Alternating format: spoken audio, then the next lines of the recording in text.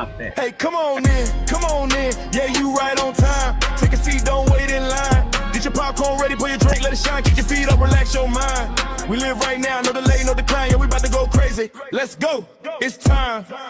Sherman the man with the plan, always ready on demand. Mr. Beans keep it clean, but he mean when he land. Consistently, Mo never fold, always stand. River Toby bring the word. Let it expand, Jada Prince with the voice, lead the people in command. Every Thursday night, 8 to 7 central to the stage. We go for hours, no limit, this ain't your average page. Pop culture, relationships, religion, we is gay. If it's real in the world, we adjust it, we don't cage. Over pillow, hit the link, step in. If you both say it loud, stand firm, let your truth be told. Chat run the show, yeah, they got control. Put money on the line, they can kick you off the road. No scripts, no cuts, no attention in the zone. Real voice, real talk, yeah, you feel it in your bones. This ain't just a stream, yeah, it's something fully grown. Yeah, they know what it is. Conversation with the congregation. Yo. Dope ass intro. You dig? What up? Welcome to Conversations with the Congregation. I'm one of your hosts, Sherman the Man, here with the other two hosts. Go ahead, tell me your name. What's up, y'all? I'm Reverend Toby. You know what I'm saying? Up in this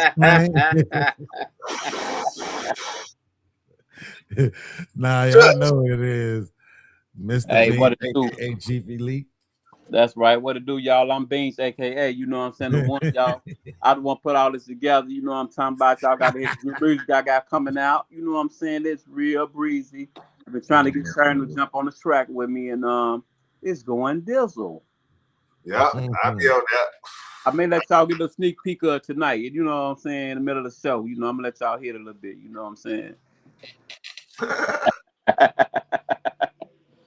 Yo, family, how everybody feeling? How everybody feeling out there? I feel good. Like I knew that I would.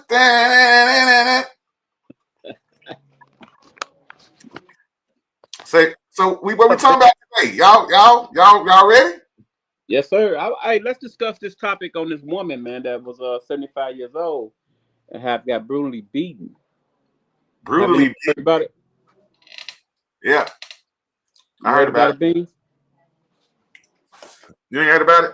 75-year-old woman goes into the coffee house about a bad order and get into it with a 17-year-old, and then the shift manager came out there. She hit the shift manager. Her and the shift manager get to fighting, and she died of a heart attack. Yeah. Older woman, 75, and it was in Indiana. Older black woman. Black woman, exactly. So yeah, So what you got to say about that? You with us, Beans? What's up? What's up, Beans? You with us? Go ahead, give us your it's your topic, cuz. I didn't hear Beans reply on anything. You know what I'm saying? Nah, I didn't know nothing about it. That's why he telling me to go ahead and kick it on. Yeah, you know, I'm just saying it felt kind of, you know, real out of pocket, disrespectful to a culture again. You know, like I said, it was in Indiana. That's like an out of pocket statement, we would say. A lot of us know, but how you feel about it, Sharon B? You know, tell me about it. You know what you think? I think it goes into like our ladies just need to know how to conduct themselves, man. Like it's like there's no way a 75-year-old woman should be arguing and fighting over a coffee. Right, in a coffee nobody shop, bro. Like they say she swung first too. Like, what up, Blue Jay? Blue Jay, join in. It's the same link from last week. I just think we got to do better, man. Like our ladies got to do better, bro. And I don't know, man. I don't want to victim blame, but is she really the victim though? Like she went in there starting shit, gonna fight a 17-year-old girl. You 75. How you still trying to fight though? You know what I'm saying? What up, TK? Right. How you out here trying to fight? You 75 years old, got high blood pressure. You know what I'm saying? A heart condition. Somebody else should have been getting the goddamn coffee for her. Right. You know Especially in Indiana, you know. You should be wise enough, but you know, I'm not for sure what killed her. Was it panic attack or you know, from them physically putting their hands on her. I'm not for sure really, you know, but it didn't look right, you know. Already what's going on in the world today, you know, with the racism, violence and things of that sort. So you saying so you don't think she's culpable at all? I'm not saying that. When I seen the video, I saw that she kind of like, I didn't see her physically swing or hit no one. I saw like kind of bump the counter or something like that, and I didn't hear any audio, so I'm not for sure. But I just glanced through the topic and saw what was taking place, so I can't really like shame, blame, or accuse anyone. What she done, hurt. Period. You know. Let me look. Let me see if I can find the video. Okay. I just have a hard time. Dies at Tim Thornton. 75-year-old dies at Tim Thornton. Here you go, right here. And this the video. It got the audio too. Hold on. Okay. Too. Huh? Let me get back. Let me add it to the stream. Here we go, Beans. I found it. Okay, go ahead. I can hear it. I gotta grab my drink real quick. How the fuck do I add it to the? It should be blurry. All right. Add screen share. Here we go. Let's get it. Window. No, it's Chrome. It's YouTube though.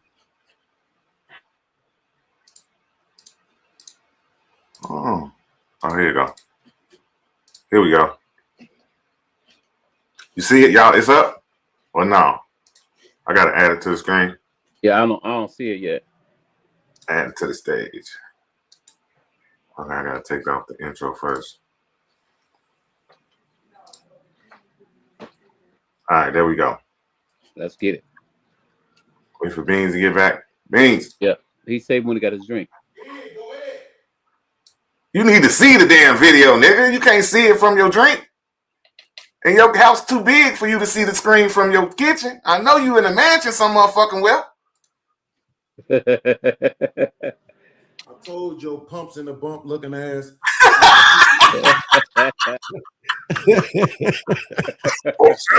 Pumps in the bump. They said, man. How the fuck you remember that?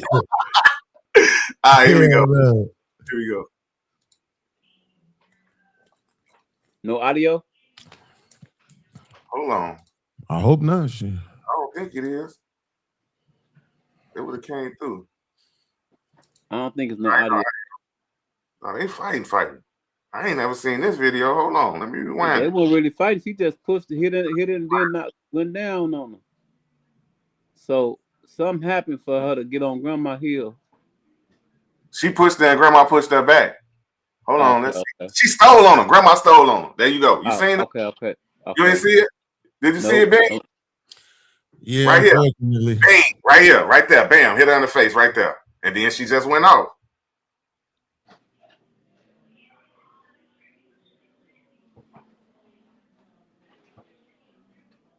Now, did anybody else jump or they trying to get old girl. They trying to get her off the old lady. Oh, okay. But she still swinging. And now the old lady unresponsive.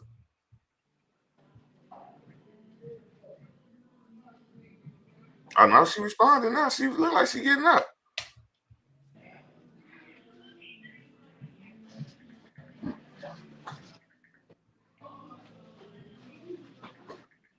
Yeah, she just walked off and left for that.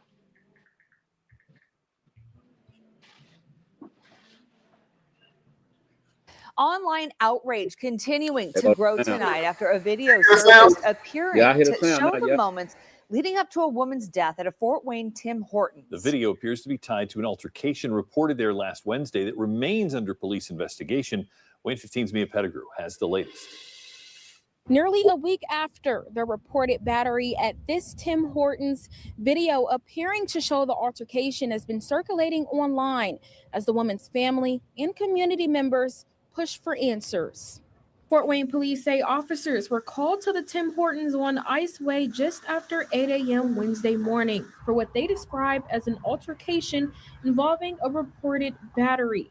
Investigators say the woman involved became unresponsive before officers were able to speak with her. She was taken to a hospital where she later died. While police have not officially identified her, family members online say the woman was 75-year-old Anita Grayson.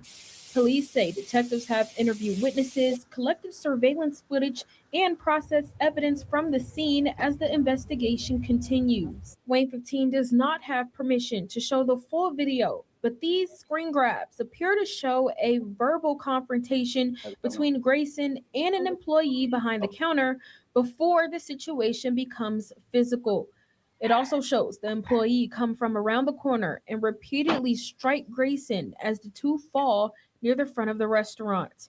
Another employee is later seen approaching before a third person eventually pulls them away. Today, the restaurant's dining room remained closed while drive-through service continued. In a statement to Wayne 15, Tim Hortons Media Relations said the company was deeply saddened by the incident and said the local franchise is cooperating fully with the police investigation. The Allen County Coroner's Office is still working to determine Grayson's official cause and manner of death. Police say the case will be sent to the Allen County Prosecutor's Office once the investigation is complete. Mia Pettigrew, Wayne 15 News. Online outrage. Now that you're abreast to the situation, Mr. Beans, any thoughts?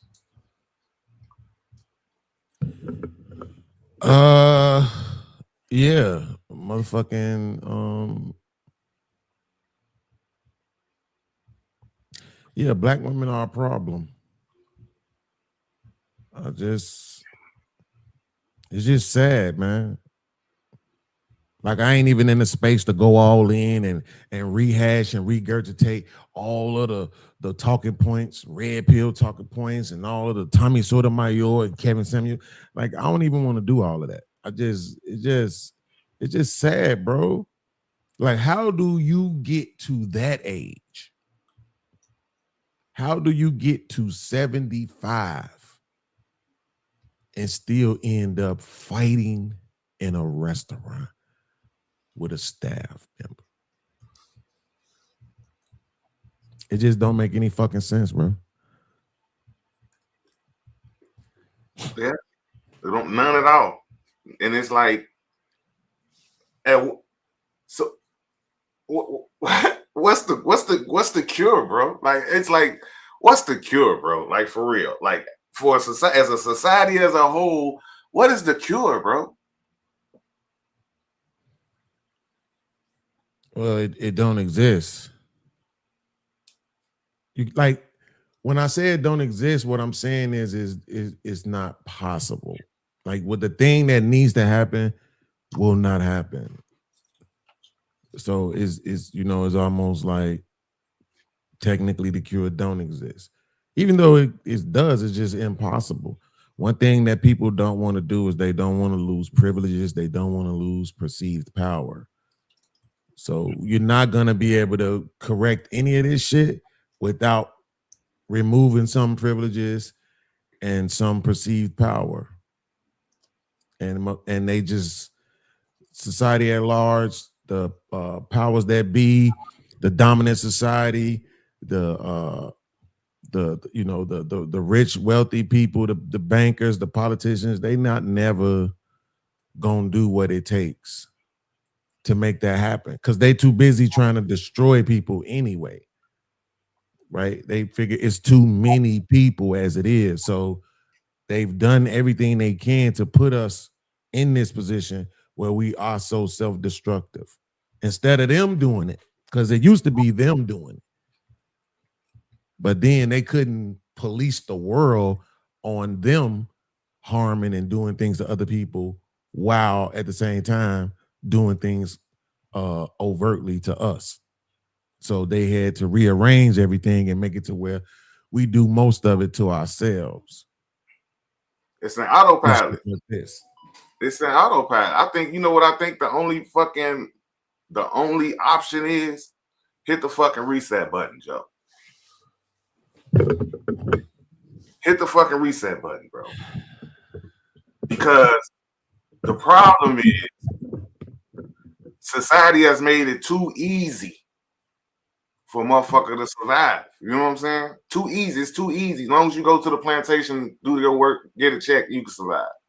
You know what I'm saying? Back in the days where everybody, they always talking about why we got to work and take care of the kids and cook. Nigga, what the fuck was happening during slavery? You know what I'm saying? It was marriages during slavery. You think women stayed at home during marriages in slavery? Hell no. They went their ass out there and they picked the cotton too. And then we got back to where we was after picking the cotton. She still was a wife to her husband. And guess who made the most money? Neither one of them. They were fucking slaves. Just like we slaves now. To this fucking concrete plantation, bro. Going to work, building wealth for everybody else, and we get paid a little money. And then they get paid a little money. Now they feel they the same because we getting paid money. Let's go back to the ranch. Let's go back to the farm. Come on, let's go build this house. Now you want to wash dishes and shit, right? That's what we need, bro. That's what we need. We need to go back to where we depend on each other to survive, bro. Okay, I'll go build the house. You cook the food. Feel me? Ain't no arguments. Ain't nothing. Ain't no arguments. Because you not finna come out here and lift these motherfucking logs to build this house. You finna go to the garden and pick them motherfucking vegetables and make sure I got a salad when I get back. And I'm gonna bring me my lemonade when I get thirsty. That's what it is. This the fucking burning house King was talking about. This the burning house. We in the burning fucking house. And when it's a burning house, it's chaos. Nothing but fucking chaos. No order in a burning house. And we trying to survive and we trying to strive and live off rules that we didn't make that ain't even in our favor. We trying to buy property in a house. They buying land, nigga. We need to be buying land. I want my 40 acres. I'll buy the mule.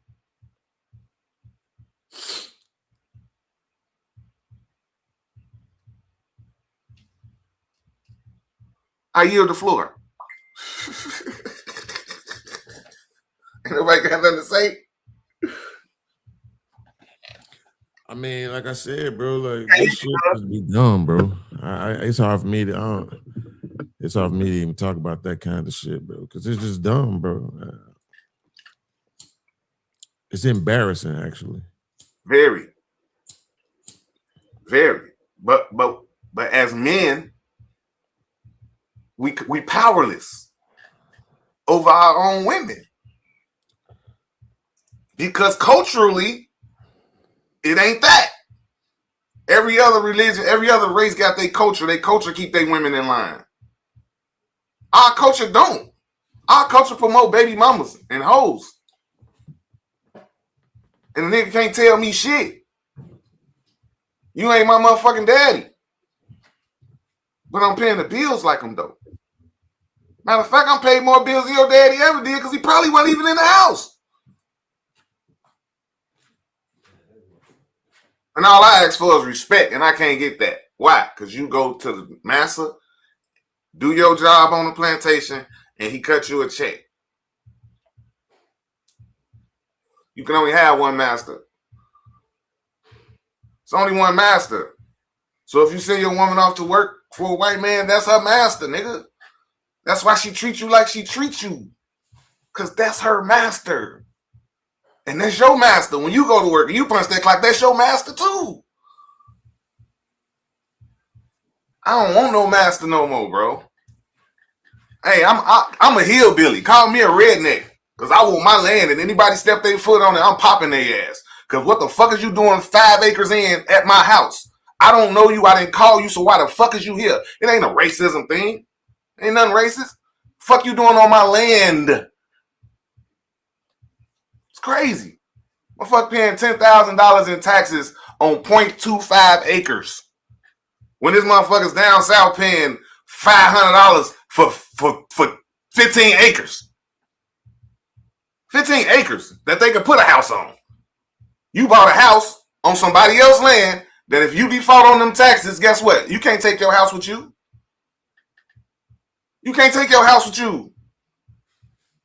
That was the biggest jip in the world. Like they getting over more now than they was when we was fucking slaves. Because when we was slaves, they had to house us, feed us, make sure we had heat, make sure we had something to eat, make sure we had clothes. Now we go to work for them every day and they pay us just enough money to do that for ourselves. Hey, we got duped and we didn't get our 40 acres. So now we on this concrete plantation going to work, building wealth for somebody else to make money.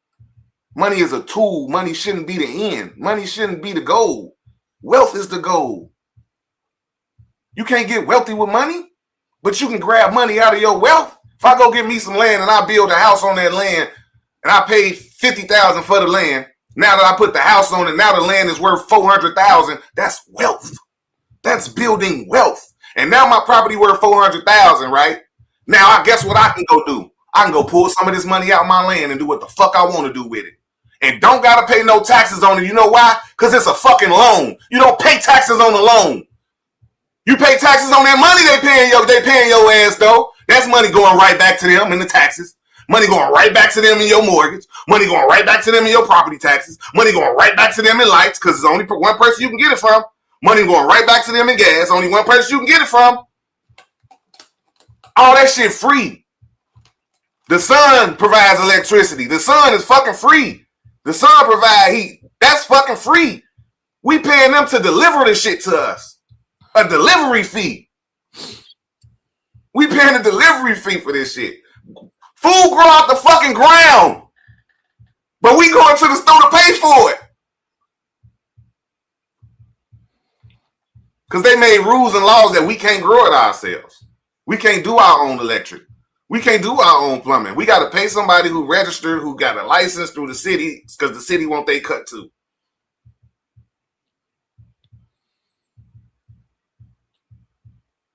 I'm going off grid, bro. All right. Man, y'all listen, man. I don't know what it is. Support the streams, man. Use those links. Yeah. This nigga is in his motherfucking hillbilly feelings. Joe, it's just look, I'm an engineer. Weeks in a row, this nigga. I'm an engineer. I'm so serious. I'm finna start a whole podcast about this shit on my own. Like, I'm an engineer, and the number one thing in engineering is efficiency. And there's no way to be efficient wealth-wise living in the fucking city. Paying rent, paying insurance, paying all this other shit you gotta pay by the time you done after working all them hours, you got a couple $100 to play with. Stop it, gang. This can't be life. This can't be life. It can't be life. Then we're in a hurry to outspend each other. Bro, if we leave this burning house, the house gonna fall because we the fuel. We spend more money than anybody. But we make the lease. Make it make sense. Why we still here? King led us into a burning house. I'm about to leave the burning house. Tired of getting burnt, bro.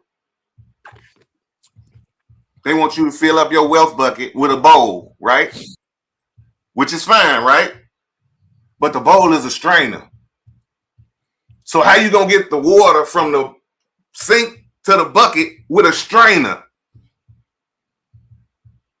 How's that possible?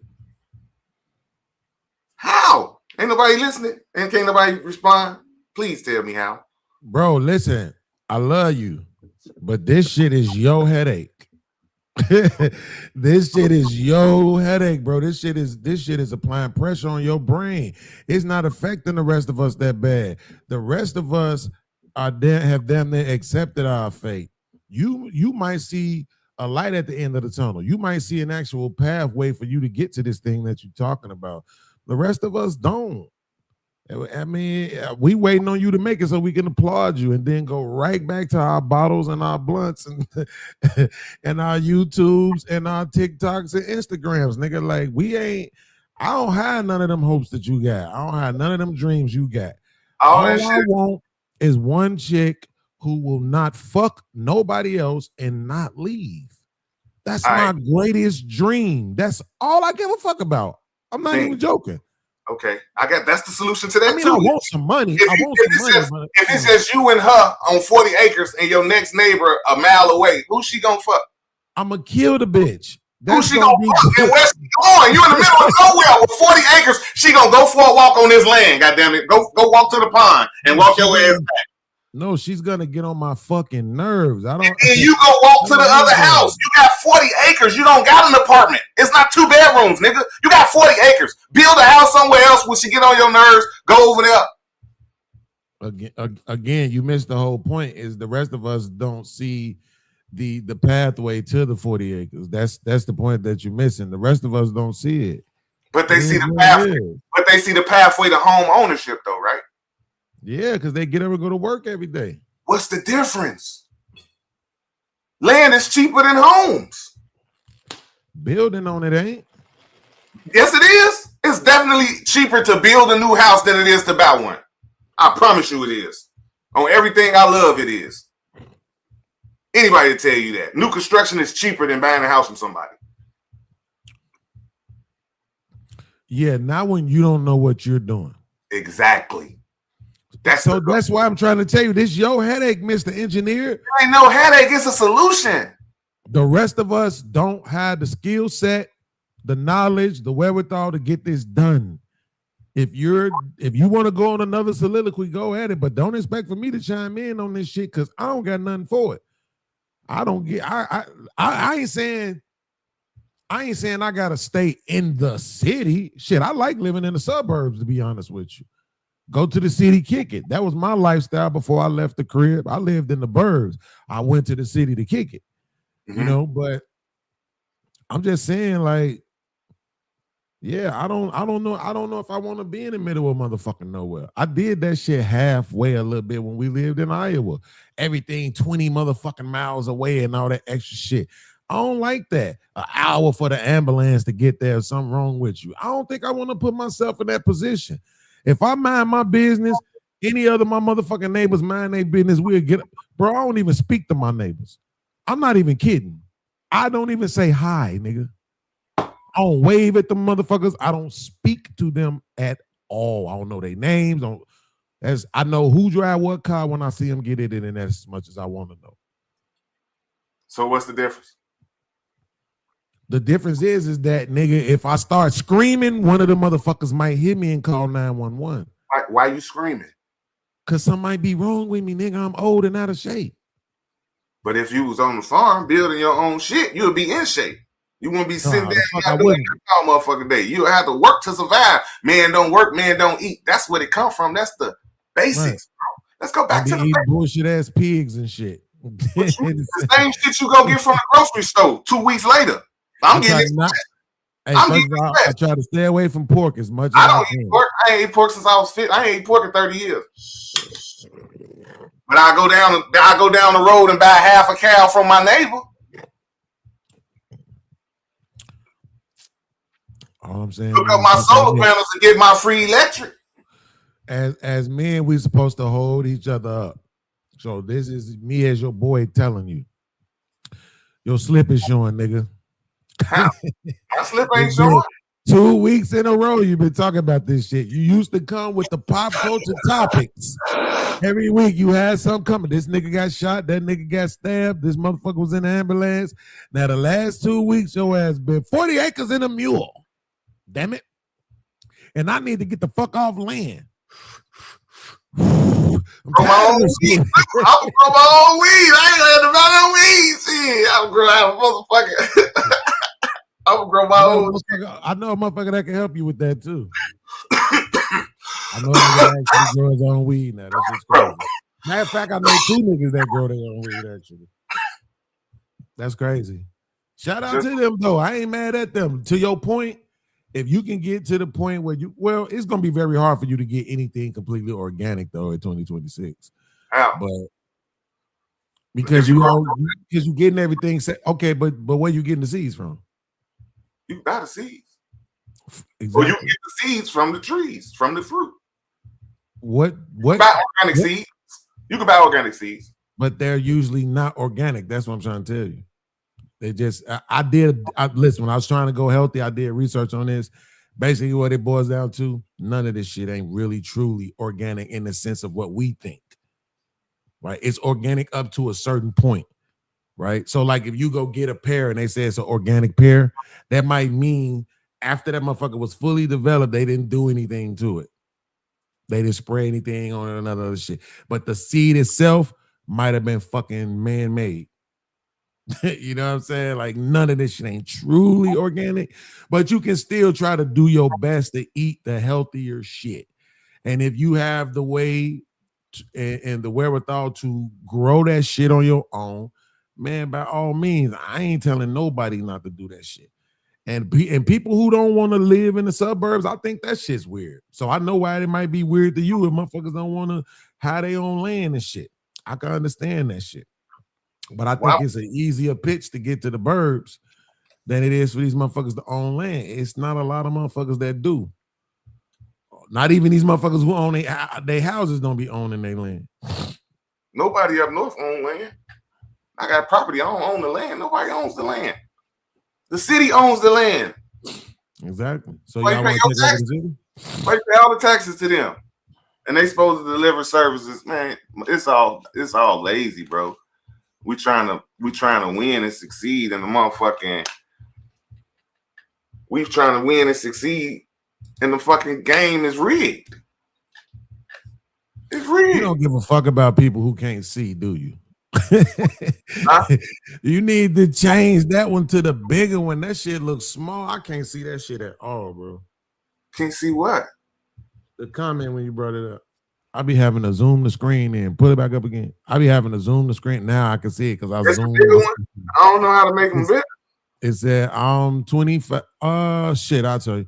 It said I'm 25 miles outside the big city. Didn't you just tell us where you was at? What big city you outside of, nigga? Oh, I am. Yeah, he did. I'm in Central Alabama. Nigga, Alabama ain't got no big cities. Fuck out of here. Yeah, that's you in Alabama. That Johnny ass said he in Alabama. I need land there. I'm fucking around and buy some land in Alabama. Shit. He said he got 2 acres. He do? He said taxes $1,100 a year. Where he is. That's because he got a house on it too, right? Ask him. He right there. There you go, right there. 25 miles outside of Birmingham. That's dope. He can ride right to Birmingham when he wants to. You got a house on your acres, bro? Hey, right outside, right on the right hand side, Sharon, where it says style at, click on that. And then go to I think it's maybe font, maybe. No, font don't got no size. Text size. Is it theme? Oh no, it's theme. I'm sorry, it's theme. It's theme. And then click on classic. There you go. There you go. Now I can see it without zooming in. Watch this. I'm in Central Alabama on 2 acres. Taxes $1,100 a year on it where I am. I can't see that little shit either. I'm glad you showed me. Hey, because I refuse to wear glasses. Hey, see, it's a house on the land. That's why it's $1,100 for the year. I got my house. $400K. See, that's what I'm saying. He got a house. Listen, he got a house on 2 acres, a $400,000 house on 2 acres. And he paying $1,100 a year in taxes.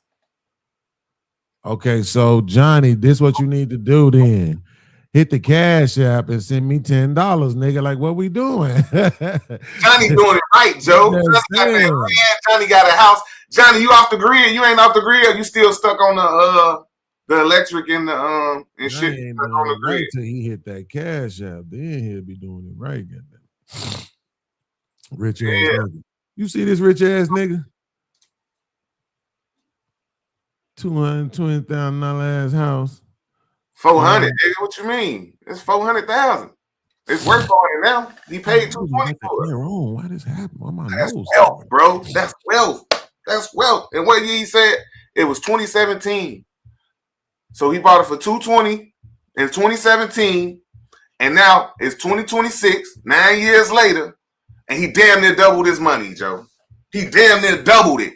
And he can go to the bank right now with that appraisal and get that same 220 back and be even and just pay a mortgage with 220 in his account. He ain't got to pay no taxes on that money because it's a fucking loan. Get in the loans, bro. Fuck that. Fuck that. Take that same money and go buy some more land and do the same fucking shit. That's the game, bro. We on the wrong side of this shit, bro. We on the wrong side of this shit. You take the money, buy more land, and hire people and pay them money to build your shit, build your wealth. Johnny doing it right, bro. Johnny ain't doing shit. Johnny doing it right, bro. As soon as that cash I bring, I'm gonna be like, man, Johnny the man around this motherfucker. He is getting it done. Johnny oh my God, right. Johnny. Invest in solar, Johnny. Whoa, Johnny. Looking at Fuck it. Dig a well in your yard. Get off that water. They got to. Fuck it. Be 100% goddamn it dependent on self. Definitely get off the grid though. But he doing it right, Joe. Johnny doing it right. I think the South. I'm going back to the South because the South is the best place where you can get some wealth, bro. We can't get no wealth in the city. Too many hands in the pocket. Too many holes in the bowl.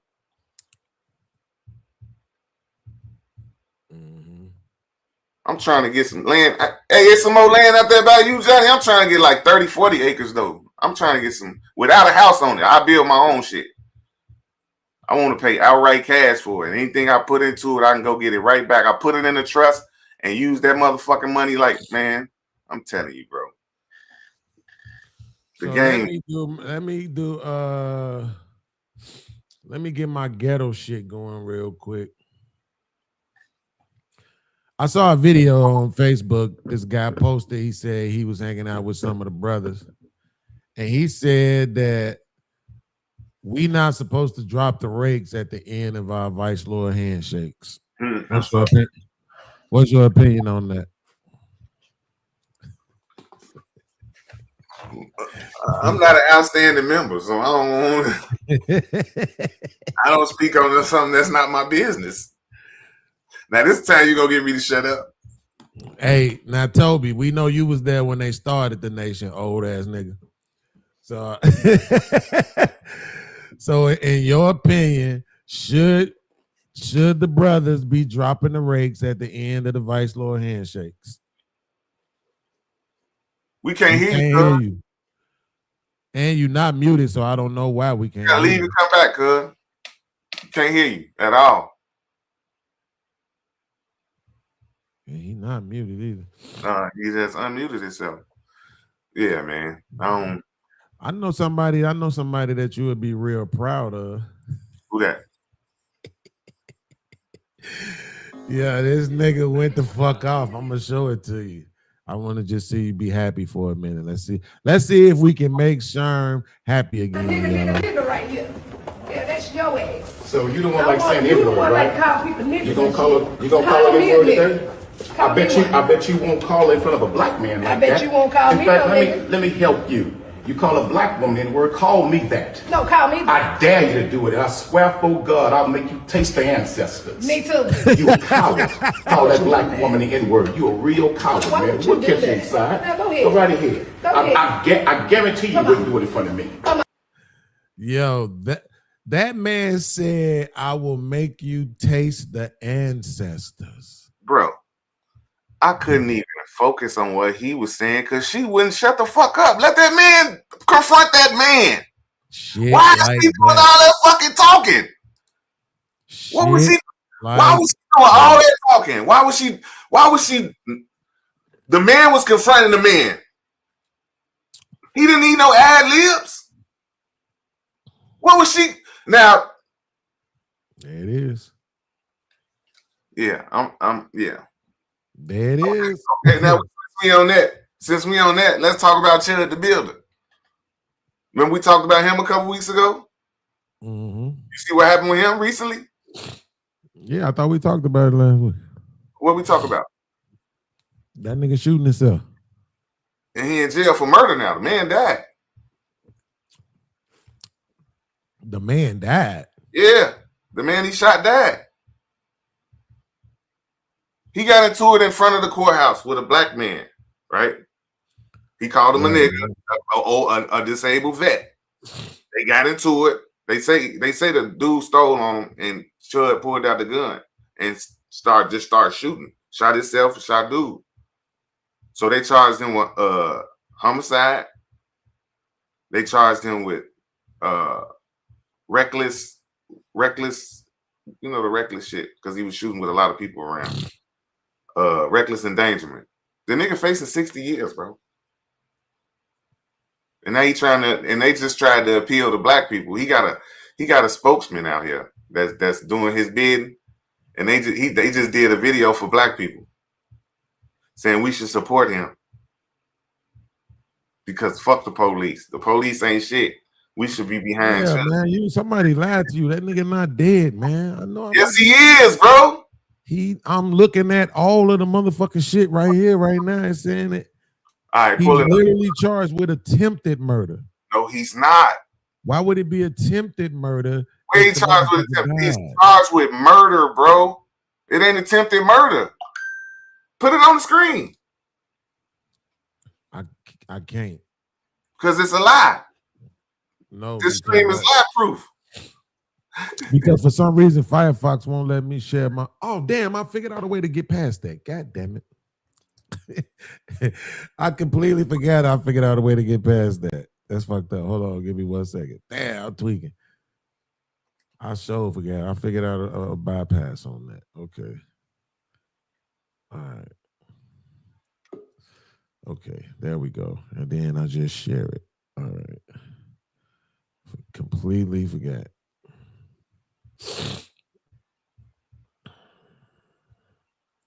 Yes. Yes. This is I. And all who agree are more than 3 because they're weak. Yes. Yo. I'm in the house for sure. All right, boom. And then where I'm at right here, I think I'm right here. I gotta take that down and then there it is right there. Boomage. All right, so those are his charges right now. I stand corrected. Look, what happened was I saw a video of the judge reading off the charges, right? Mm-hmm. And the judge made a mistake and said homicide. And then I stopped watching. The bill attorney corrected him on that charge. But the video I saw, the judge actually said that he got caught with murder. But yeah, dude didn't die. You right. Yeah, because I literally heard the judge say he said domestic murder or something. I forgot which murder he said, homicide. He said domestic homicide is what he was charged with. But the judge made that mistake. I heard the judge say it, but the judge made that mistake. So you're right. He did get charged with attempt. Yeah, so I just remember motherfuckers was having a conversation about whether or not he was gonna beat it. And I'm like, a bit facetiously, I said yes, right? Just because he white, but I don't know. He gonna nah, he not. He's not gonna beat it. He can't beat it because his defense is his defense is self-defense. Or stand your ground. If he try to use that, he's gonna lose because in the stand your ground, you can't be the antagonizer. You can't be the initiator. And it's already in the motherfucking police report that he initiated the conflict. You know what I'm saying? He ain't walked up initiating the conflict. Anytime you walk up to somebody, you calling them a nigger, you're initiating conflict. So when he got stole on, when somebody hits you, you hit their ass back. You don't pull out a gun and shoot them. And then they got him on camera several times saying he ready to just shoot a nigga. He antagonized just so he can shoot a nigga. And he actually put it up as a post not too long ago that this all gonna end with a dead nigga on the pavement. So all this shit is damn near premeditated. You know what I'm saying? Mm-hmm. Let me see. That makes sense to me. I hope it go like that for the motherfuckers in court, I guess. Rev, you there? This nigga here. Rev, you there? You hear Rev? And then as soon as we start talking to you, the sound go out. Somebody call. This shit ain't meant to be for you, Rev. Somebody don't want you to be a podcaster. This shit be going bad. Every week, Joe. Every week. There you go. Hey, I said somebody don't want you to be a podcaster, bro. This shit be going bad for you every week. I don't get it. I do not get it. This shit crazy. I be pissed off too, man. I be like, what's going on, man? Like, man, I'm lost for words. I'm gonna shut up. Don't worry about it. Just tell me what you think about that question, though. Do you think the brothers should be dropping the rakes at the end of their handshakes? I don't think so. Yeah. Out of respect, everybody. Keep it under the fin. Absolutely. I think one of the biggest things. So you say no to Beans? You say no to? Absolutely. You say don't drop the forks? Yeah, I've been. So how do you complete the shake? We just stop at, well, you know, we do the traveler handshake, so we just stop at the T's. Oh, yeah, y'all don't ever meet back up. Yeah, you do. Y'all just stop at the T's? Yeah, we just stop at the T's. But see, but that's because me and my brothers, all our uncles, cousins, like everybody else is GDs. And our daddy is a BD. We the only vice lords. So if y'all drop the brakes, y'all gonna get jumped on at the family reunion. Absolutely not. They don't want no smoke. It's only two of They y'all. don't want no smoke. It's only two of y'all. Nigga, y'all gonna get fucked up. There's more than two of us. It's about 7 of us. And now you got the younger ones under us. Them niggas vice lords too. But I'm just talking about from our generation though. Like I don't even think these young niggas got no handshakes. I don't never see them motherfuckers doing no handshakes. Like not no gangbanging handshakes. They got their own little mob. They cliques and shit. Leclerc this and Montrose that looking ass niggas. But you just see them niggas walking looking crazy and shit. Mm-hmm. Off a goddamn peel. I think I think honestly, this probably since maybe the 70s is probably one of the better opportunities that the nations have to build. Right? Because the kids have this whole subculture where they connect on that's apart from any of the gang shit. Right? And then if they had a members who are tapped into this tech world and they able to get some money, they could do something different. They really got an opportunity to do something different, but there still ain't no real leadership. But they got an opportunity, and I would love to see it. Look at how Lil Wayne basically branded Bloods, Snoop branded Crips, right? Like, I mean, and when the conversation is had, they are allowed to have the conversation about, where it came from, how it started, and the elevation, or the not the elevation, but the evolution of it. And I think we could do the same thing with our guys. Instead of it being every time it's a shooting in the city, they trying to blame it on the gangs. Like, no, them shits be personal. Them niggas be into it with each other and shit. They just smaller factions of gangs now, man. Yeah, it's not even the gangs. It's like you said, it's the neighborhoods, it's streets, It's all kind of other shit. It's like, like the old gangs are the precursor to the new gangs. You know what I'm saying? Mm-hmm. They got their own cliques within the gang, and they fight each other. I never knew no travelers who was into it with no travelers, except for the motherfuckers from the Hornets. And that's because they had that's because they had the gangster travelers over there too. I don't know, man. I just think their own thing. I don't know. I think civil conflict is detrimental in gang shit. It's always civil shit that end up fucking shit up. Interfaction shit. You know what I'm saying? How Willie Lloyd was killed by his own. You know what I'm saying? A lot of times it comes from your own because it's a power struggle.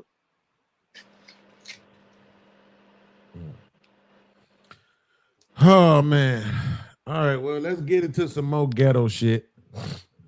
What I got in the archives? besides going off grid, because I know he don't want to talk about that no more. Hell no, nigga. Bounty's his own. Kick this nigga the fuck off if he started talking about going off grid again. This is just the fellas up here. Ain't no motherfucking girls up here. Let me ask y'all this: what's y'all thoughts on squirting? Like squirting, like women squirting. First of all, do you think it's piss or do you think it's something else? I thought it was piss at first, but it's something else. It is something else, huh? Yeah. I thought it was piss at first when I saw a chick. You know, I said, "Damn, you pissed in the bed?" I'm like, "What the?" Like, I squirted like that. I said, "Damn, man, that's a lot." That's crazy. That's what you think it is? I definitely think it's piss. Like, and it is the thing. I accept that Rev is saying it's something else, right? Because I did read something that said it's a mixture. But the problem is this. A lot of times that shit be mad yellow, right? And it's like now it's something that can be held against men. I don't know if y'all remember last year when they was having all them conversations and shit, particularly because what's the boy name from Breakfast Club? DJ Envy wife had said she didn't had no orgasm in over 10 years and shit. And so that's tough. See, the question becomes though, but what the fuck does that look like? Right? It's a video I saw on Facebook where this chick was saying, she said, I told this dude that I never squirted before, but he been fucking me for 3 hours talking about squirt for daddy. And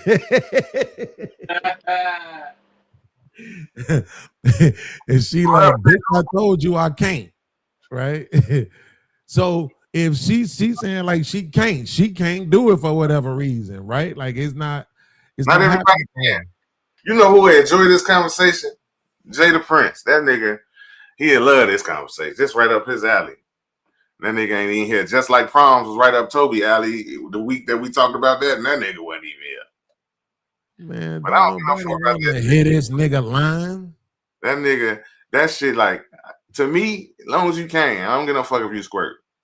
I don't give no fuck about that shit. I'm not even working that hard. Like, I don't care.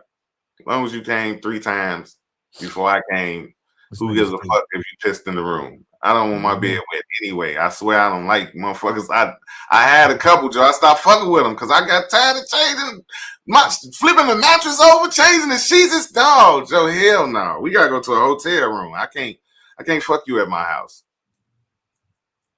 See, that's what I'm saying. I just noticed that with everything with women, it comes down to somehow trying to demonize men, right?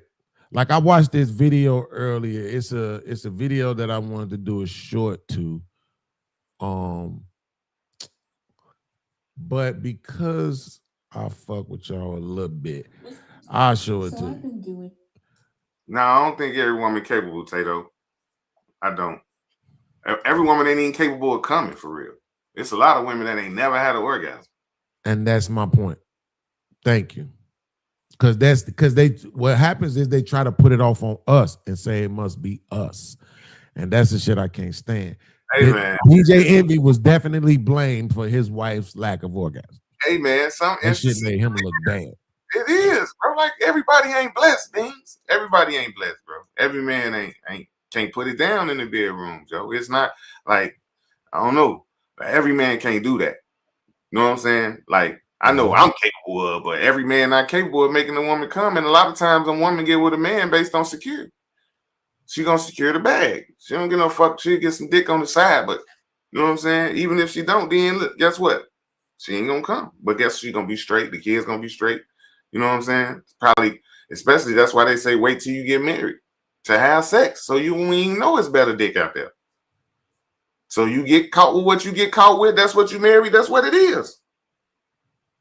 Well, you might as well throw don't watch porn on that too, because that wait until you get married shit, I agree with it, but at the same time, if the motherfuckers get any whiff of porn, it's gonna change everything. I remember it was this one chick. I can't remember. Matter of fact, I do. Her name was Sierra Johnson, and she worked at the. I think it was maybe it was T-Mobile, Boost Mobile, one of the motherfucking phone stores. My homegirl Andrea, and Tierra. Damn, I remembered all their names. That's crazy. But I remember I was up there talking. I used to be up there just talking to them all the time. And one day we was looking at some porn and shit up there, and we was looking at Mandingo, and Tierra and Andrea was like, I ain't doing nothing with that. Sierra was like, shit, I would. Now this nigga got an arm, right? She's like, shit, I'm talking about her mouth was salivating, and that's what I'm saying. Right, like even if she had waited until marriage, that interest, that peak would still be there with the visual, right?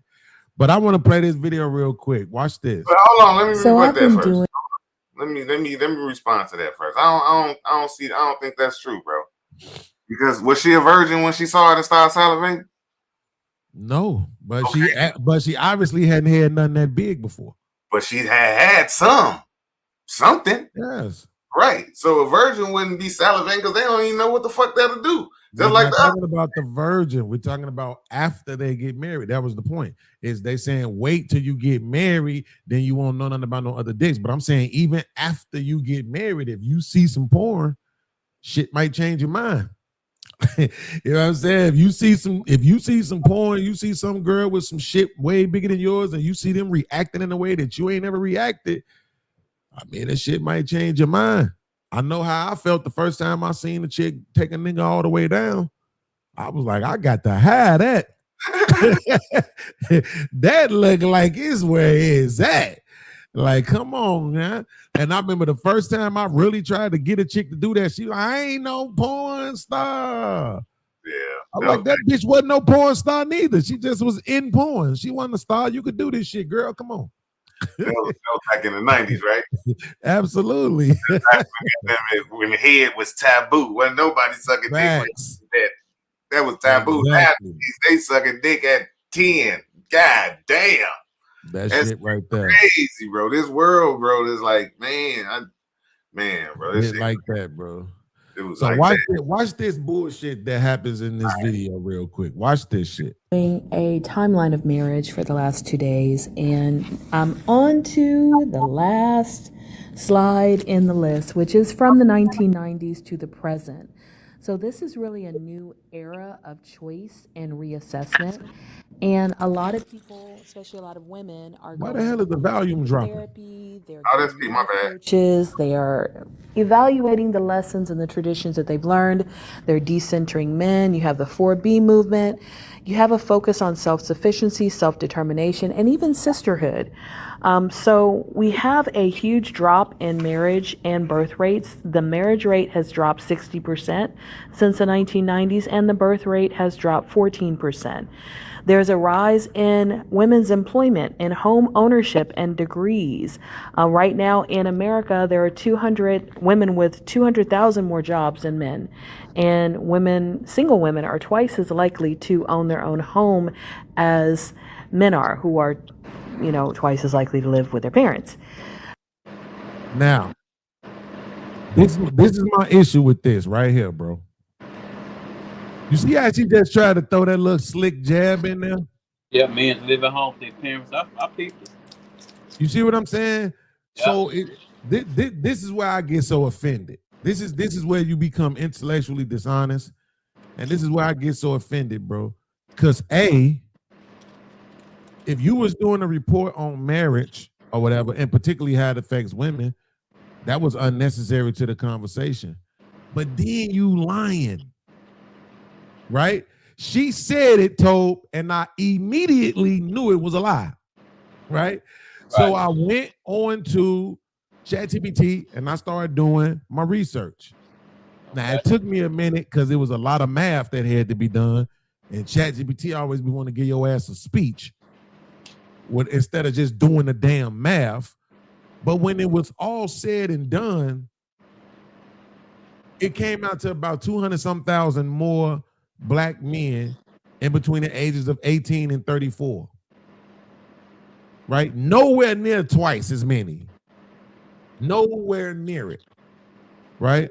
So that's what I'm saying. Like, it's when people say stuff like that, and you could tell, like, the way she said it, the inflection in her voice, it was meant to take a shot. It's problematic, bro. There's this new movie out called Is God Is. Now, from what I could see, the movie is about these sisters who are trying to locate their father to kill him.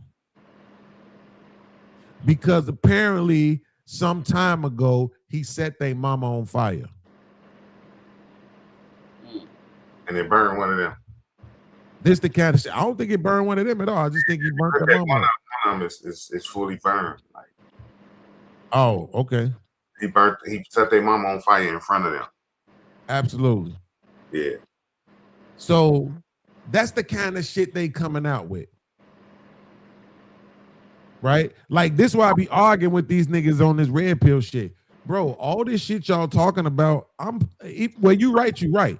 But don't try to pretend like this shit making some kind of impact, motherfucker, because it's not. You still got to compete with regular media.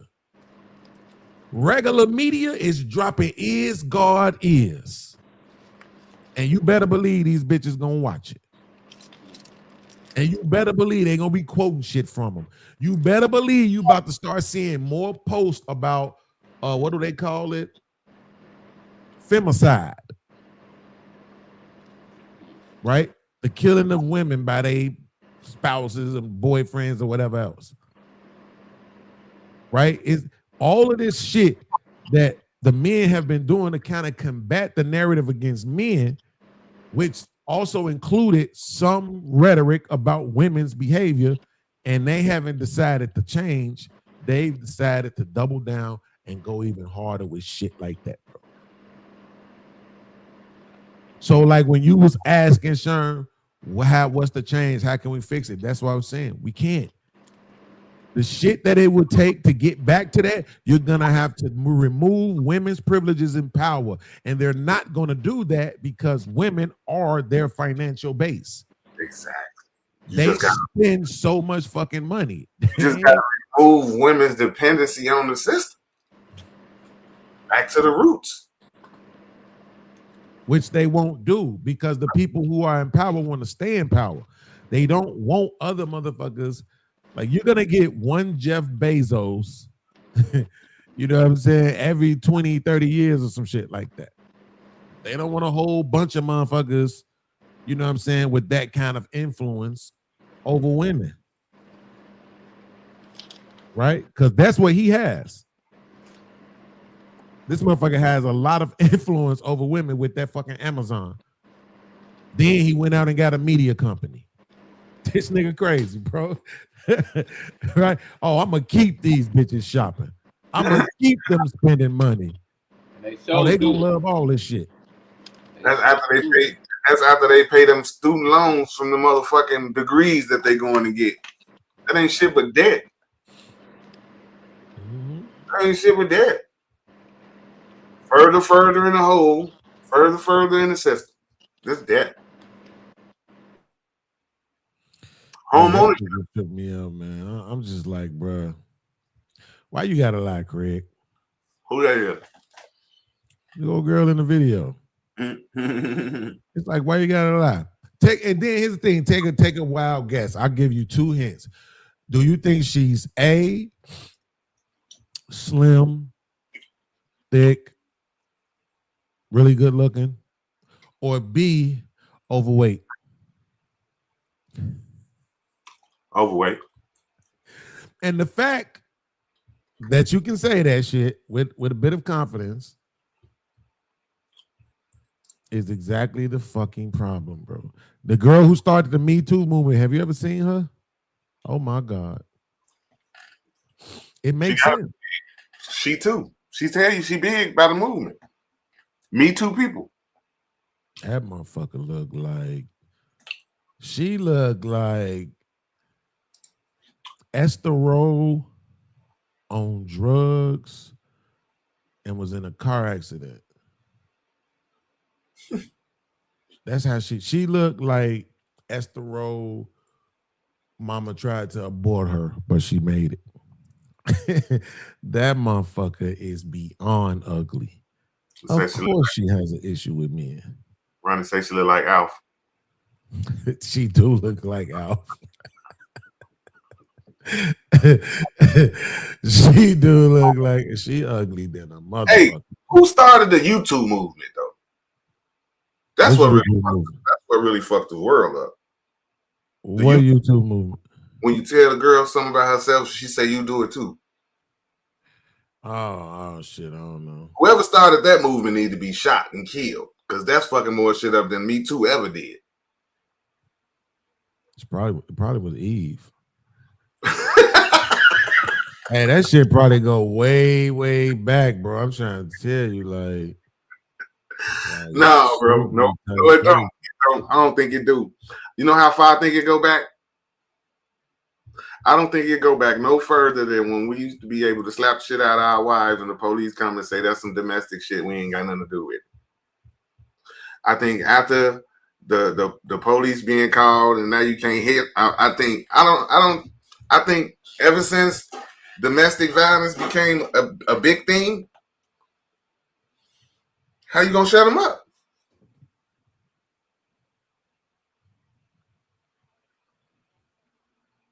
You thinking? I mean, shit. That's the great equalizer. You hit me, I got the police. Now I get to say whatever the fuck I want to say to you all day, get on there all day, and I dare you to hit me, motherfucker. I dare you to hit me. That's crazy, bro. So that's what I think. The YouTube movement, bro. Fucked up relationships. Fucked up the black household. Now, I'm not an advocate of domestic violence, but I'm just saying if a woman knew you could slap shit out of her, there's certain shit she wouldn't say. Because she knew you could slap shit out of her. Not saying that you should have to, but you shouldn't have to. Right? Yo, women are fucking irritating, bro. Yo, listen, man. I'm just gonna say, fuck y'all, man. Straight up. I'm trying not to be that guy. I don't want to be no fucking incel ass nigga, bro. But this shit is just out of control, bro. So I commented on that video that I was showing you, Sean. You did? And the chick commented back. Right? Now, because I'm not an asshole. They gonna show it? Yeah, because I'm not an asshole. I brought the shit. I put the fucking whatchamacallit up there. I put the research I did up there, right? So I just show her, look at this. I said, I will never understand what people get out of inserting lies. Shaming men with a lie only hurts the truth about women, right? I said, so I showed the research, Pew Research, 20% of U.S. men aged 25 to 34 live with their parents, compared to 15% of women in the same age group. You see how that's not 2 to 1? Right. Right? 2 to 1 would be 30% of men. But it's not, right?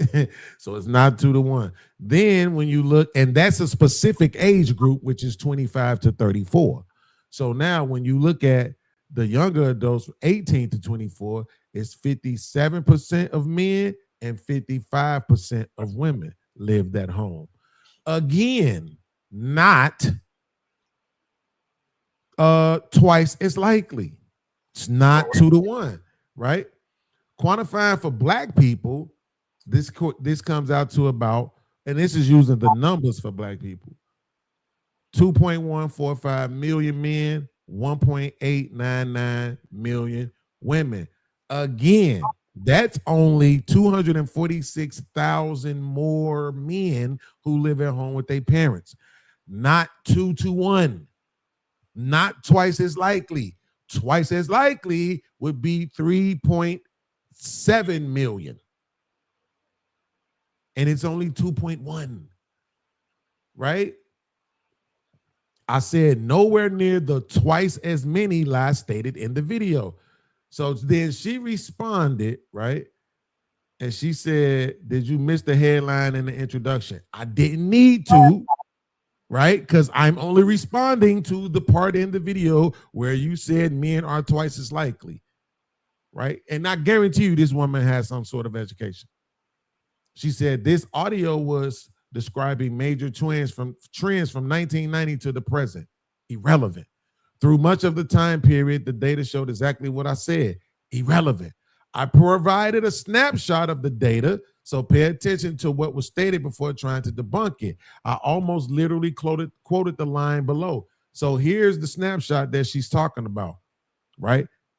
So it says, in 2000, the gap between men and women living at home was relatively small at 4.5% points. And since 1960, the gender gap had never exceeded 7 percentage points. But by 2011, the difference between men and women's rates had grown to 8.9 percentage points. The largest gender gap in at least 50 years. Young men are now, right? Young men are now twice as likely as women to live with their parents. And yet I gave you the fucking data that proves that they don't. It's not. Right? How does this help you if I just gave you the data to prove that it's not? Not to mention, look at this. It's men ages 25 to 34. Right? So that's the same thing that I gave her. It's the same thing that I showed her over here. Men ages 25 to 34, it was 20% compared to women's 15%. That's not twice as likely. Not at all. You see what I'm saying? And then even when you look at black people, this number down here represents all of them 18 to 34. It represents every last one of them. And it's still only 246,000, not 2 to 1. So if I show this and I share it with you and I show it to you where I got it from, right? And you see that I'm doing math. You got a screenshot of some shit that you got and you just share it and saying this is what it says, but you didn't do any other research on your own. No, she didn't. Like she said, she just quoted the line down there word for word, like she said. She didn't do the research. Crazy, that shit is crazy, bro. I mean, when it comes to stuff like this, bro, I could show y'all my ChatGPT, bro. I be asking 1,000 questions, bro. I don't be trying to just say or get like, you know what I'm saying? What I be really asking questions, bro. Is this the same one or was I using? I think I might have been. Oh no, I think it was this one. Let me see. Yeah, it was this one right here. Look at all this. All this is me talking to the motherfucker, asking questions. Like some of this shit, motherfucker, it ain't adding up. Woo. Oh yeah, you know what? You're right. I can see that. Okay, let's do like this. Okay, now let's get the math. Okay, boom, woo. Right? I keep asking because it tells you right here at the fucking bottom. ChatGPT can make mistakes. Check important info. So you gotta do more than just one thing. You know what I'm saying? Sometimes depending on what it is you're looking for. But this is how far the women will go. You know what I'm saying? To try to shame us or make us look bad while trying to build themselves up. And that's problematic, right? Now, I ain't seen none of the videos, and I'm probably not going to watch none of the videos about that old lady. But I wouldn't be surprised if it turns into red pill content. Hell, I damn near just did that. Yeah. From us talking. And I wasn't even trying to. But it's like soon as I saw it, it's like you made it to 75? And this what you did? That's just crazy to me.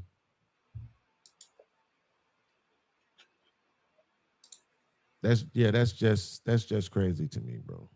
It just is what it is, bro. Like, I'm gone from it, bro. You don't want me to tell you how I feel. I be going in about the grid. Yeah, man, this shit's type weird, bro. It's you don't have no choice when you're doing content. You damn near have to be either you're gonna find your niche, which is you're gonna talk about the same thing over and over and over and over again, or you're gonna have to incorporate current headlines, pop culture, top stories, and shit like that. But it becomes frustrating, bro. It really does. I saw this video, man, of these kids. I don't want to say they was kids, but they was obviously black. In the fucking shootout, what was the fucking block? I think it was like Washtenaw and some shit. Like it looked like it might even be a business district right there. And it's like 5, 6, 7 of these niggas, bro. They got all kind of guns. And they just shooting up the street. And this audio is like a Ring camera, nigga, because the audio is clear as hell. The video is clear. That's the one when they roll up on their car, shot at the car, and then they Yeah. Mm-hmm. And I'm just looking at the shit like, damn, like, nigga, I couldn't even imagine, bro. I was involved in a couple of shootouts, but not like that.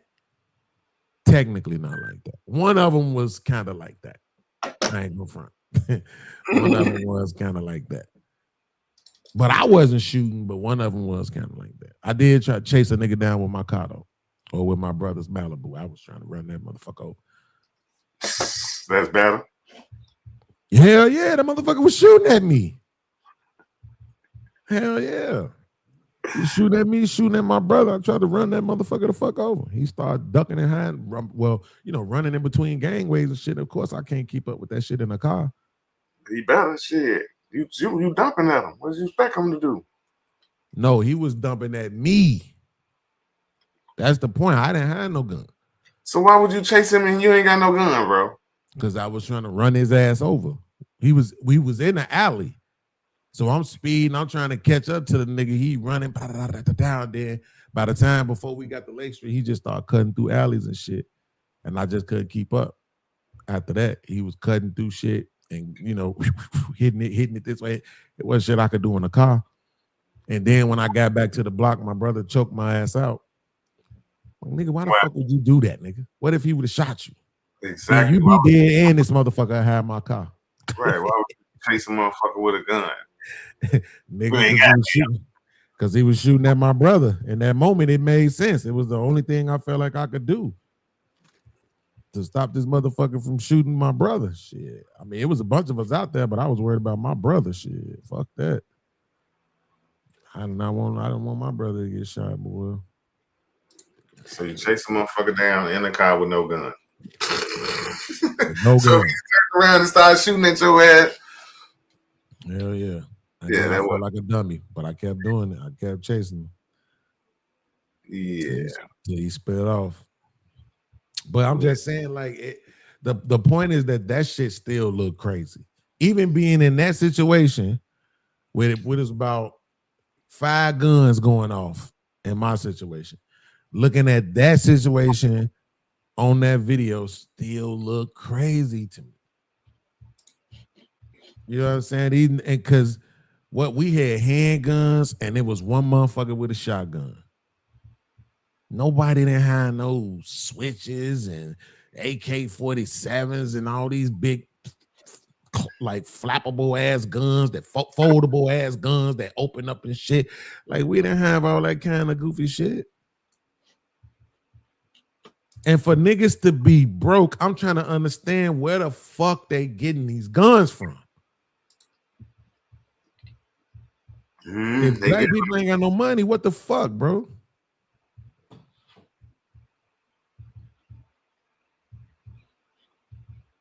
Niggas ain't got no money, but somehow everybody got all these goddamn guns. I want to get your opinion on something. Check this out.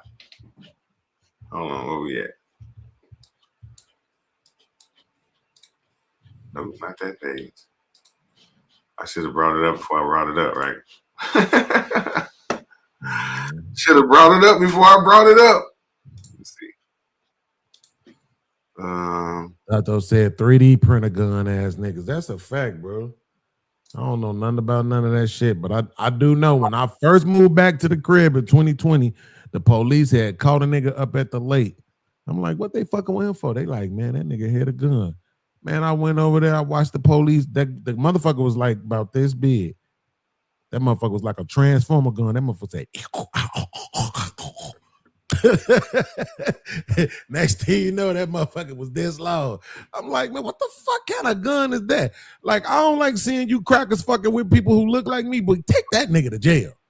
Fuck that shit. Go on, get his ass out of here, dumb motherfucker. Fuck you get for being up here at the lake with that type of shit. Yeah, that's crazy. Hold on, here we go.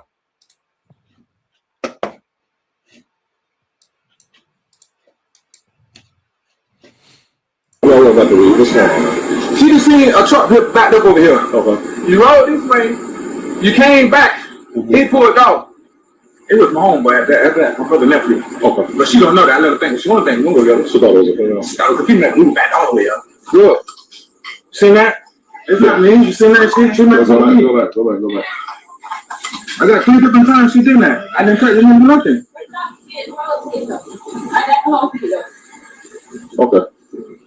Where'd you find that at? He hid it in the PP. I got the video right here where I chased him and he hid it. I just showed you the video where he had it in his hand. Oh, we're going to stop this right now. Because theoretically, if you're telling me that's drugs, by Florida State statute right now, you were in possession of it. How do I know where you actually got that from?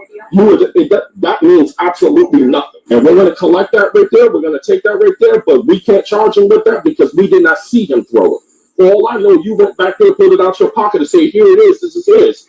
This yours?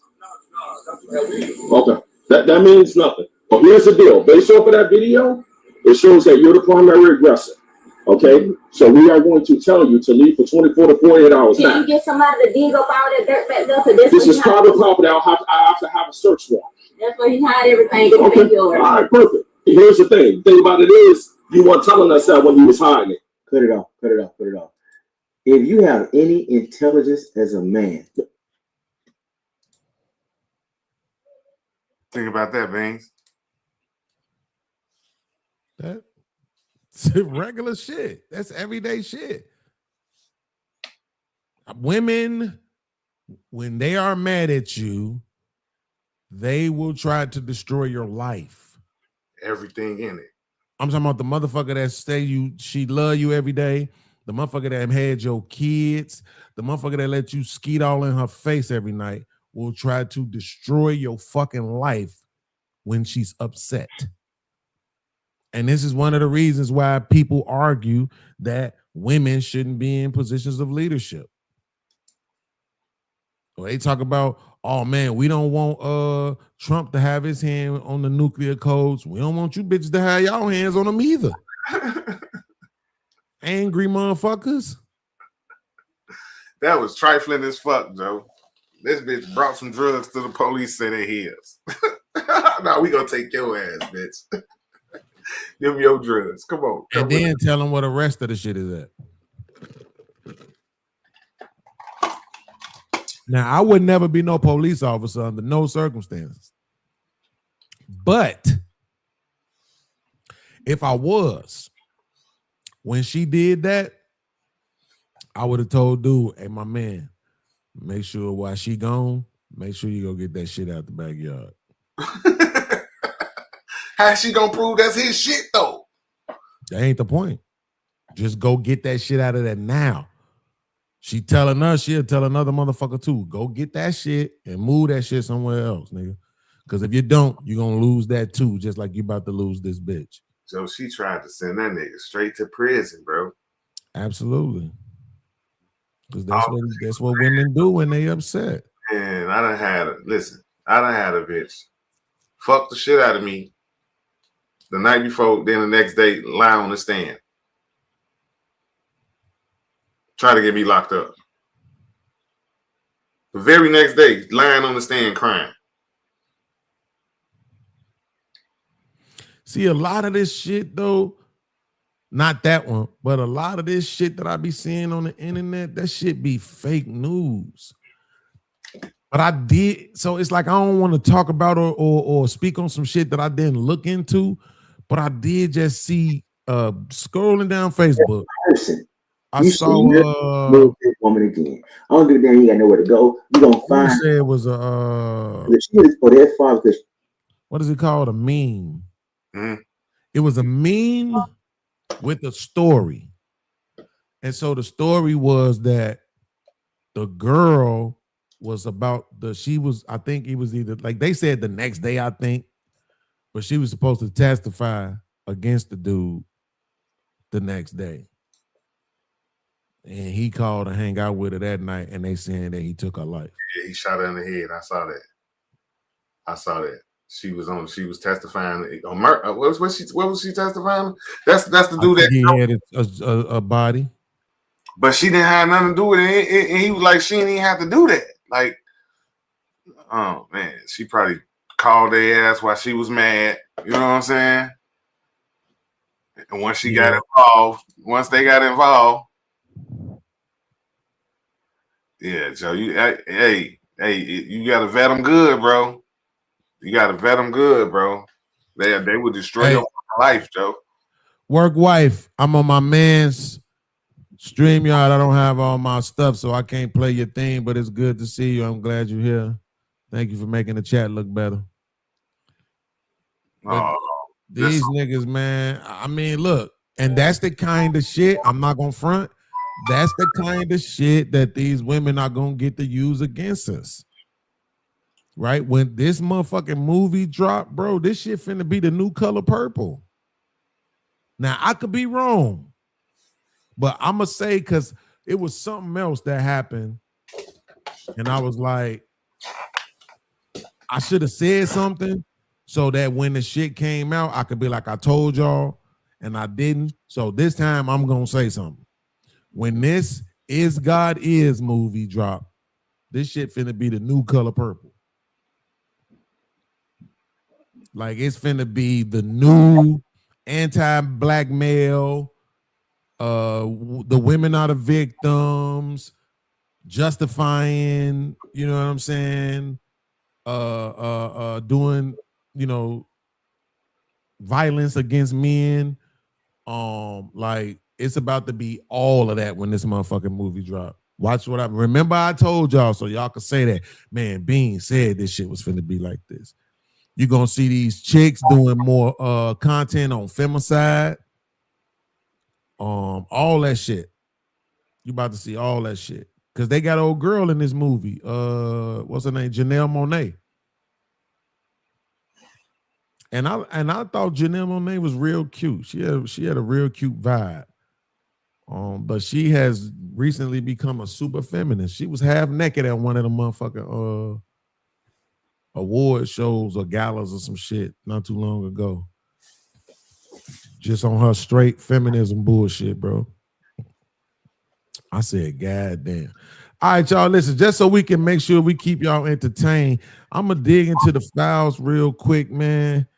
And I'm gonna grab one of these videos for us to react to that I was gonna do on the next show.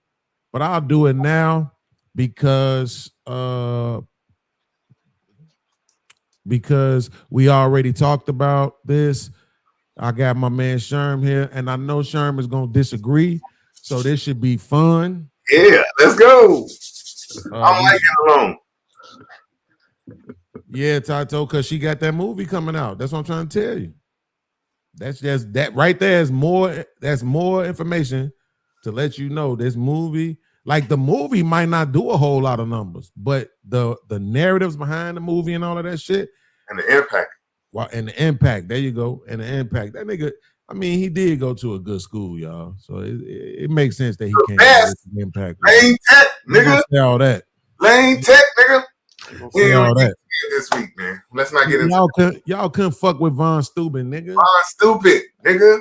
I'm telling you, let's not talk about that, bro. You done Even though I didn't even go there. But Von Steuben was the math school when I was younger, boy.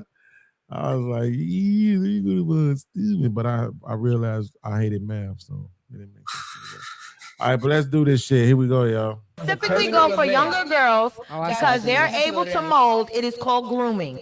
But a lot of men, yes, it is being manipulated. It's always being manipulated. Because they don't like the challenge. They like you to shut up and listen. But that's why I'm saying. Shut up and fall in your place. So I do have a friend of mine who's like upper 40s, 46, 47, who now he's telling me like, yo, I'll do a 30 from 35, 36. Nothing above that. Like I'll do a 35, 36-year-old. He about 47. Because they can see his hairline and they know he ain't. No, that nigga But he want a young bitch? Because he's young. He's Because why? It's not because the girls his age is what? They know too much? Because the way you move it around in your seat. They're too sturdy. This ain't got nothing to do with what my question. Because I'm telling you what it is.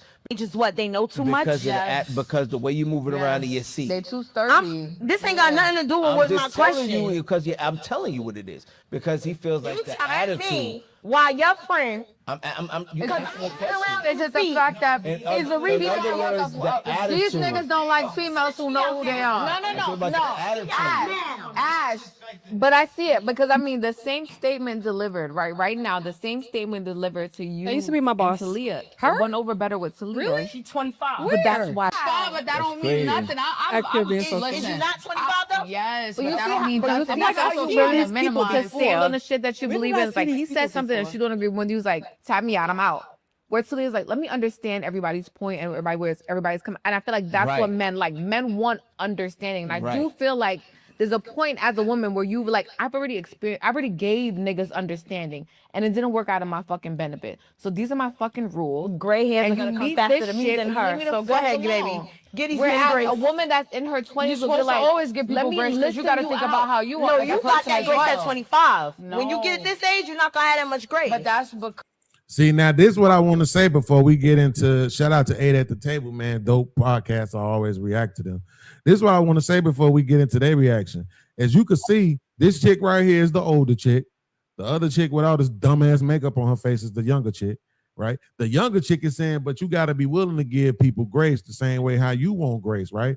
But the older chick is saying, nah, but when you get to my age, you don't got no grace for nobody no more. Right. So you're basically admitting that your mindset, it absolutely proves this point.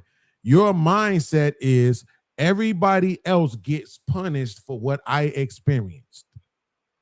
So every other man that you meet from now on at some point, whatever that age is, now they get punished for what you experienced, right? Which is in fucking sane. But I haven't watched this video yet. So I don't know what 8 in the Table is going to do. So I want to make sure I ask this question of Sherm because I did a show and then my man did a show reacting to the shit. So about the age gap dating part though, right? So the conversation comes up a lot about teenagers in particularly because there was this story, and I'm going to take this down for a second. There was this story about some rapper dude, I guess. He was dating this chick. He had started dating her when she was 16, and I think he was 24. And then they've been together for like 4 years. I guess the relationship is over with now. And now, oh, he was a groomer. He was messing with me when I was 16. He was abusive, all this other shit, right? And so, of course, everybody wants to focus on the fact that she was 16. So my thing first is, do you think it was anything wrong with her being 16 and him being 24? 16 and 24. That's kind of that's 17. But from what I hear the story, he said he waited till she was 17. So he ain't had sex with her till she was 17. He didn't meet her till she was 17. They trying to say he was 16, but he said it went into 17. 17, 24, all right. You know what I'm saying?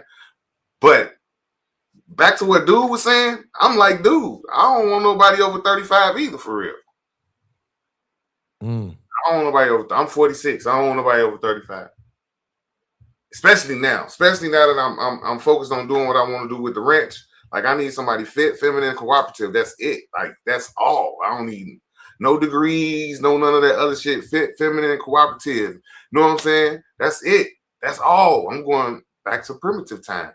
So I don't need nobody that's 40 something stuck in their ways. You know what I'm saying? Gonna tell me what they is, I ain't gonna do, and all this other kind of shit. Like, nah. Okay. All right, let's get to this then. I choose not to though. Do you understand what I'm saying? She got time to give it. You can't necessarily tell her No how life is going to end up being. What niggas? It's in general. You get. I think at the end of the day, there is always a general benefit to someone dating younger, whether that's a man dating a younger woman or a woman dating a younger man. Like there's a certain level of like, I don't want to deal with the people my age bullshit. Like, I mean, it's pretty obvious. And I don't know if I'm not going to say that everyone is grooming or everyone is like a sexual assaulter, whatever. I don't really care.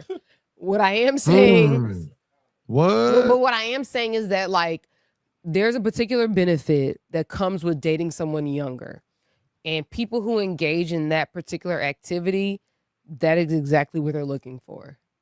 Like if they could find that in an older person, I think they date an older person. They're looking for that particular quality. I think the quality is, yes, like you just said, no, it's naivete. It's someone that doesn't challenge you, someone that lacks a particular why y'all laughing? She said no. Because that shit it's she said naivete. Oh, right. Me? She did. Oh, someone that probably has a bit less experience in the world. Stupidity. Say stupidity. Well, I don't. You might the as reason well. why I didn't say that is because I think a lot of it has to do with experience. I don't necessarily want to say stupidity. I'm saying older women ain't going for that stupidity. Older men ain't going for stupidity. Ain't going for bullshit. Ain't going for. So not going for it. So I'm saying like the younger ones be like, you can still do stupid shit. Okay, when you put it like that, okay, That's what I'm saying. There's just a certain level of difficulty that a person of a certain age would like to avoid, and I think that level of difficulty is culminated into a lot of different things. Okay, we're done. You said a lot. She did say a lot, and at the same time didn't say nothing. Right? She ain't said shit. I agree with the I believe older men should date younger women, and older women should date younger men, because each demographic can teach each other something. You know what I'm saying? Like, and women like to be around men that's gonna teach them something. Who's better to teach them something than a man that's older? And when older women max out or they crash out on our side of shit that we can't compete, we don't want them no more, then they can get them a young man and groom him, teach him the game, show him how to do shit. You know what I'm saying? Then once he get older, he gonna leave her ass too. But the thing is though, she can enjoy that time they got with each other. Yeah, I just think this shit is easier than motherfuckers make it, man. Like it to me, I think first of all, let's stop pretending like, younger women don't look better. That's the first thing we got to stop doing, right? We got to stop pretending like younger women don't look better. What? Did I do that? My bad. I believe so. My bad. So we got to stop pretending like young women don't look better. And when I say young, I don't mean all of the teenagers or all of the 20-year-olds. I'm talking 30-year-olds too. 30 is still relatively young, right? Hey, these 50-year-olds got it going though. It's a lot. Nowadays. It's a lot more. These 50s got these 40s and 30s beat for real. Like I've been looking at, man, these 50-year-olds got it. Yeah, it's a lot of women out here that's they looking good. I ain't gonna even front, but I just can't deal with all that. It's a lot of women out here that got it though. She asked me a question. She asked me why no degrees. your work wife, Crystal Clear. She say, "Why no degrees?" Right? I'm gonna tell you why no degrees. I don't know if how long you've been watching, but I found my purpose, right? And my purpose is to go back to the ranch, back to the farm, go back to building wealth, buying the land, building on it, building wealth, right? And then when we doing that, I want to find me somebody. My somebody is going to be fit, feminine, and cooperative, because those are three things that's needed when we on the farm with each other. I need you to, we dependent on each other. Like, I need you, and you need me. I'm going to go out here every day and I'm going to build this house. You know what I'm saying? From the ground up. And I just need you to bring me lemonade. I just need you to go pick the motherfucking vegetables and make the motherfucking fruits, bake the salads and shit. The thing is with women with degrees, is women with degrees treated like it's currency, like it's money. And women with money, anytime a woman feel like they got any advantage over a man, they get cocky most of the time, and they don't want to listen, and they think they know more than a man, and they want to lead the situation. And I just and I'm so focused on my fucking mission and on my goals that I don't need that. I just need you to cooperate and let's come on with this ride. Let's get this wealth, not this money. Let's get this wealth. So that's why I say no degrees, and plus a person with degrees come with debt, and I'm trying to go off the grid debt free. I ain't got no debt. A degree come with debt. So this is the thing, though. So I love you, okay? Yeah. But I'm talking to my work wife, right? Oh, okay. I love you, Crystal. But here's the problem. This sounds very feministic to me, and I don't do that feminism stuff. So don't come out your bag on me tonight. If you are a feminist and you ready to come out your bag, do it Monday. Give me one more weekend where I just get to love you the way I vision you in my head, right?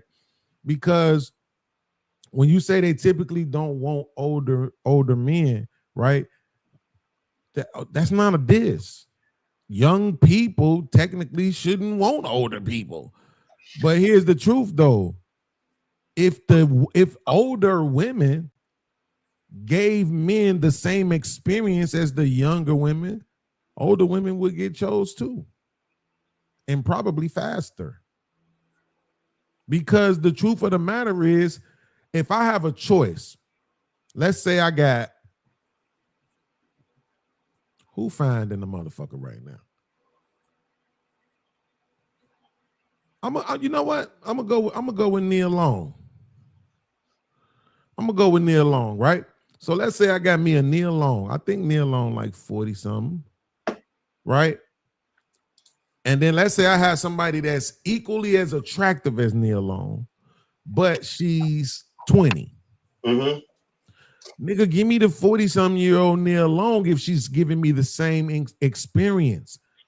If she's coming in and she happy to see me, it smiles, it's hey daddy, it's she ready to make a nigga a meal, she ready to lay up with a nigga, rub on your belly, watch a movie, go to the show, go out to dinner, and then, because this is the thing about it, I probably shouldn't have to do much training with her sexually. I'm expecting her to come in and be ready to perform, right?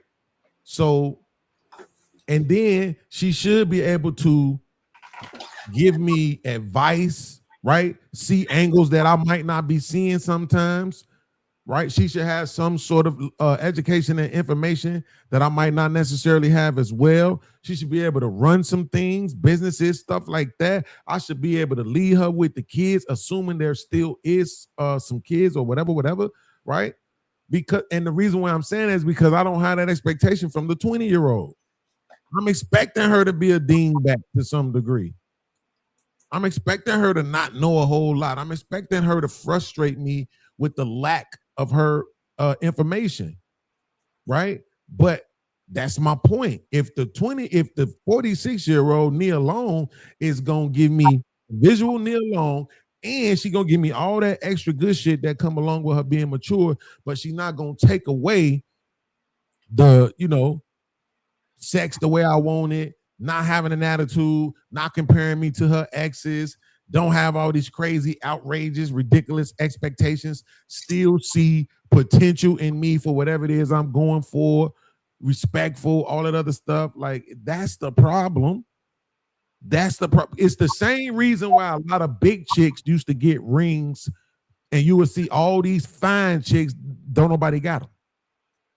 But you go to the grocery store, you see all these heavier chicks with rings. Why? Because they will tend to be more humble. Even though nowadays, if they got that social media cracking, they a problem too. Yeah. Yeah. But it would still tend more towards being more humble. It's the same reason why I told my son, don't deal with no black women. I started telling him that shit when he was 14. Fuck that shit, bro. Because they don't give a fuck about you. They don't give a fuck about you. They don't care about your feelings. You're going to be hard pressed to find one of them that's going to be into the kind of agape kind of love that you coming with. You want to live with your emotions on your sleeve. They want swagged out thugs. Like, and you not that. So you need to focus on like some Hispanic women. Get you a Latina, Puerto Rican, some shit like that. First generation. I used to always say that to him. First generation. First generation. Absolutely. And he ended up getting that. His first girlfriend was black dad, white mom, but she had a white mom. I was like, okay, that's a good one. Cause what she's showing her daughter is cooperation, respect, loyalty, love, all this other shit. Right. So that was a cool choice too. Them motherfuckers still friends to this day. Then the second girl was a straight Hispanic, first generation born here. Her father didn't even speak English. Like, so he really was taking it to heart. You know what I'm saying?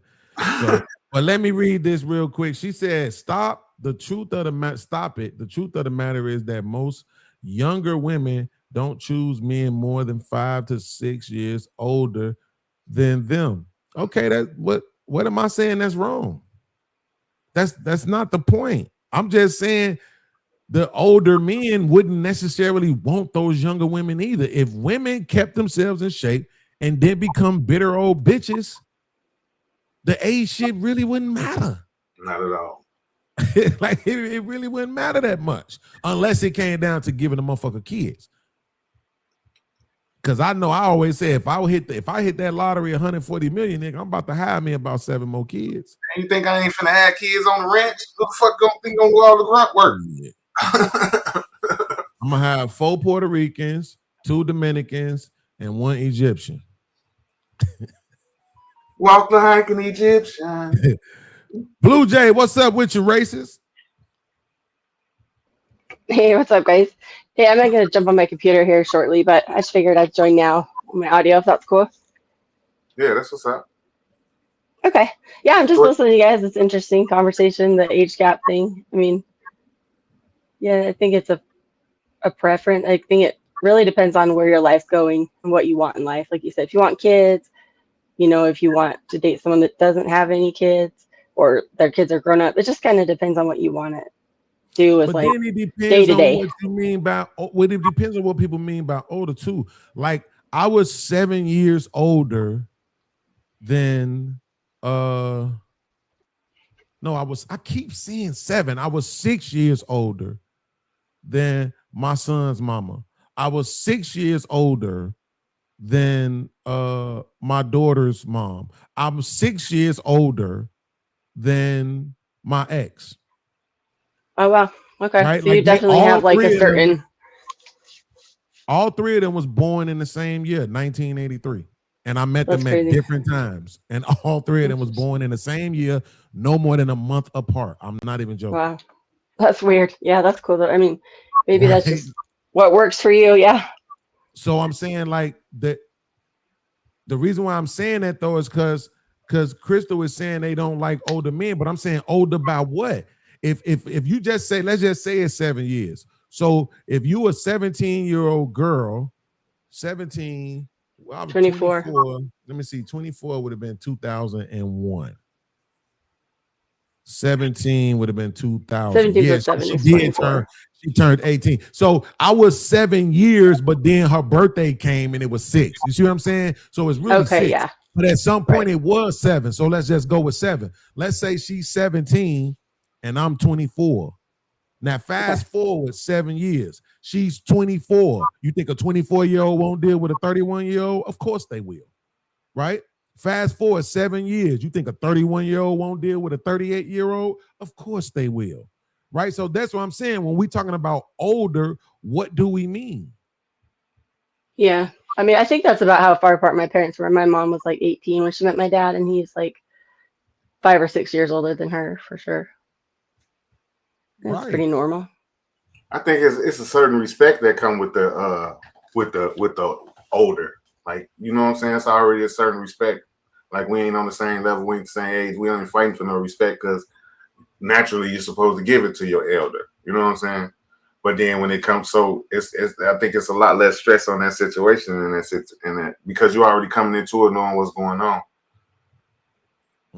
So she say 6 years, 17. Hey, I dropped the link, man. Come on, people in the chat. Y'all can hit the link and come up. You don't got to be on camera. And we got a nice little grid I want to show off too. So y'all can hit the link and come up and talk to us. Crystal, you don't never come up.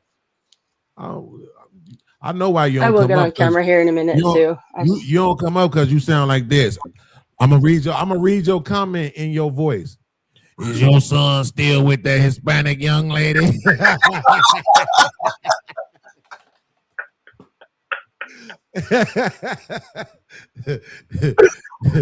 Now, I'm gonna answer it in my voice. No, he not with her no more because his mama ended up moving to Georgia, and he moved with his mama. You know, and I'm down here in Kentucky, so either way, if he came to live with me or staying with his mama, he had to move. You know, right. I remember him talking to me about him having that conversation with her. You know, it is what it is. But yeah, but no, he got to go, bro. Man, that shit's crazy. I've been thinking that, like, man, maybe I should plant some drugs on him. Or, sound like old girl in the video. Yes, he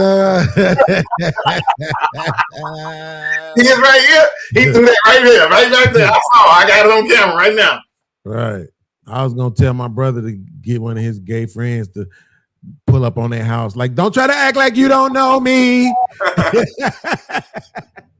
So she could just have the mistrust in her head, goddamn it, okay? But nah, I'm just saying though, like, truth be told, we had, what's old girl name? Rose was on the panel, on Trey panel. She was 18 dealing with a nigga that was 30. I forget the girl that was on there the other night. She was 18 dealing with a nigga that was 30.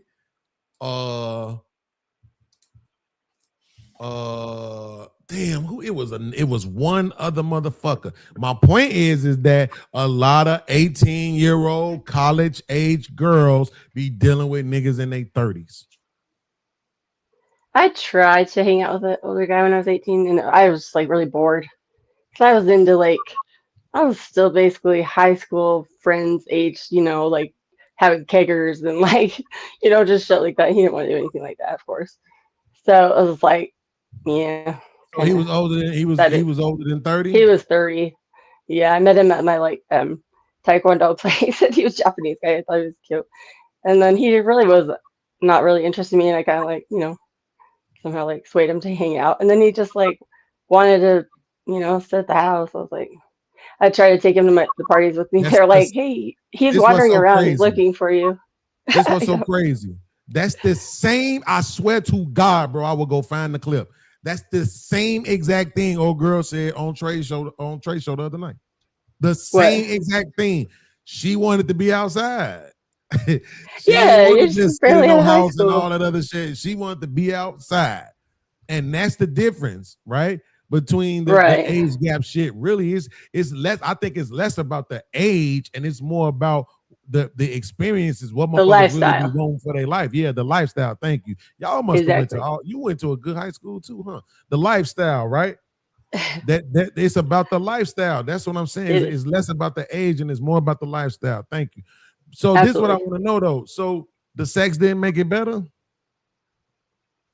Nah, that wasn't really. I wasn't really like as concerned about that. I was more concerned about just. I mean, it's like my first semester of college. You know, I just wanted to hang out with my friends. So, no sex would have. I knew I could move on and get more sex. That wasn't like a thing. Are you trying to tell? You said you was 18. Mm-hmm. Are you trying to tell me that at 18 years old you weren't emotionally connected to sex? With that guy, no, it didn't happen very many times. And it's like it was just like. So he there was wasn't no that spark. good at it. Okay, so but this is what I want to know. Were you emotionally connected to your sex? No. Damn. It's over with, ladies and gentlemen. Let's just go and pack it up. I think I'm gonna go and slide the However, you going can to I add Mexico? an Sherm? I know addendum? you won't land and shit. Let me add something though. An addendum. Crazy, That doesn't mean that I've never had like found connection through sex. Just it's not like it's not inherent. It's the person. 18? That's the point. At 18, it was only the second person I'd ever had sex with too. But this is what I'm saying. My first boyfriend like women was a serious boyfriend. Yeah. They try to sell us, and even in 2026, they still try to sell us sometimes, right? When it benefits the conversation on this idea that girls are these delicate flowers who don't even, they don't know nothing about sex until they 30, and they can't really, and if they have sex, they're not going to be able to control themselves. They ain't going to know what to do. But if you weren't emotionally, if you weren't emotionally connected to sex at 18, you probably weren't emotionally connected at 17. You probably wasn't emotionally connected at 16. So that's my point. Why we going to keep trying to treat these girls like they some delicate flowers who got them bitches. We gotta no. Get that bullshit fuck out of here, bro. It can enhance the connection, but it's not automatic. It's not like you can just not like someone, be drunk and have sex with them, and then you're in love with them. I mean, it's hand in hand, but it's not like necessarily the cause, if that makes sense. But it can help increase your level. This nigga got the worst timing in history. You took the video down right when we need to go back to it. Oh, are you talking about Trey Show? This nigga right here. Hold on, I didn't. He took the video down right when we need to go right back to it. He could have did that shit 2 minutes ago. I saw a little of it. Running our mouths, nigga. Was T on there? Here for the T? T. Is that the one you're talking about? No, I'm talking about right here. T, she has a show. Oh, I thought you were talking about Trey's show.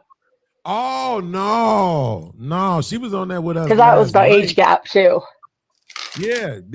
Because that nigga called me like, yo, man, motherfuckers telling me you got a statutory rape. I'm like, bro, get this dumb shit, dog. I'm like, fam, listen to me, bro. What? I usually not even gonna try to explain myself about nothing. But I'm like, bro, everybody knows the story about me.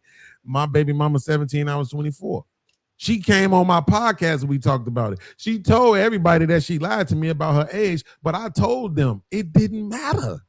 It wouldn't have mattered. She could have said she was 17, nigga. I was still fucking. Because guess where I was at 17? Cook County Jail, nigga. Well, I was 17, my first boyfriend, and that at first I was like, he's 18. So, I mean, that's technically, come on. Statutory is over. If you say I don't want to go to school no more, guess what? You don't got to go no more. I think 14. Or you can Nah, not in Chicago. I don't think it was 14. I don't know what it is now. It might be different. I don't even know if we got truant officers anymore. But hell no. See what I'm saying? But I know. Now they got automatic shit. You miss class, they automatically call your mama. They automatically I know my son's always like, hurry in the kitchen so my dad doesn't know. With the little voicemail and shit. Yeah. Like, your child wasn't in school today. One or more periods. We believe he was on Douglas and Sawyer shooting dice. That's the news. Heading to church, smoking weed. Yeah. That's crazy as hell. Okay, let's run some more of this video real quick. And this I see it now. It ain't even that long, bastards. Come on, what y'all doing over there? 8? Y'all supposed to give me at least 15, 16 minutes, bro. I'm just saying, like it.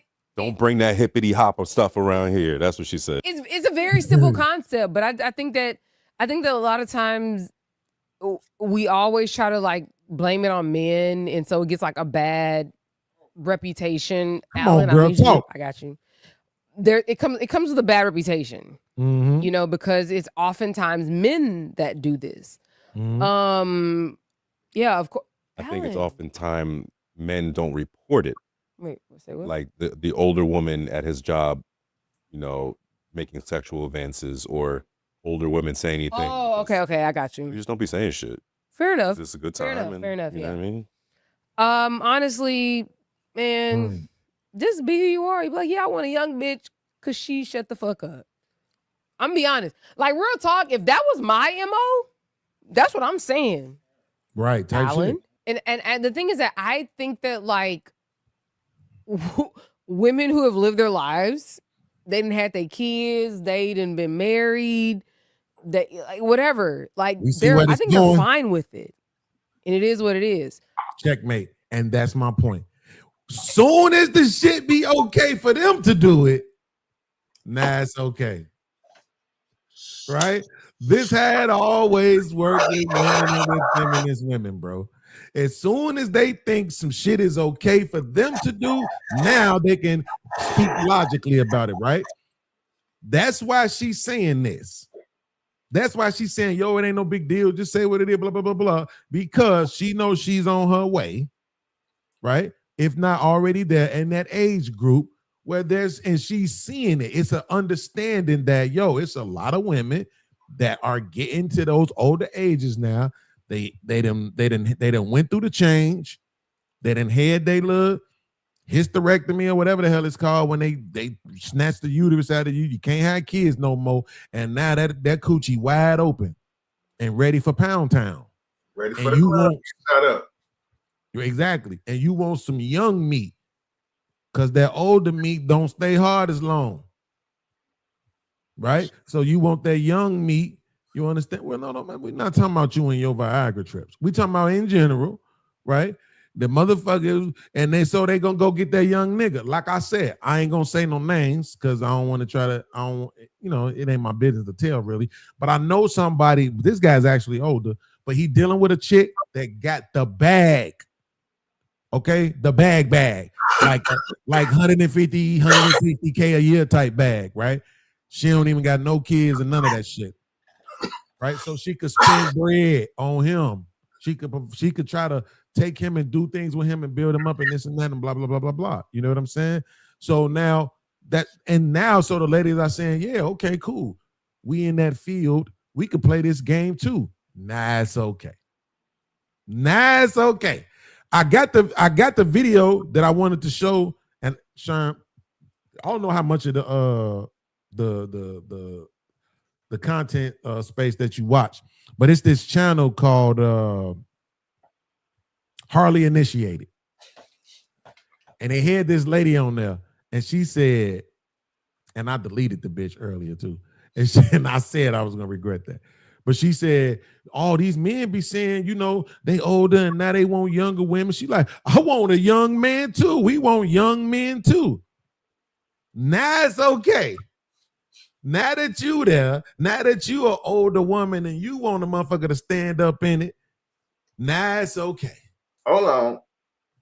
Crystal Clear say, and he only willing because she got the means. It's the same thing. The only reason why the young chicks with the older niggas because they got the bread. So the older women got to pay too. What's the difference? You got to pay too. When you get older, you get what you want that's younger because you can afford it. Same thing with the ladies. They not with them because they want an older woman. You got to pay what you got to pay. You got to pay. You got the thing is this. Shout out to Trip in the building. He said, I'm rewatching Trey's show. You was cooking. Hey, man, listen, I always cook. But there's the thing, though. Sherm, this was so crazy. That's applicable to all of them, though. What the fuck happened to your camera? I don't know. It's coming in now. But that's applicable to all of them. That's the point. Women in general want to be provided for. So this is why when they be like, these young girls don't really want to be with older niggas. They just want you for your money. Nigga, that's all y'all. What the fuck are you talking about? Y'all literally use the word security. What you looking for in a man? I mean, provide, protect, security. You willing to do 50-50? Nah, because I'm a woman, he a man. Right? Like, so that shit ain't what I don't even know what the fuck that mean. They only want you for your money. And that's white woman shit though. Name me a time in our history where black women didn't work. Like I said, I go back to the slaves. Shit, you think the women, black women didn't work in slavery? And they was still getting married, still getting husbands, still doing everything they needed to do for the household. So what make y'all think y'all better than them? That ain't no white woman shit. The fuck? Why do you think these motherfucking bitches ain't married? Because they on that white woman shit. And they gonna grab well, then as long as you admit they own it. I mean, that's what I'm saying. They on that white woman shit. Okay, cool. Yeah. Okay, cool. That's what I'm saying. Shit. Yeah, or if we don't want to say on that white woman shit, we could say they on that Blue Jay shit. Right? No, honestly, I get what you're saying. I know that's like kind of rare, but like for me, I don't know. So the money and all that, it's just not like top priority for me. Just I'm not saying, like and yet you're not married. Well, I told you I'm not dating or married yet, but I mean, either way. Because you're I've been married twice, so it doesn't like count. And that's thank you. You just add more fuel to the fire. Okay. Well, I'm trying to have a fire. I'm just being honest. Like, but I get to the last. Which one was it? The first one or the second one? I think it was the first one. Which one was the one I accused you of still being in love with him? The first one, and it's so far from the truth. I'm not in love with him, like at all. The first one. Yeah, you regret it. I'm not in love with him, though. I mean, you can think that. That's the one that got away. Oh shit! I just won the lottery, 230 million. Hey, Blue Jay, I give you $1 million if you tell the truth. That is the truth. That is the honest truth. Like, oh damn, womp womp womp. If I had to, say there's a scale of 0 to 10. 0 would be detest, and 10 would be love. I'm probably about a 4. We have kids. We're civil. I'm not in love with them. Trust me. When they got away, he hates you then. No, we just don't really have anything to talk about. We don't know each other anymore. There's things that have happened in the past since we've been divorced that I lost some respect for him. Just little things, but I mean, no, definitely not. Well, he just texted me and said it's a 3 for me, and tell her it'll be a 2 if she keep talking. So I don't know. Okay, good. Tell him to get to that too quick. You might want to slow down. I think men are more likely to be in love with their first wife or children's mother forever more than women are. Yes, because y'all are evil. Thank you for admitting it. This is why I like Blue Jay, because she's not afraid to admit that women are evil, toxic, disturbed ass people. I like that. I appreciate it. I've always been pretty vocal about the fact I don't believe in the pair bonding thing, really. I think a lot of that's just like a way to guilt men if they're not getting what they want, or, maybe obligate them. But I do believe you can pair bond with people. So here's my question then. Why ever get married? It's just, for me personally, it'd be like my best friend for life, just like you're a team. I don't know. It's just in my mind, that's how I see like the optimal life is, with a husband. That's not actually horrible. I mean, it's not, but I don't see it. But is that, let me look it up, because I can't trust you. You're a racist. I'm a racist. It's not something I feel like people have to have, though. That is a difference. I feel like it's, it's optimal, but it's not necessary. And that's why I don't feel like I'm in a hurry or I need like a man necessarily. Now, if that's the goal, to have your best friend with you everywhere you go through life, then that's something that I will eventually like open up to or hope for. But it's not like a day-to-day need. Words and then y'all use them to hate us. Okay, so para-bonding. Here we go. Para-bonding. That's what you said, right? Sorry, I muted. I mean, I hear a lot of times people use that term as though it's like a fact. It says para-bonding usually refers to one-sided. Wait, let me show y'all how STEM students read, okay, versus them lame tech niggas. You know what I'm talking about? Let me show you how we read. Okay.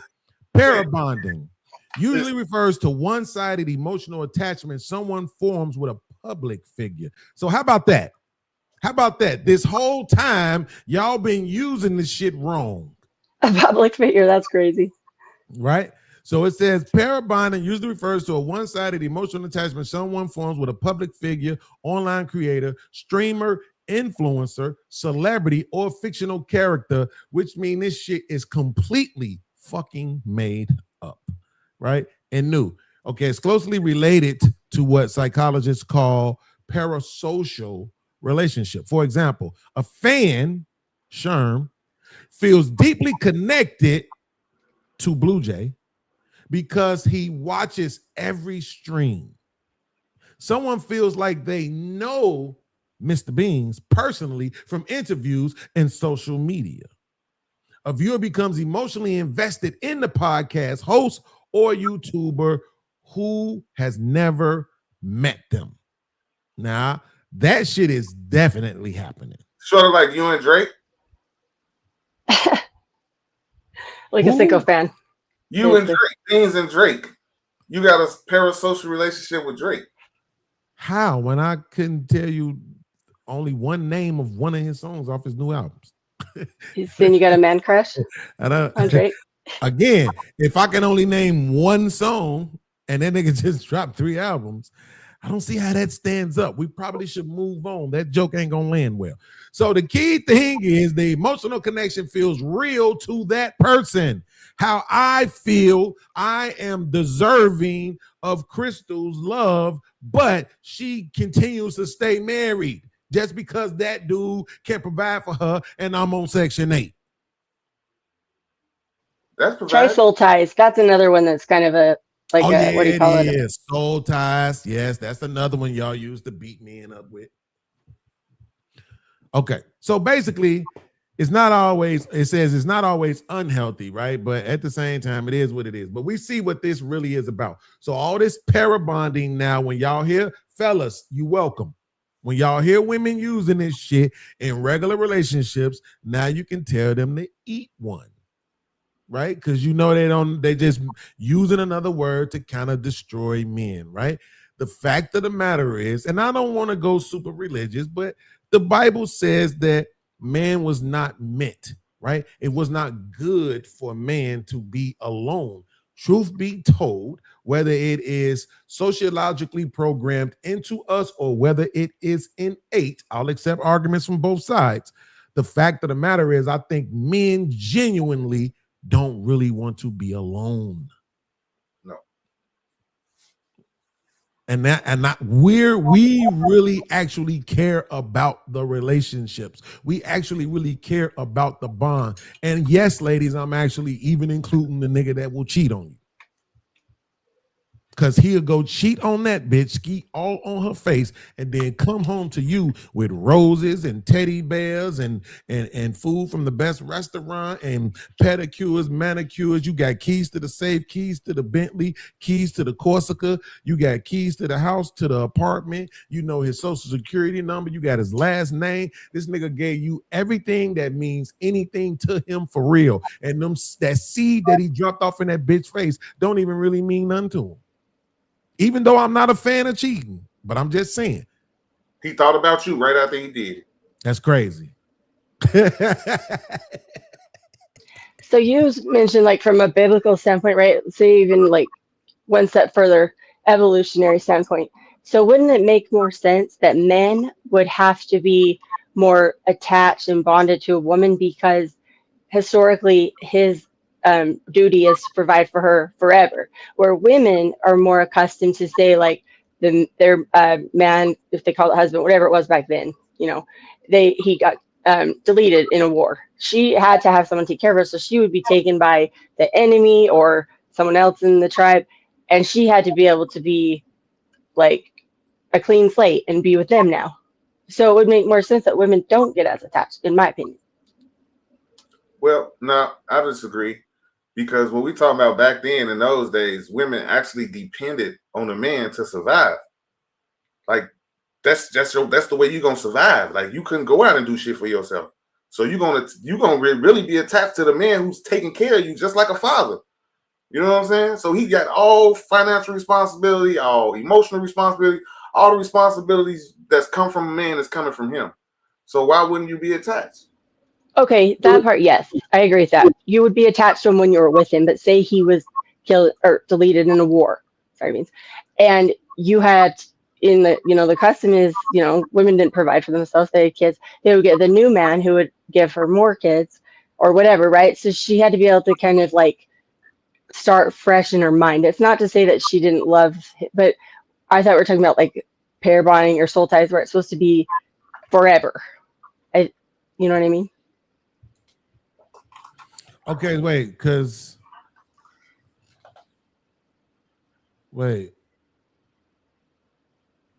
Oh, see, okay, I see it now, Crystal. And this is exactly why I had bought you that ring. Because even biblically, oh, sorry, go ahead. He said para. See, so para and pair bonding is two different things. Right. So she says pair bonding. So pair bonding, I'm looked it up. It PAIR. Yeah. Yeah, exactly. Like a pair of titties. So you looked at PARA? Yes, absolutely. Because it sounded like that's what you were saying. So, and to be honest with you, I do think that's what people be saying on the internet, though. They do. So pair bonding, right, refers to real emotional and social attachment between two people, right? Usually involving romance, intimacy, long-term attachment, cooperation, emotional connection. And this is exactly why bitches are stupid. See what I'm saying? So now women are just admitting that they don't want romance, they don't want intimacy, they don't want long-term attachment. They already proved they ain't about cooperation. And they also don't want emotional connection because they are demonizing pair bonding. No, but they don't understand what it is, obviously, because what they say about pair bonding is as soon as you have sex with a man, you're instantly going to be attached and pair bonded in love with him, whatever, forever. Right. That's not what the definition says. They're misusing it. It's just saying that, like, kind of how I was saying it. It's like sex and intimacy can increase your level of like your bond and your attachment, but it's not automatically going to happen just because you had sex with someone. Yes, I can understand that if the sex ain't, especially if the sex ain't good. You having sex with somebody you're not pair bonded with anyway. Shouldn't you be pair bonded before you have sex? Let's look at that. Well, yes, and I mean, you might think you are, and you might think that sex is going to even increase it more, but it doesn't. It's just not there. Something's not. So romance MC. Yeah, I guess so. If you doing the sex before marriage thing, but the problem with that is that if you pull that from the biblical perspective, then people are going to say you're not supposed to date. They're going to say people didn't date, right? But you think you run out of time where I don't know what percentage of it would be. Maybe I could ask and see, but let's just go with most women probably weren't choosing their own husbands. They weren't. Most people are not getting married before they have sex. They daddy was picking somebody he knew was going to take care of her, and it was beneficial for the family. You know what I'm saying? Daddies knew it was really like she was currency for real. So you're going to raise her right. You're going to make sure she's an outstanding wife for him. And then here you go. Make sure you take care of my baby. And she going to be taken care of. And they grew to love each other. They didn't know nobody else because they grew up on farms with only family, with exactly in small towns and shit. It wasn't cousins. Most of those arranged marriages are first cousins. That's the problem. Most of those arranged marriages are first cousins. They have a system. Like if it's the father's brother has a daughter, you put those two together. I looked this up not too long ago. I was like, and it's like up to 50% of some of these Islamic countries still practice that. But most of those are, it's like, of course they know who they're going to marry because they know since they were born.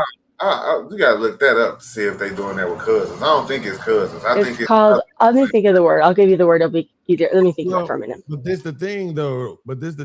Right? So, but if we acknowledge that, then we're basically saying that pair bonding wasn't the thing back then, right? So now, fast forward, when you come to a time where women are more involved in choosing their own mate, that's when pair bonding would come into play, because as it's stated on screen, it's about romance, intimacy, and all of that. To your point, which was that should you have it prior to having sex? And again, if we're basing that on yes, no sex before marriage, right? Then I would probably tend to agree with that. But then it becomes what is not going to be the same time period for everybody. So how do you determine it, right? Because what if me and Crystal is kicking it like a mug? 3 months in, nigga, I can't even imagine my life without her. She not there though. You see what I'm saying? That's not where she's at. Right? So it's like, what do now, because you know that's gonna get, like, especially for the men, that's gonna get demonized. It's like, but what are they gonna turn that into? You know what I'm saying? That somehow you were spending all this time with this person and you was developing all these feelings for this person, and it ain't reciprocated.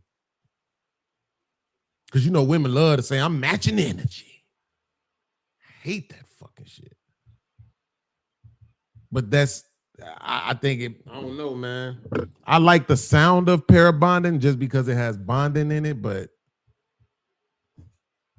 I don't know. I think it's more psychological. Like, people either want to feel codependent or needy or something, and so they'll kind of talk themselves into reasons. What does that mean? See what I'm saying? This is why y'all racists get on my nerves. What does codependent mean? Codependent is when basically you need to feel like a person needs you, like you're trying to fix them. So a lot of the time there's a cycle of, you know, the person that they don't necessarily have to be abusive, say like the more the aggressor, you know, they like act up, and then the codependent person is usually the one that's like taking all the being the punching bag basically, and then they're also sorry I made you mad, like a lot of that kind of thing, and then it's just a cycle of unhealthiness. This is so disrespectful to try to put this on men. That's crazy. No, it could be a woman too. A woman. I know it can, but I'm saying like that's no, because you're saying that you remember your first argument was about why it would make more sense for men to want those kind of connections versus the women. So I'm still applying it to that. And I'm saying, yo, no, if that's what codependency is, which I thought it was because it's always used in a negative way, that's bullshit. Nobody don't want to have to go through them headaches. Niggas just don't want to fucking be like, you don't want to come to an empty house. The thing about women that's so fucking tragic, I assume y'all was okay. I you know what? It just came to me. I ain't gonna pretend like I didn't comprehend it, so I'll say it out loud, even though I don't want to. We all grew up in these houses where we weren't alone. Then we get older and we grown, and the men still maintain this, you know, desire to not fucking come home to an empty house. Yeah. Right? But I just thought about it, why it would make sense that the women would be okay with that. Because and I'm talking specifically about Black women right now. Because if so many of them grew up in households without men, even with siblings as boys, that shit don't even count. But without men, and particularly without healthy relationships with men and having the comfortability of having that man in the house with them all the time, then they probably won't even have the desire. It's not something that they're looking to continue on. Versus, because even in the scriptures, it says, shall a man leave his mother and father and cling to his wife? So now you going from the situation where you saw mom and dad, man and woman, husband and wife. So when you go out, you want to see that again. You want that trend to keep going. But if you're a woman you didn't have dad in the house, then there's no trend for you to continue. For us, the trend would be that it continue because we all pretty much basically have our mamas, except for the small few that's raised by their dads. It's interesting. I do want to say one thing about codependency, though. I think it gets misconstrued as like that means that person is forgiving and graceful and like peaceful. It's actually not true, because codependence, in order to, so it is unhealthy. Let's make that clear. The goal should be interdependent, but regardless, so codependent, because they need to have that cycle in order to feel loved and appreciated, they will cause fight. They will have, they'll need the contention because they need that person to freak out so they can apologize and they can take the blame. And so it's not good like it sounds. That sounds narcissistic to me. Codependent and narcissistic are like hand in hand. They're like yin and yang. Basically. She talking about some disturbing ass shit. And this is what I hate, when they use the same words to describe different things. You know what I'm saying? Because codependency shouldn't have just those two words together shouldn't have anything to do with trauma or, to your point, Sherm, narcissism or any of that other shit. You know what I'm saying? It should I wash the dishes, I sweep, you sweep the floor, I mop it. That's interdependent. You pull the trash, healthy. I take it out. Right. But what I'm saying is that's literally codependent, though. That's literally. I mean, I didn't make up the word. I'm talking about the concept. I understand that. I'm not blaming you. But that's what I'm saying in general, how that gets done. Right. It's the same thing that your cousins them did with black fatigue. The woman created black fatigue. The putting those two words together created this definition of black people and their fatigue with living under the oppression of American society. And then your cousins, Blue Jay, the white people, came and was like, nah, fuck all that. What it really mean is we tired of you niggas. Yeah, I heard that. And everybody was like, yeah, let's go with that one. Even fucking black people. Yeah, let's go with that one. Tired of you niggas. Right? Yeah, I'm glad that trend's over. That was kind of annoying. Yeah. Shit, well, I think that's why people don't. Or they don't mean anything. Yeah, I think that's why it confuses people, because codependent sounds like it should be a good thing. So that's sense. But this is what I'm trying to tell you. It literally does. I know. Based on the way the structure of that prefix, what it means, and then the primary word after the prefix and what that means, that's literally what it means. Us two, right? Dependent on each other. I'll have to look it up and see what it says. But yeah, I know exactly what it means. So what we think of codependent should mean is what they call interdependent. Shit like that. Racist ass niggas. Okay, so Sherm wanted to know this, so I looked it up. He said, it says in some regions where arranged marriage is common. See, I hate when they do these long ass ranges. 20 to 50% plus of arranged marriages may involve first cousins. A few reports claim roughly. It didn't say first cousins. It say may involve cousins, bro. It didn't say first cousins. Okay. I thought I might have been missing the word on the end of the screen. I just moved over there. Don't say that. So here's the thing. You disrespectful ass nigga. No, I read it earlier, and first cousins is said later they didn't have the stats for first cousins, so that's why they didn't first cousins in there. They said ideally they want first cousins. It's just not always available. Hold on. Just let me finish reading it, so then we could just talk. 20 to 50+% of arranged marriages may involve cousins. A few reports claim roughly 45% of arranged marriages globally involve cousins, though that number is debated and not universally accepted by scholars who often get shit wrong, by the way. But cousins marriage often include first and second cousins. Reliable global data specifically for first cousin only is harder to pin down. So Pakistan has been estimated over 60%. That is a lame tech word right there, boy. That is crazy as hell. That's Consanguineous. Say it again. Consanguineous. Yeah, I put in the bag of consanguinity is same thing. Consanguinity. But they ideally they want a percentage. The N is not silent. It's what? That N is not silent. It's definitely con. Oh, okay. I thought it was consanguinous, like COU. Look at that lane text shit over there talking about co. Okay. But either way, I mean, sometimes they just don't have a first cousin to marry, right? Like if your dad and brother, you know, if you only have one first cousin and they, you know, aren't your same, and they're not the right gender or whatever, like, or however many, or they're already married, whatever it may be, they may have to go to second, but they do try to go to first. Consanguinity. So, in some Arab populations, first cousins marriages alone can make up 20 to 30%. And that's why them niggas be blowing shit up. Yeah.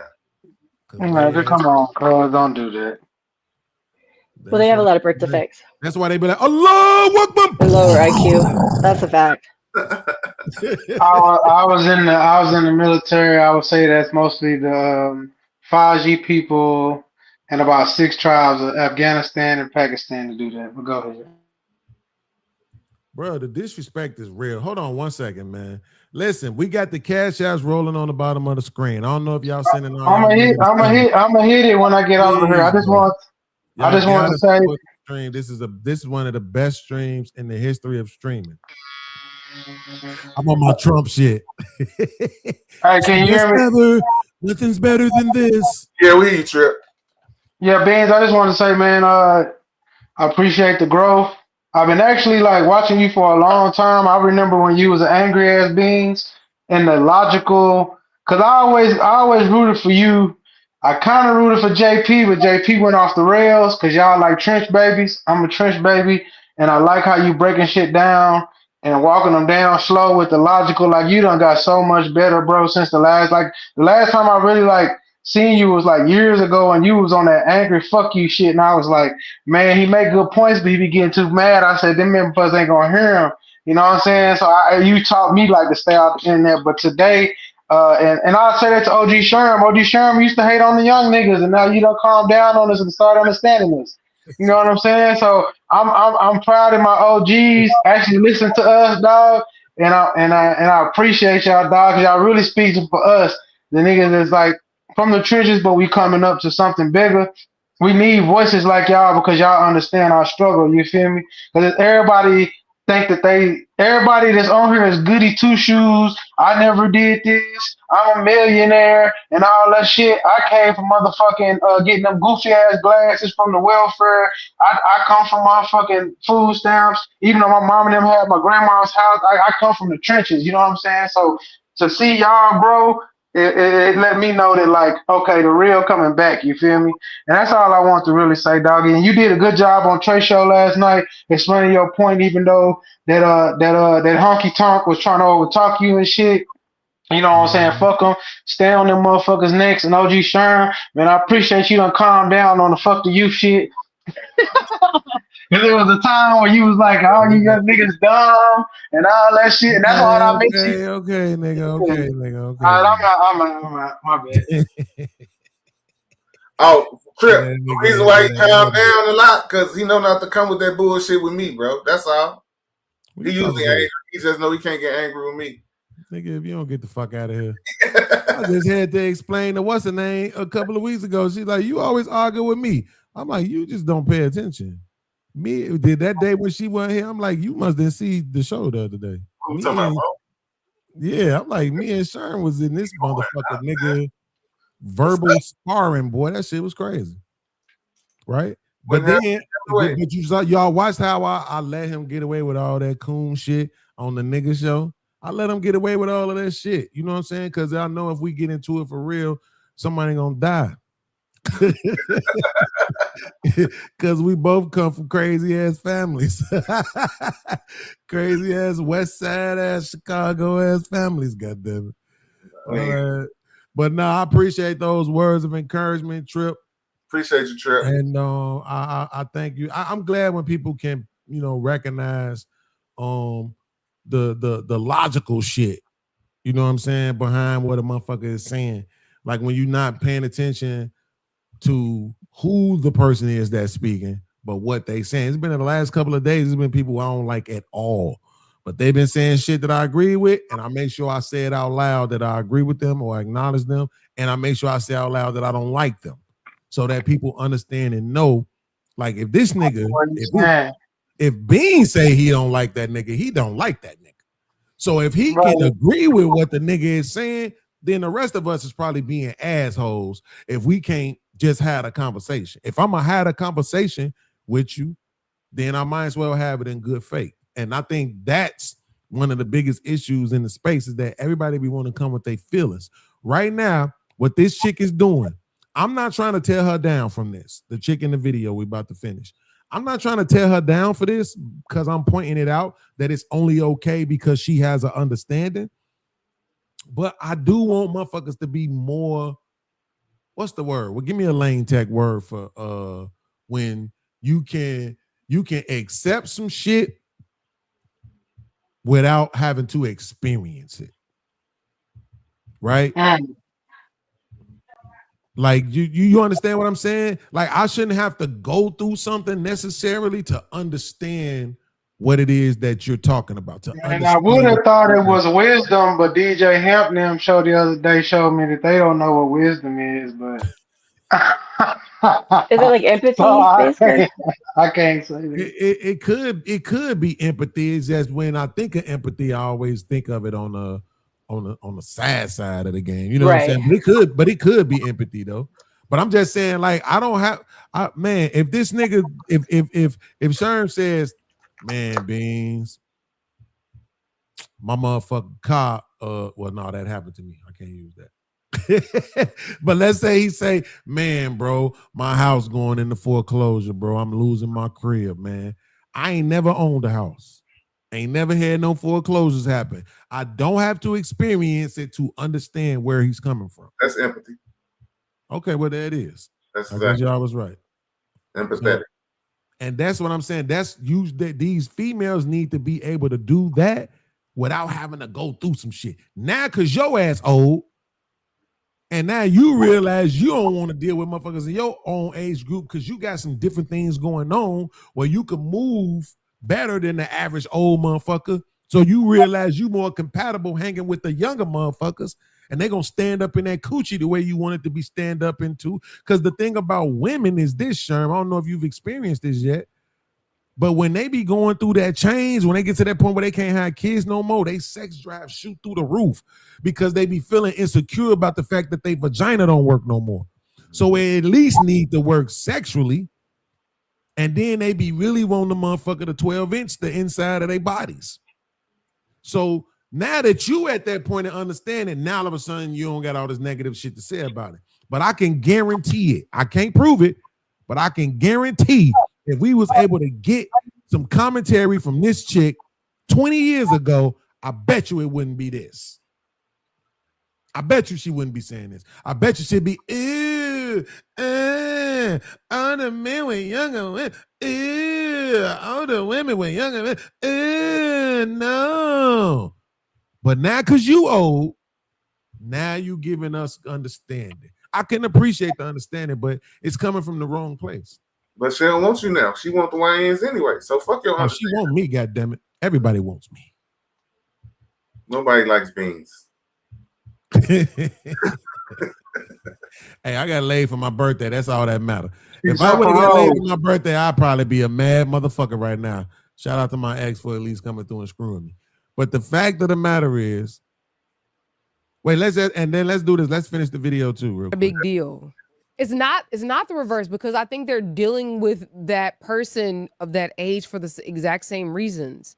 Like that's you don't want no drama, you don't want no baggage, you don't want no whole bunch of Like you come to the house, you drop the dick off, you do what you get on my program or not, and then you fucking leave. Like I think he wants you to speak to the double standard. See? I think that's what he's getting. But what I'm saying is that I don't believe there's a double standard.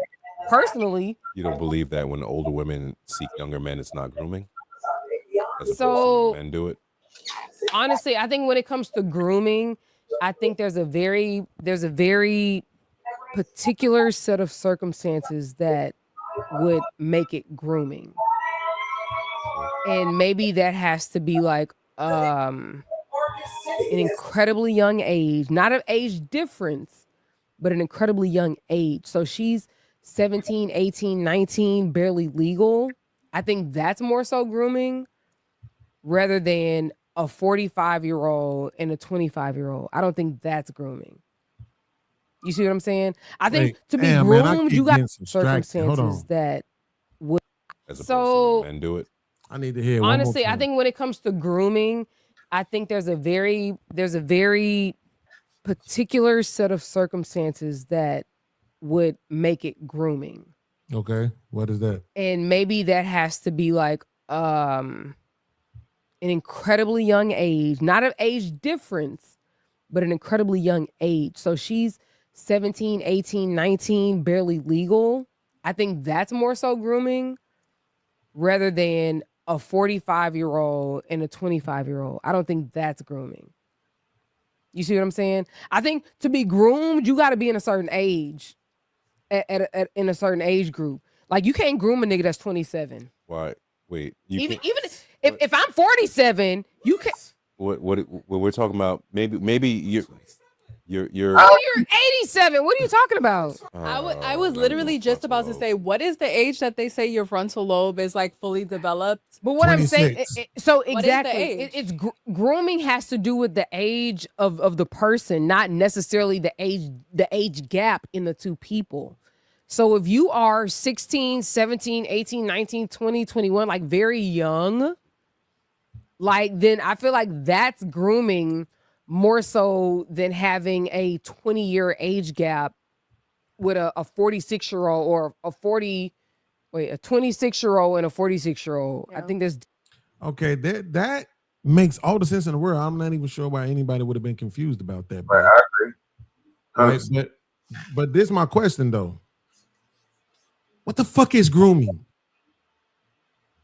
What my definition of grooming would be, my definition of grooming is a motherfucker who 25 befriending a girl who's 15, you know what I'm saying, giving her everything, treating her like a boyfriend without being intimate, and then as soon as she turned 18, bam, you fucking with her. That's grooming. The definition of grooming is any time that you at an age with an older person and at the end of it they feel like they didn't get what they want and they can come back and use that shit against you.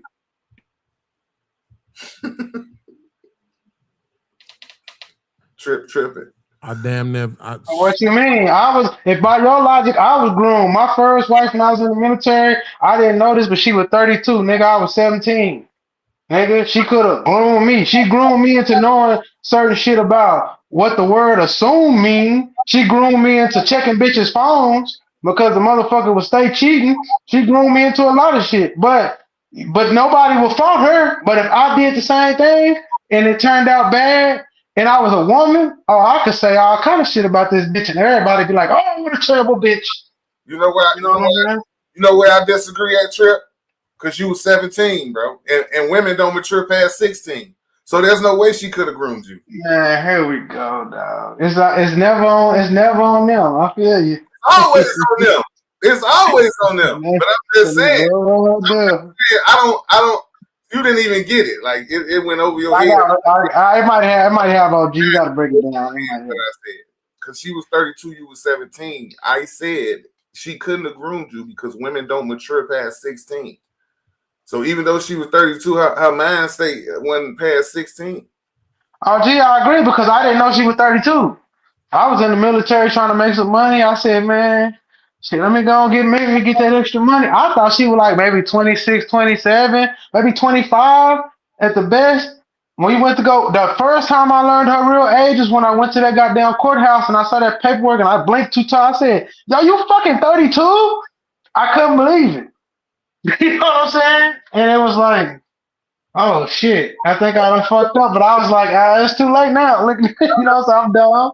Y'all got paperwork the same year? Y'all met, broke up, and got paperwork at the courthouse the same year? No, I broke up with her like years later because I was being lazy. She actually broke up. She finally filed a divorce later. I was on some like fuck you and you do it. You know what I'm saying? Like we got married, I was probably 17 in Waukegan, Illinois. I know he know where that's at. Yeah, I was in the Navy in Great Lakes. So Beans, he from Chicago. He know what that is by that big ass mall and shit up there and shit. Waukegan. I'm in Chicago. I know about I was in North Chicago, bro. I got married in Waukegan, Illinois. So you were 17 when you got married and she was 32? I think I had just turned 18, but when I met her, I was 17 or yeah. So she was 32 when y'all got married. Yeah, and I didn't know it until marriage day. Yeah. But she had a body and she had an attitude, like you said, that was like a young woman. She was still in the streets. When I met her, we was, slanging and banging. That's why I left for the military, because I was in the streets and I wanted to leave it alone. You know what I'm saying? And I didn't have no way out. So I went to the Navy thinking like, shit, this will get me out of this shit, and learned that the military ain't no different than the fucking streets. It's like going to prison with a gun. You know what I'm saying? But you get no taxes when you get out. Boy, that's the biggest blessing they can ever give you. Boy, you ain't got to pay no taxes nowhere in the United States. You can go anywhere. That's a goddamn lie, bro. I don't know who these niggas be spending that yarn, bro. I don't know how these niggas Hold on get one mad. second, Trip. Hold on one second. Oh, my bad. Fuck the military. I don't want to talk about that shit right now. My bad, bro. Let me get through this real quick. Grooming, according to ChatGPT, is when someone, watch this, Sean. Grooming is when someone gradually builds trust, emotional connection, or dependence with another person in order to manipulate, exploit, abuse, or control them later. So they said that, what's the boy name? One of my favorite artists, Marcus Houston. They said he groomed his wife, right? If I remember correctly, that nigga was like, what was he, 30?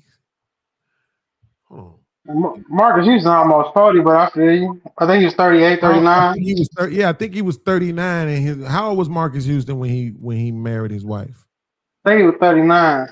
How old was she? I was not listening to me. She was 19 when they got married. Oh, wow. How was Marcus Houston when he married his wife? Oh, yeah. Yeah. So, yeah, he was 39. Yeah, and she was 19. Right? But they saying like, oh, they met, sometime before this. Right? So they say like, oh, he groomed her. Right? But here's the thing, you stupid, raggedy fucking bitches. The definition of fucking groom is gradually build trust, emotional connection, or dependence with another person in order to manipulate, exploit, abuse, or control. He fucking married the bitch. Boy, you spitting right now, Beans. I ain't gonna lie. Hey. He married her. He gave her keys to everything. He put babies in her. He gave her all the access to his money. This nigga, he ain't did shit but exploit and abuse himself. But they wanted to call the man a motherfucking groomer, bro. Hey, man, that's borderline, bro. How old was she when he met her? But how could he manipulate her when he rich? He ain't. Man, go ahead, Beans. That's the best way to manipulate bitches with money, boy. That's the best manipulation tool you got on. I'm not knocking the game. I'm talking about what Marcus Houston did. Okay, we ain't talking about the ism now. Let's. So what I'm saying is, he married her at 19. He met her at what? They say like 18 or 17, but that the meeting that they talking about was like in some impasse and shit. Like he didn't meet her like, oh, I met you and stay in contact with you. It just happened that he met her younger. They had like mutual, I don't know what was the mutual contact, maybe her parents or something. Bro. And then later on they started dating. That shit weird. That shit weird, bro. That shit That's weird. Okay. What's weird? That's weird. A What's 13-year-old dating a 17-year-old is weird to me, bro. That's weird. Wait, say it one more time. We didn't say she was 17. 7-year-old dating a 17-year-old is fucking weird. That's weird. That's weird. I'm assuming you said 37. He said a 37-year-old dating a 17-year-old is weird. My speakers do not allow for multiple people to talk at the same time clearly on my end. Maybe y'all can hear, but I can't. When I wasn't talking while he was talking. You was, but I'm not blaming you. It wasn't like you was doing it intentionally. I think you might have a delay or something. Okay. No, motherfucker. Right when he said the word 37, you were still saying something. You stopped right there. And then I heard him say the last part. But I'm not blaming you. It wasn't like you was doing it on purpose. I'm just talking about I'm just saying on my end, my speakers don't allow for that shit. I'm talking about that should be blah, blah, blah, blah, blah, blah. I don't hear shit. But so you said 37, 17. So you basically taking it off the fact that 39 and 19. So you saying 37 and 17. That's weird. And, right. It's so okay. He met when they were 17. They didn't begin a romantic relationship until she was 18. Does that matter? Does that change it? Still weird. Okay, like, cool. And like, now what a 37-year-old got in common with a 17-year-old, bro? Absolutely. I'm so glad you said that, right? That's Now let me take off my motherfucking belt. Right? Because this is what I was waiting. I knew me and Sharon was gonna disagree on this. Y'all remember, I said we was gonna disagree. I was waiting for the disagreement to come, right? He finally then took the veil off, and now we get to see the real you racist bastard. So,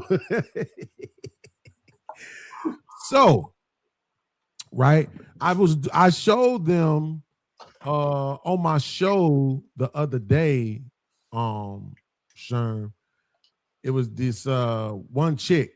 I actually had used her some years ago when we had this discussion too. So I went back and got her so I can use her again, right? So this is her. Mm-hmm. So right here, she's 18 years old. Mm-hmm. That's what the fuck we have in common.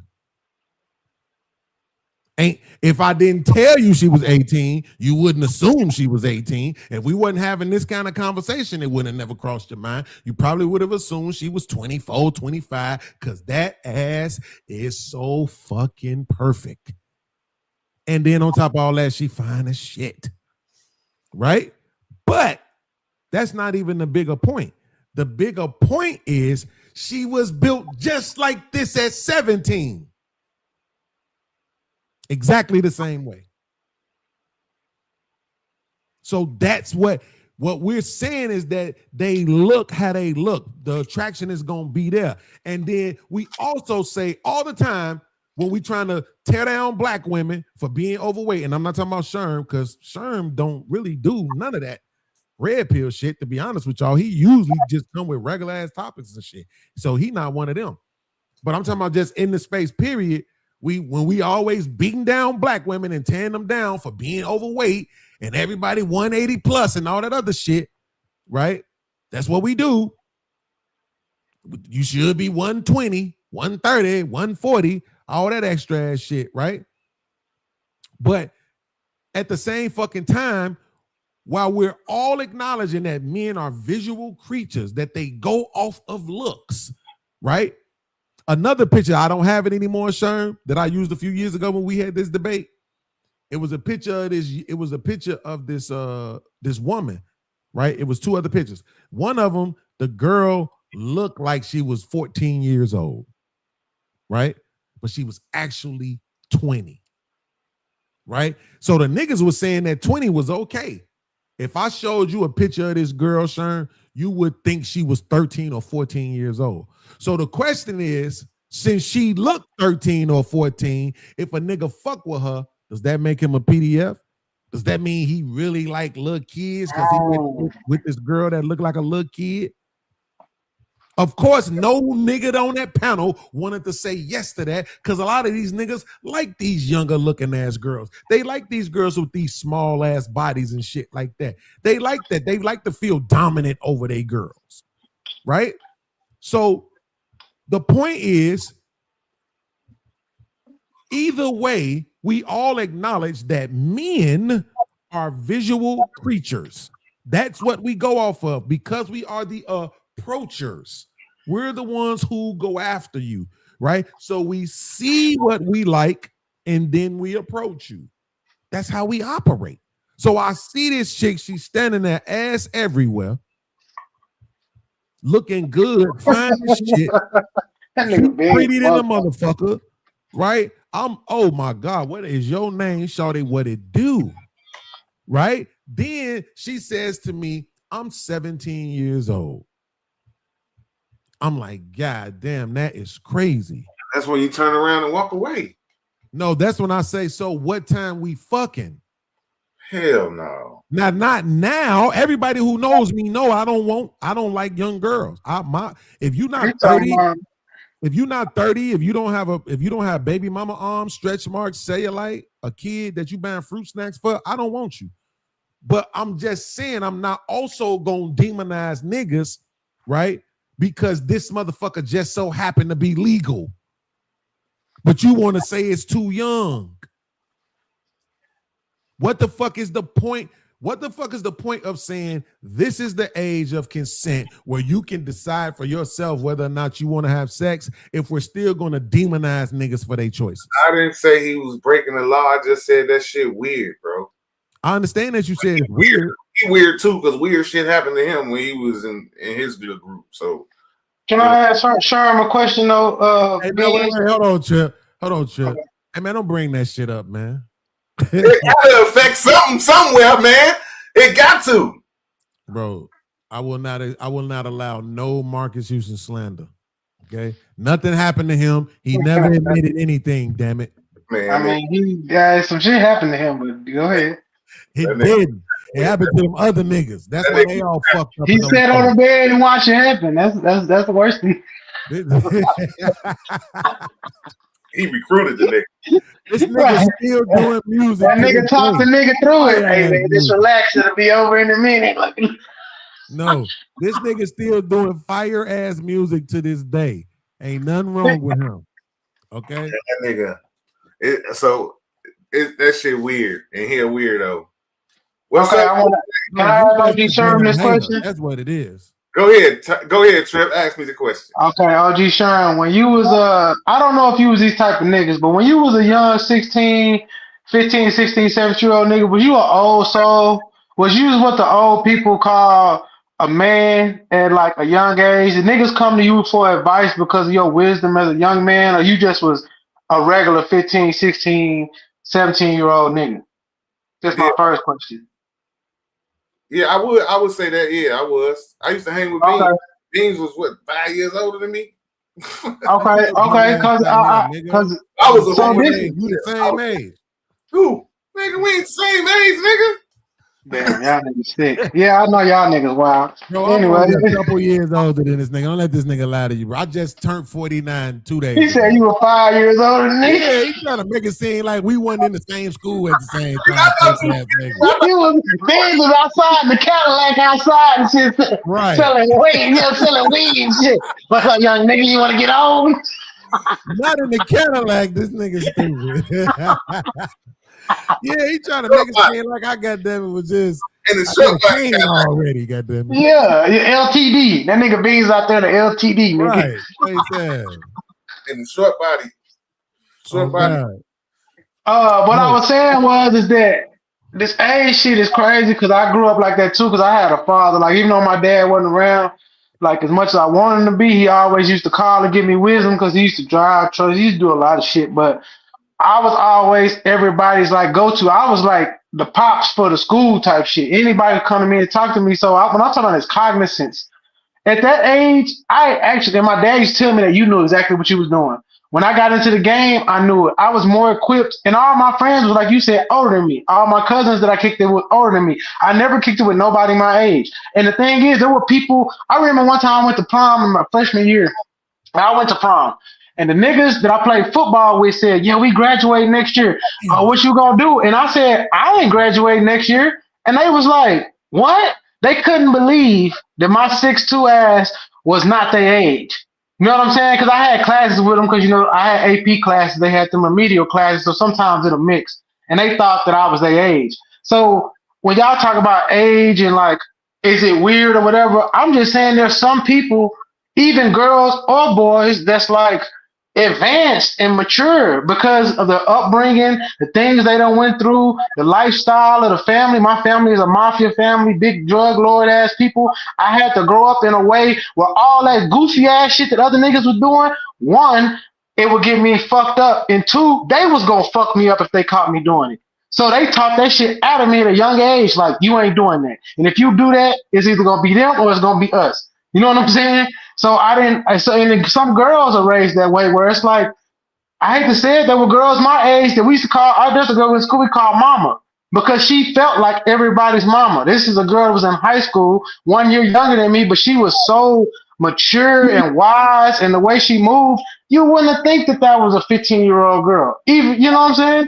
It's just, I don't know. Let me do this real quick, Trip. Let me do this real quick. I got to do this because truth is, right, I want to make sure I finish answering Sherm's question, right? And then I gotta go get my food. I'm gonna take my phone with me, but I don't know if it's gonna let me get on the thing. Because Sherm said it was weird, right? And that's because Sherm is a feminist. But I'm not a feminist, bro. But well, Beans, can I wrap up the end of my question before you go? The reason why is because the reason why I'm saying that though is because when you say what do they have in common, I'm not even gonna try to pretend like I don't understand when people say that.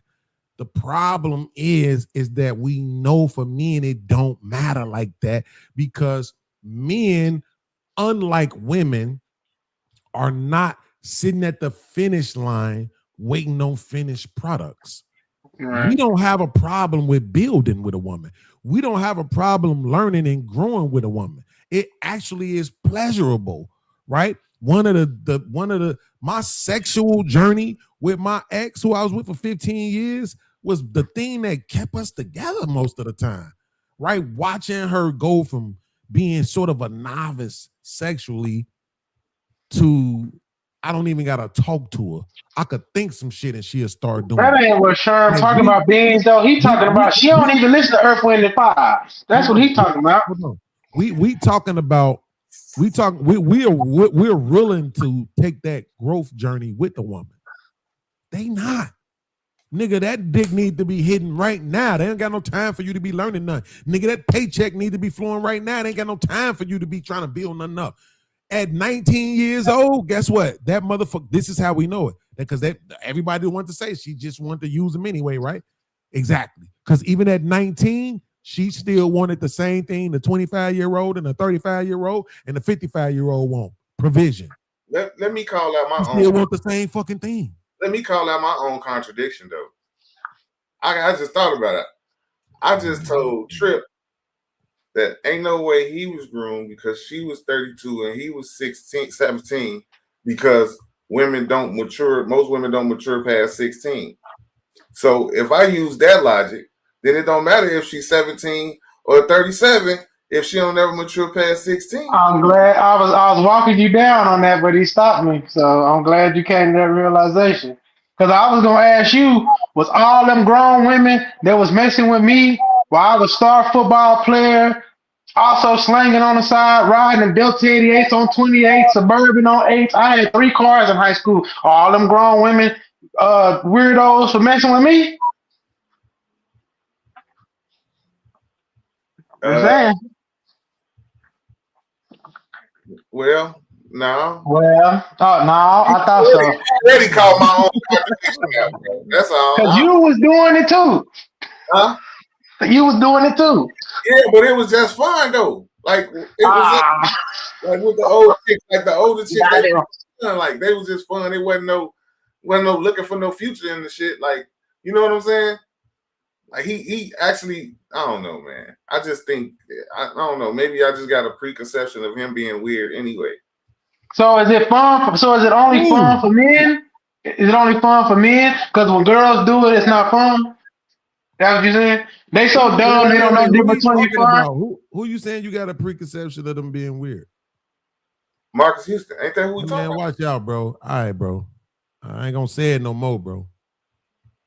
No Marcus Houston slander, bro. I ain't slandering nothing. I said it's my preconceived notion. I ain't saying nothing about the man. I got a prejudice based on shit I heard. So I'm just saying, maybe I'm excusing it for that. And I ain't saying something wrong with it. I just said it was weird. I will fight over Marcus Houston. That's weird. That is weird. As soon as I said it, I was like, damn, that's not weird as well. That's super weird. Oh, shit. God damn it. That's fucked up. That's super fucked up, bro. I take it back. That's you can't take that back. That's gonna be a real. I mean it like that. That's gonna be a real. Listen, man, bro. Listen, my thing is that I'm starting to become a little bit more, I want to say overprotective, but protective of our motherfucking celebrities, man. Like these motherfuckers be getting dogged out, ran through them like ain't nobody safe.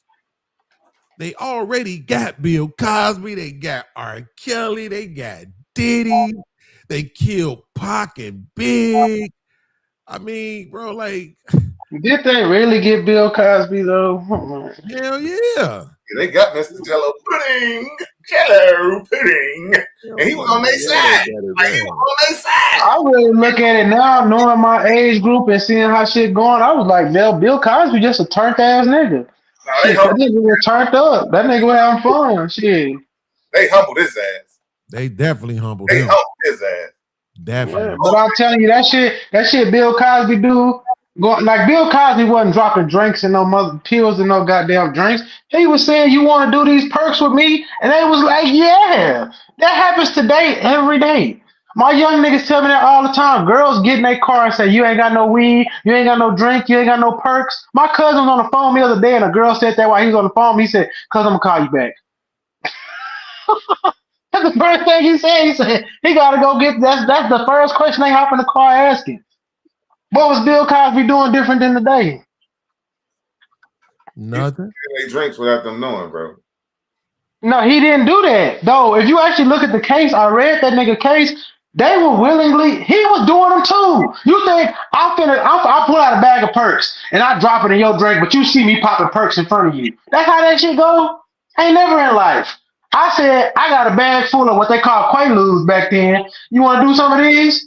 Shit, I ain't never tried them, Bill. I do remember hearing them say that the nigga was definitely putting that shit in the drink without them knowing about it. That's what they were saying online. If you actually read the case, like everybody was basically they were willing participants. Cause I'm just using logic. If they all of them admitted that Bill did the Quaaludes in front of them, he took them too. So the thing is, they wasn't just high. Bill was high. You know what I'm saying? But just because he took it in front of them, that don't mean that he didn't slip it in their drink. And he admitted it. He was bragging about the shit, bro. That nigga didn't brag about it. 13. But it was. Hey, I got old niggas in the clutch. No, but back then that was okay though. A lot of shit happened back then is not okay now. Oh, okay. I see. So motherfuckers come out, oh, he did it to me. That's that Me Too shit after that. I don't think he did that shit to all of them. But I think okay, let me explain something to you. Bill Cosby slipped, let me tell you how this shit go. Bill Cosby slipped a perk in your drink for 3 years, paid your college tuition, bought you a house, and 30 years later, you say he did me wrong. There was at least 15 to 20 women that had that same story. Bill was paying for tuition for black colleges, paying houses, putting motherfuckers on jobs, but every time he come through, he just keep drugging me. I give you that. I give you that, right? But you think every bitch he slipped to Mickey, he bought a house? I'm just saying that. No, he did a lot of them. Go look at the court case, bro. Okay, at least 80% of them got a gang of money from Bill, but he just keep coming through drugging me. I can't help myself. I need my tuitions paid. Nigga, come on, bro. Let's lose some logic, bro. Bill was getting turned up with them women, bro. You know, he wasn't doing cocoa. But how many stories we know? Nigga, if that's the case, Rick James was one of them niggas. But Rick James didn't use pills. He just put a lot of coke out so everybody party. You know what I'm saying? Fuck you mean? Look, Rick James didn't put the coke in their nose. He just put it in front of them. This is Bill Cosby. It's a difference. If you put it in the truth, I'm just saying, Joe. Every motherfucker. That's y'all. Listen, that's y'all age group, so. Spanish fly ass niggas. My age group, nigga. Fuck you. Spanish fly ass niggas. Yeah. This nigga, hey, the bounty's his own, man. Y'all want to pay the kick trip? Let me know, bro. This nigga is racist. This nigga tripping. This nigga said that's y'all generation Spanish. Hell no, that's my daddy them. Shit, fuck that. Spanish fly is fucking hilarious, nigga. That shit's crazy. Yeah, that was that. They was doing a lot of shit back in the day that motherfucker frown up on now. What was y'all doing? Telling the bitch to strip naked for a 20 rock? This nigga ain't shit.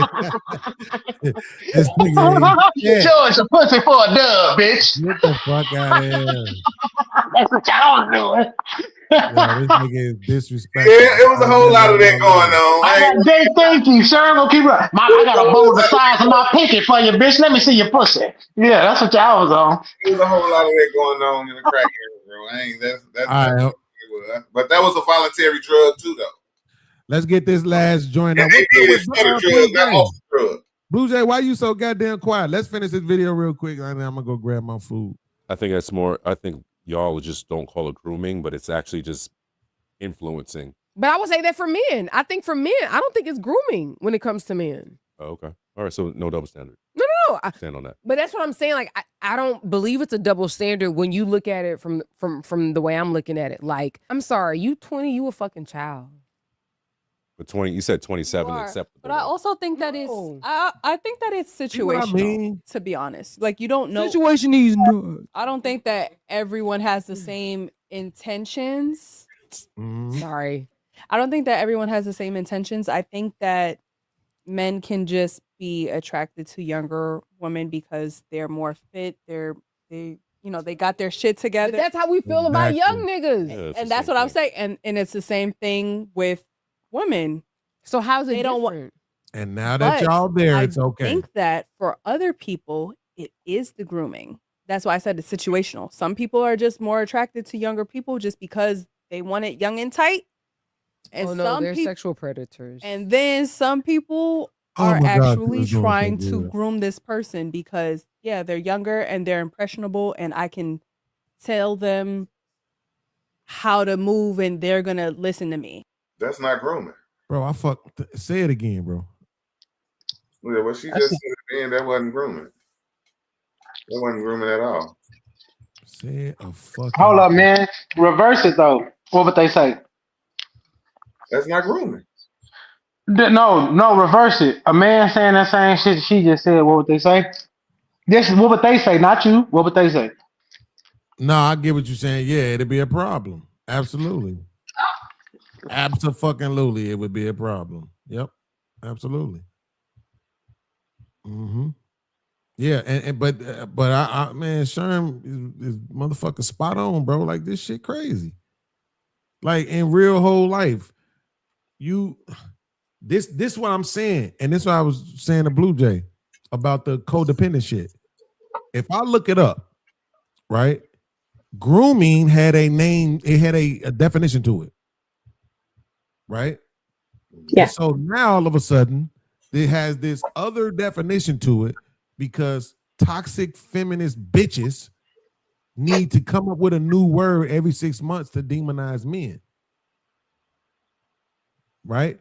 So now they saying, but then that's why I say, but then when you look up the word, it tells you that the point of it being this negative grooming is that the intention is negative. The intention is to manipulate, to exploit, to control, not fucking marry. Right. Right? So even if I'm 24, 34, 44, if I'm in the presence of this girl who just so happens to be 17 years old, and I'm looking, I'm like, oh my God, she is fine. And she just gonna get better with time. you know what? I would make this woman my wife. I would take care. I would whatever with her. I'm a provide for her. I'm gonna have a family with her. Man, we gonna do good. And then I say, now I'm finna go get with her and give her the attention and the education and everything she needs, or what they call grooming, right? Which is build trust, emotional connection, right? So I'm gonna go do that so that she knows, hey, I'm right here. I'm not going nowhere. I'm right here. Soon as you finish your little educational journey and all this other shit, I'm gonna go ahead and lock it down, and we're gonna do our thing, and we're gonna start our family, right? So that's what I'm saying, is the fact that, shout out to my man Trip for the super chat. That's what I'm saying, is that the intention is what matters. So because of the fact that the dude is saying, okay, I'm not going to wait for you to go through 17, 20, 30 bodies. I'm not going to wait for all these niggas to break your heart and fuck up your trust and all this other shit for men. I'm not going to wait for you to be some damaged ass older woman. I'm not going to wait for you to ruin your fucking body. Right? I'm going to get you right now, and I'm going to build this relationship and this connection with you so that you know, okay, cool. Once you're through with your journey, that could be this year you graduate high school, or in the next 4 years when you graduate college, with whatever they decide amongst themselves.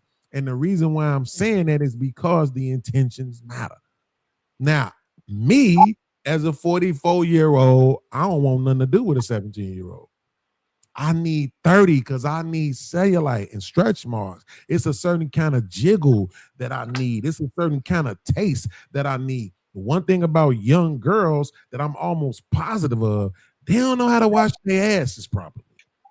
Man, come on, dog. I'm just keeping it a buck.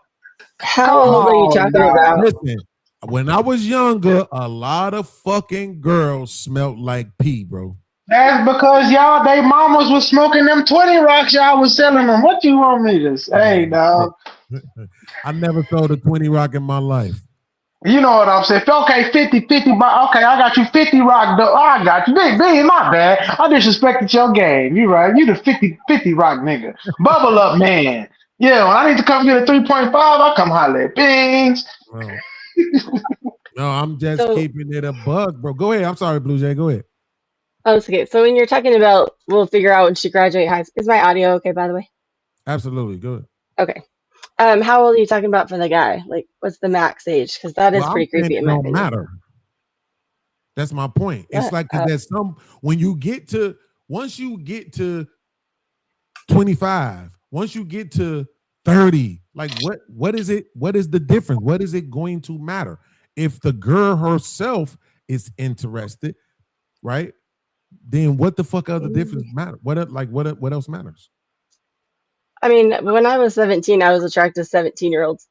Now that I'm over 40, I'm not attracted to 17-year-olds. I think your attraction should change as you age to some degree. And yet, when you were 18, you dealt with a motherfucker who was 30.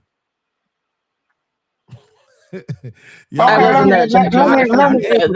what I'm saying, though. I found pretty quickly I wasn't very attracted to him. But let me say this, Beans. Okay, if I show speed, okay, go ahead. Hold on. Let us walk this down real quick. And yet, respectfully, because you're my favorite racist, you know this. Respectfully, you fucked them. Yeah. So that's so. I don't really like how you said that. even if you want to argue that you wasn't that attracted to him, you still gave him the pussy. Right, so all I'm saying is, as long I was attracted to him at first. Okay, cool, that's fine. Even if you wasn't, what I'm saying is this, Blue Jay, you made the decision. That's the point, right? We can all say that we have our preferences and stuff, and even like when Sherm saying shit is weird. The problem that I have with this consistently, and I was just about to mention Trip and say Trip knows this because he said he was watching another show, is that people can't articulate it. Blue Jay, why you don't like that? Man, because it's man, because man, because right? They can't really articulate it. Sherm said, Man, it's weird. That nigga Marcus Houston was 39 and his girl was 19. Yeah, but she was finding a motherfucker. Yeah, but she had a nice ass body. Yeah, but she was attracted to him. Yeah, but she wanted fine, that. I mean. She ended up having kids, right? Yeah, but she could be the he's an entertainer. She could be the entertaining wife. She had that build that she could walk into galas with him and all of that. Like, yeah, maybe she don't have the experience that she have, but ain't that what the fuck you want for your daughters? You want your daughters to be with niggas who have a better understanding of the world so that they can protect and provide for them. And bring it back. Okay. You see what I'm saying? I'm just saying I was attracted to him physically. That part was the same. It was the fact that, like we were saying earlier, lifestyle, mindset. That's when I found that I wasn't compatible or attracted to him, because he was older and more like, I mean, for lack of a better word, boring, right? So, right. But if you did, so that's what I'm saying. But if you wanted to be bored, he obviously knew more than you, right? But if you wanted to be bored, it probably would have been a good fit, right? Yeah. See what I'm saying? Like that. Not any better or worse than anybody my age, though. I mean, But Beans, what is a white woman's boring? Because black woman's excitement is scamming, that kind of life. What is boring to a white woman? Yo, this nigga gotta be stopped. I can't speak for all of them. No, what I'm saying. I can tell you why I thought it was boring. This nigga said black women's excitement is scamming. No, you know what I mean? Scamming, drug dealing, gang banging, like that's their excitement. What's a white woman's boring? He don't sell meth? I don't know. I didn't know. There's plenty of white women that like the scamming and gangs and all that too. But I'm just saying, at that point in time, I had barely graduated high school, and I was still hanging out with my high school friends. We were like smoking weed, like going to keggers. He wasn't trying to do all that. He was 30. He was wanting to hang out, watch movies, like go to dinner, normal shit. But it was very short too. I mean, I should have never told Beans because I'm not ever here at the end. But I'm just saying, like, what you enjoy, where you at, like, in your mind. I mean, I'm not frowning on people at 19, 39. That's whatever they want to do. If that works for both of them. I'm just saying, I feel like that's more rare to, unless it's more like a role. It depends on what you're looking for. If you're looking for someone that's your best friend, like a lot of time people are attracted to people their age group because a lot of the same pop culture, same just understanding of the world. So that's Blue Jay, how many half-breed Negroes have you been with? Because I know you don't go full. Actually, none. None? I've dated a couple of black guys. Yeah, they weren't half. They weren't biracial. They weren't biracial? Oh, I don't know. I thought, I kind of got your story. I thought there was no way in hell you date a real black man, but okay. I know where you coming from. So you basically a black white woman. I got you. Never mind. The guy that I'm talking about was Japanese. Actually, he was like 100% Japanese. That's not a black guy. I'm talking about when I was 18 and he was 30. Well, that's the only story I told, so I don't know where you're getting but stereotypes, like they say. No, I asked you. You said you dated a couple of black guys? Yes. And a Shane Wasana-san?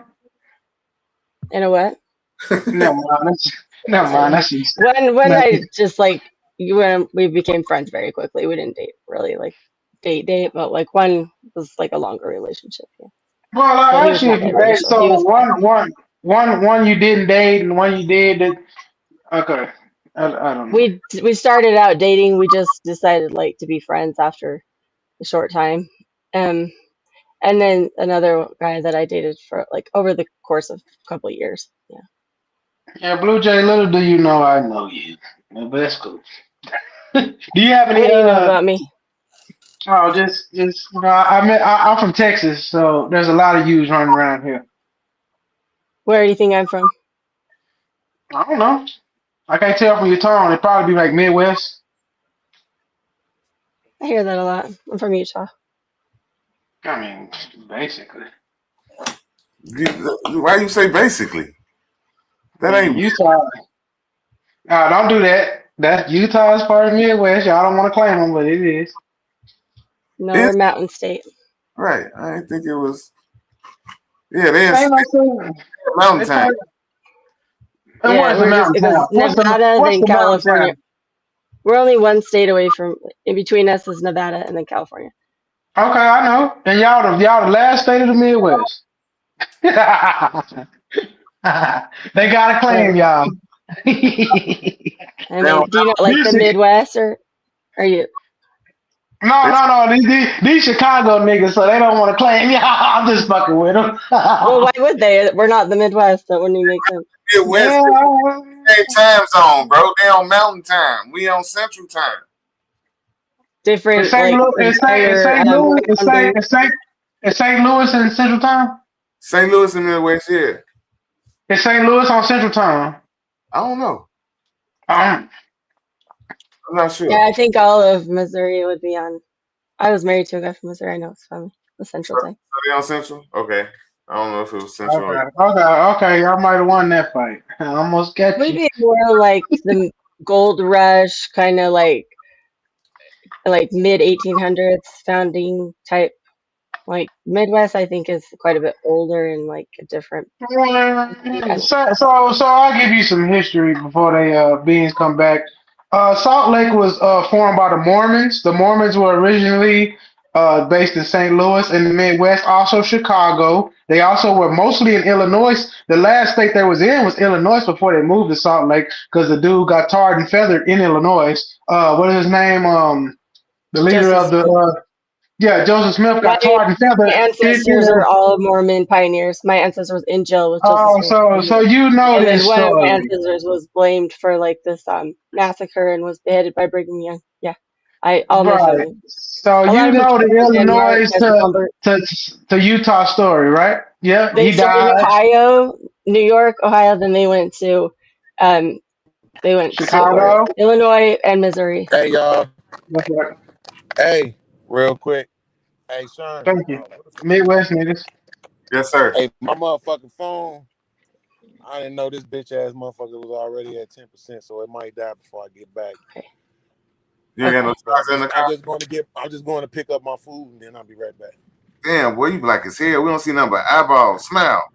Man, shut the fuck up, man. $2 to drop this nigga. God damn, boy. Turn the light on in the car. Blink 2 times. There you go. And they got black jeans on. Niggas asking, why you out here naked? You got the white shirt on. That white beater. So, Trip, I got a question for you. Yeah. So, if the Mormons were in the Midwest and then Utah is also in the Midwest, why did it take them over 3 months to walk to Utah? I mean, shit, it would take them 3 months to walk from St. Louis to fucking Chicago. That don't mean it don't change shit. No, it don't. It's thousands of miles. You gotta go through like okay, so Kansas, Indiana, Colorado. I know. Let me go through my history again. So was Joseph Smith killed in that jail before they left, or was Joseph Smith killed in that jail after they left? He never left there. He was killed there. So Brigham Young took over. Right. Well, so when Brigham Young took over, no, Brigham Young is the one that took over, sent him to Utah, right? Yes. Am I right? Okay. I got you. So yeah. That's BYU, Brigham Young. Yeah, Brigham Young. They got a city in Utah called Brigham City. Actually, it's like north of Salt Lake City. It's a whole strip of little. I used to run up and down that bitch. My boy Bashan lives in fucking Salt Lake City. He's what do you call it? I hate to say a ballerina, but he does something like that. He does something in musicals and shit. But most of it. You're asking me about him. Yeah. Brigham City is like on the border of Idaho. I think it's about an hour and a half north of Salt Lake. Yeah. I think. Yeah, I got people up there. I actually spent a lot. I've been to Utah. I know what's going on. You know what I'm saying? I'm just saying. I consider it kind of. Y'all got, even though y'all not, colored folks or nothing, y'all act like Midwest people. You know, I can see that. I mean, if that's where we came from for like before. Yeah. A lot of people y'all are are immigrants. standoffish. Y'all don't like outsiders. Y'all have sections of the cities for different people. You know, all them hotels got them Indian. I'm not Indian, but not Indian with a dot, but Indian with a feather people in them. Y'all know what y'all doing. Native American?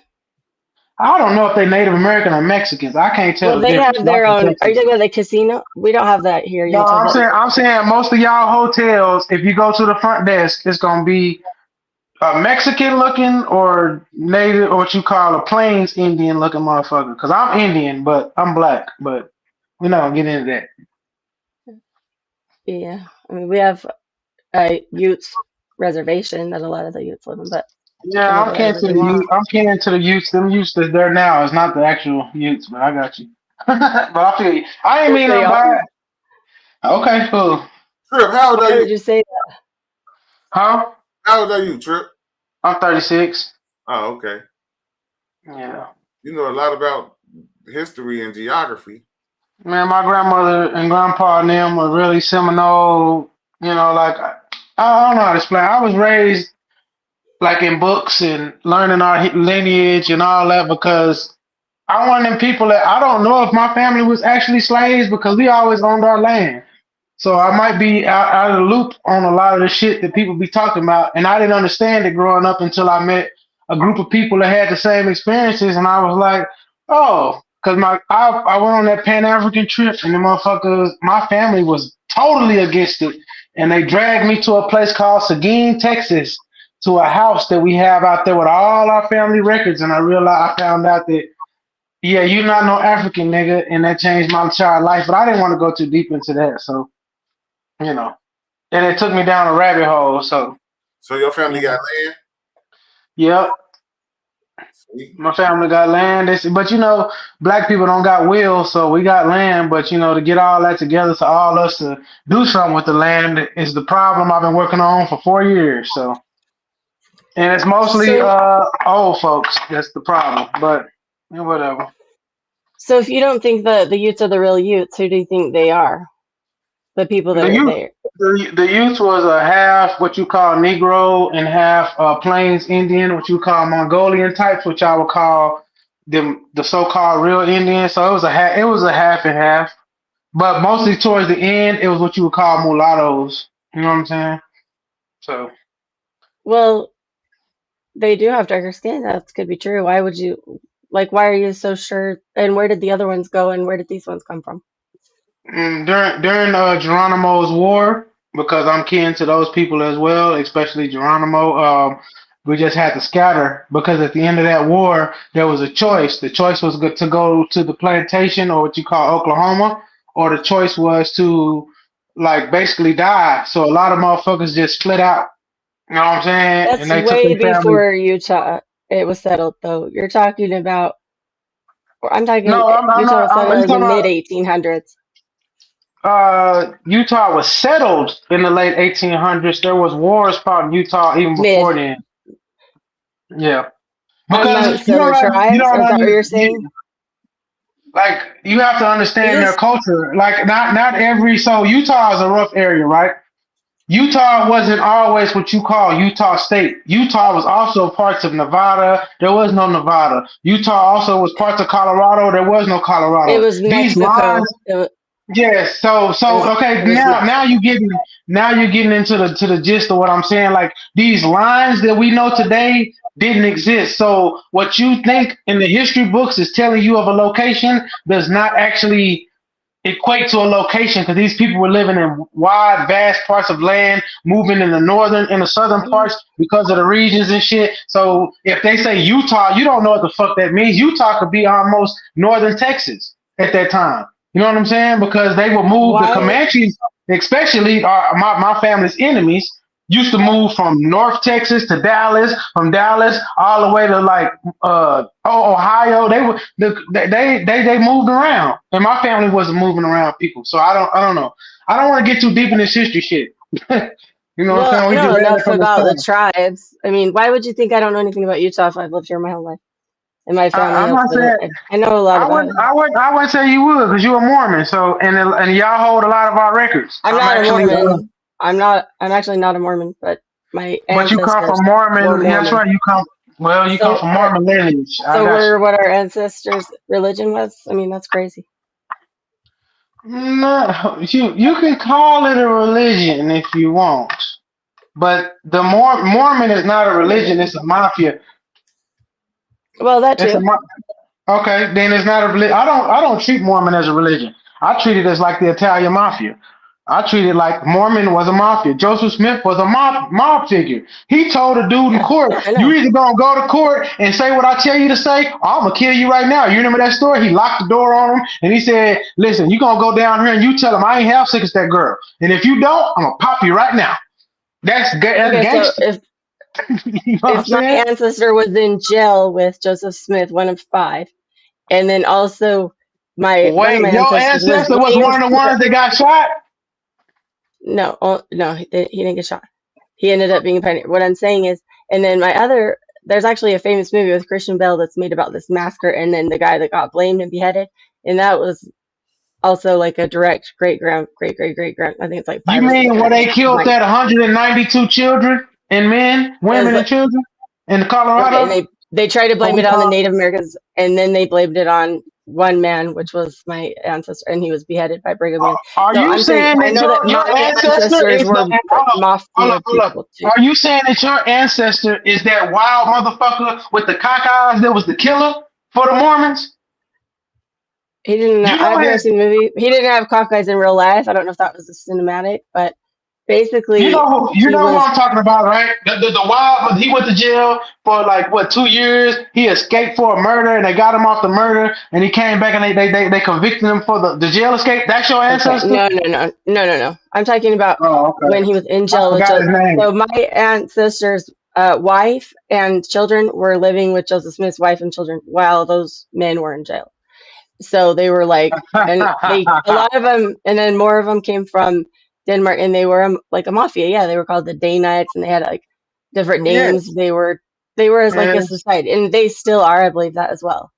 So you're not wrong. Okay. Hey, I know y'all history because y'all hold all of our records. So I'm not trying to argue with you. I get you, but I don't. When I call you a Mormon, I'm not calling you no religion. I'm calling you a Mormon because I believe that's a bloodline of tyranny. But that's just me. In our set. That's fine. You can think that. Yeah. Am I lying? Do you know though? By the time you get to that level, so by the time you get to like your 6th great grandparent, you have 240 6th great grandparents. So you're not just one line. There's other people that combine to make you. It's like when you actually look at a family tree, it's amazing because it doubles every generation. You have 2 parents, 4 grandparents, 8 great grandparents, 16, and then it goes to 32, 64, 128, and then 256 or whatever. At this point in American history, you're probably at 42.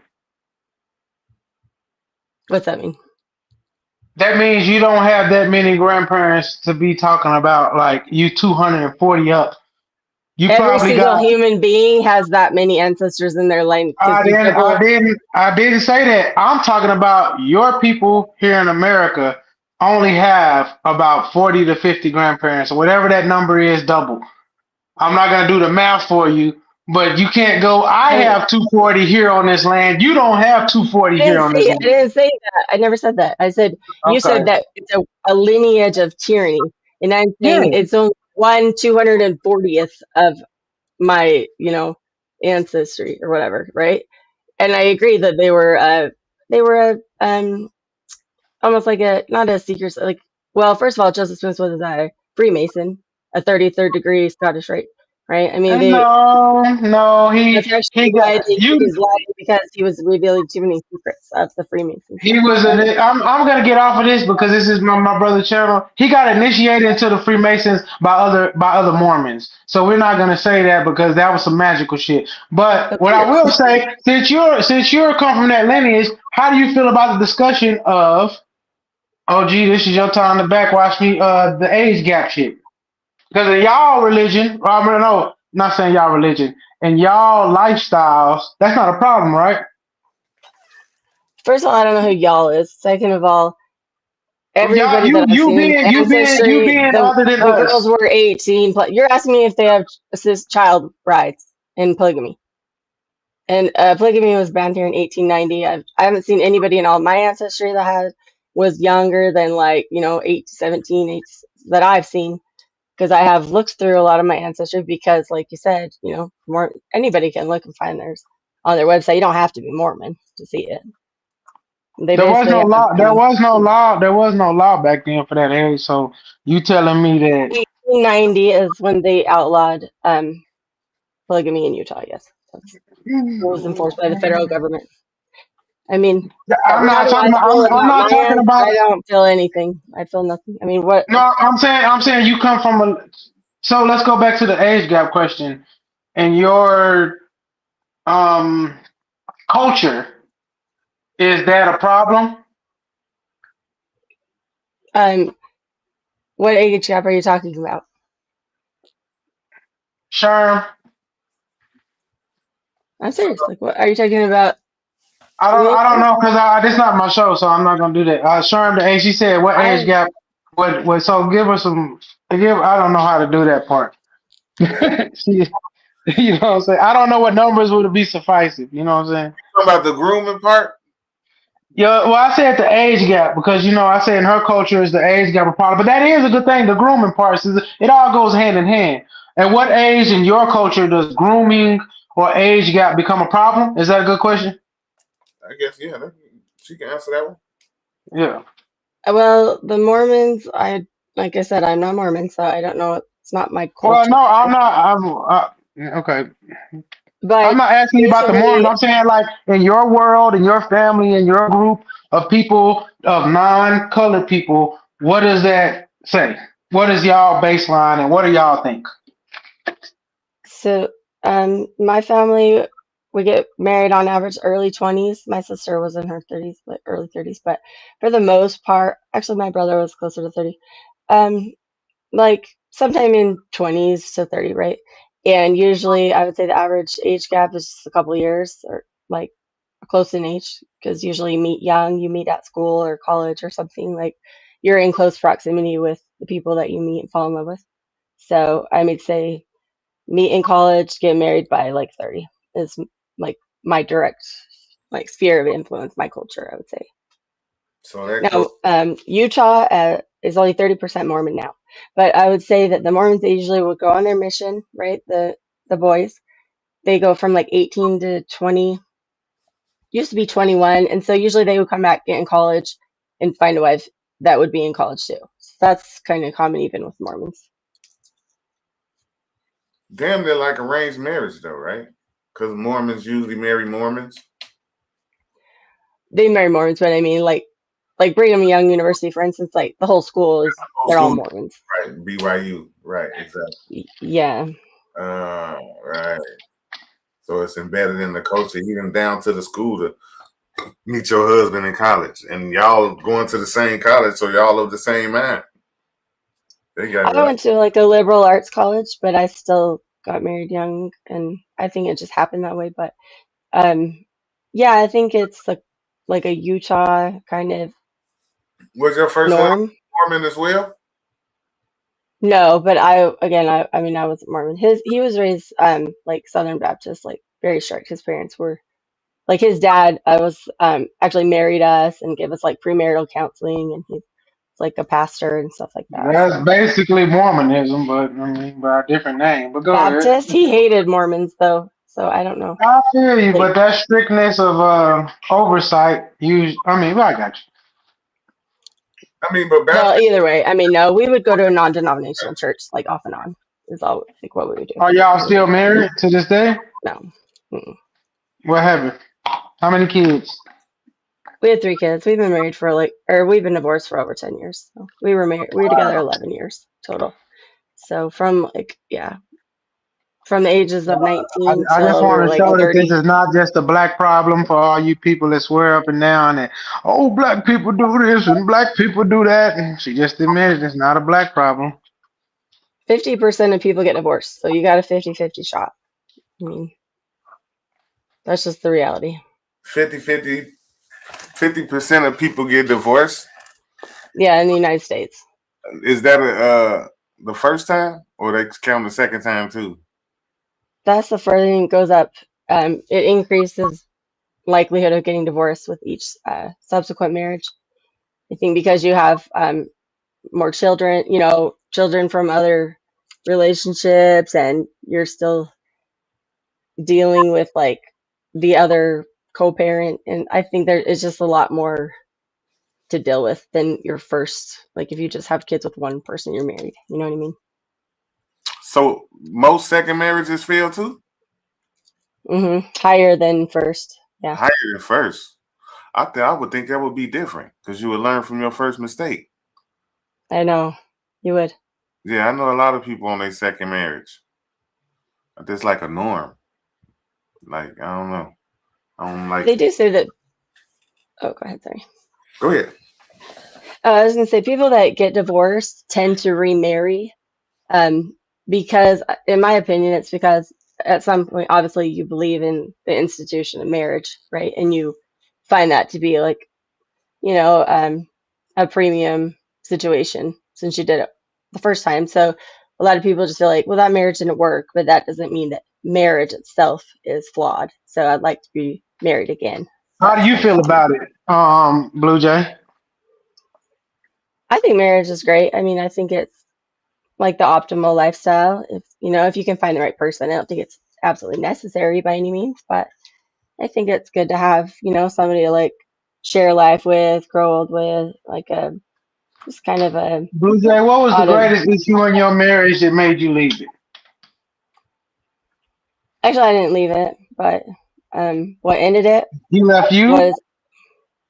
Was yeah, I talked about this before on this show, so I don't want to go into too much detail about it because. Okay. I don't want to go too deep. But basically, we decided to separate, and while we were separated, he got somebody that he was kind of seeing like pregnant, and so that was the catalyst, I guess, to like actually file the paperwork. But we had been separated for 9 months or something like that, so it wasn't that it's just how it went. It's a long time ago. Like I'm totally over it, but yeah. Yep, that's it. That's all. You been married, OG Sherm, or you just been a bachelor? Yeah, I've been married. I was married for 13 years. Okay. Yeah. Did you doing your Bill Cosby? I was just bringing back a joke. I said you was out there Bill Cosby. I'm gonna calm down for a second, but I just want you to know I can hear you, so I'm listening. Okay, it's cool. Yeah, I was married for 13 years. What happened to you, OG? It's like crazy when motherfuckers say we just grew apart. That shit is 100% real. I got married because I had never met a woman like my wife before. You know what I'm saying? So I'm like, damn, I might as well lock this in. But it was at the time when I was courting her. I was doing music at the time when I met her, but I had quit for a couple of years. And during that couple of years, when I quit, that's when I was courting her. So the guy that she fell in love with wasn't me. That was me taking a break from who I really was. So when I went back to music and doing what I like to do, then that was a problem. And she basically saw music as my mistress. Like it wasn't no another woman. It was music. That's wow. You know what I'm saying? So it was like, now that I know, I wouldn't have got in that situation, you know what I'm saying, under normal, regular circumstances. So I didn't hold it against her when it didn't work out because we just really grew apart. Let me ask you this, OJ, because a lot of these, you talk about Go ahead. I can't hear you, Trip. If you talking, seems like you dropped out. Hold up. Can you hear me now? Yeah, I hear you now.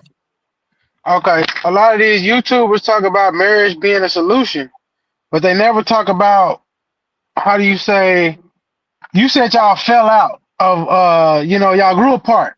How do you grow back together? Does anybody have an answer to that? Now, you know what it means, though? You know what that actually means? I grew. You know what I'm saying? I grew as a man, but I didn't have a purpose. You know, I figured, matter of fact, my purpose was music, I figured. You know what I'm saying?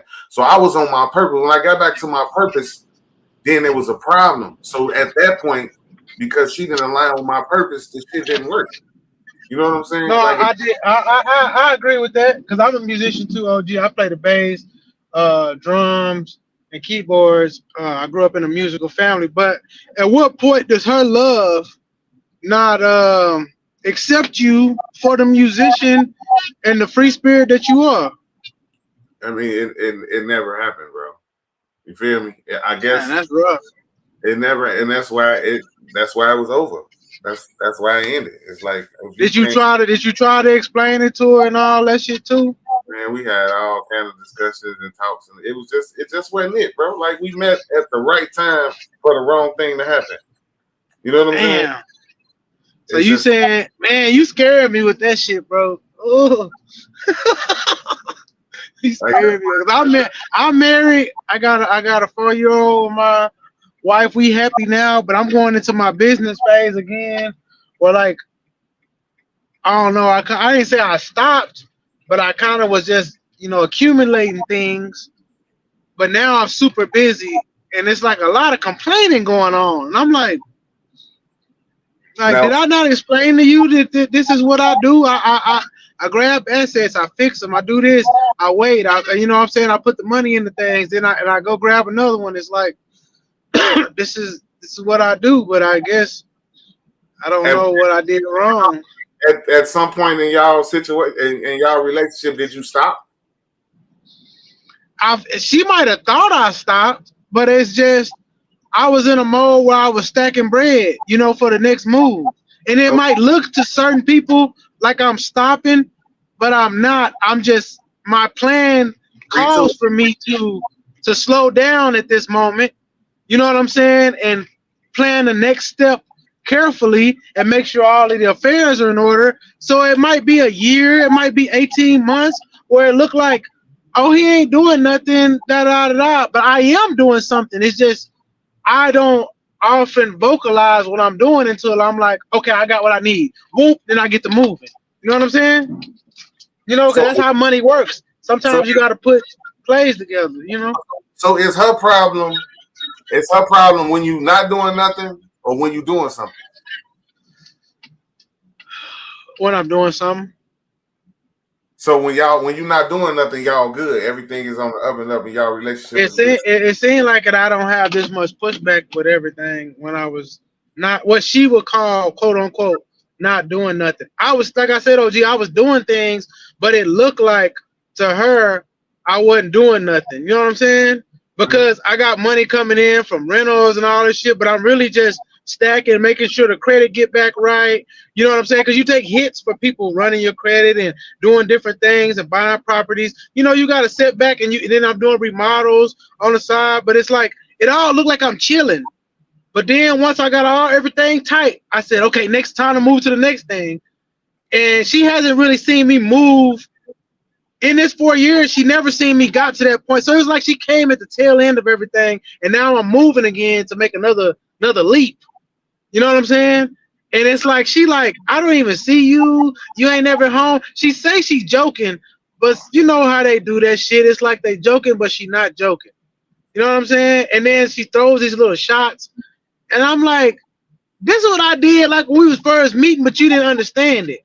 And then I chilled out because I had to stack enough money to do this next move, which is me trying to buy an apartment, multifamily. You know what I'm saying? Like, I'm trying to do something big, and I'm trying to put all my family on at the same time. Like, it's a lot, but I know I can do it. It's just the workload is crazy. You know what I'm saying? I do work, I work and then I work at the regular shit, and then I work another 5 hours after I'm supposed to be working just researching and looking for shit. You know what I'm saying? Because she said, you always on your phone now. And I'm like, go through my search history. All you're going to see is real estate in here.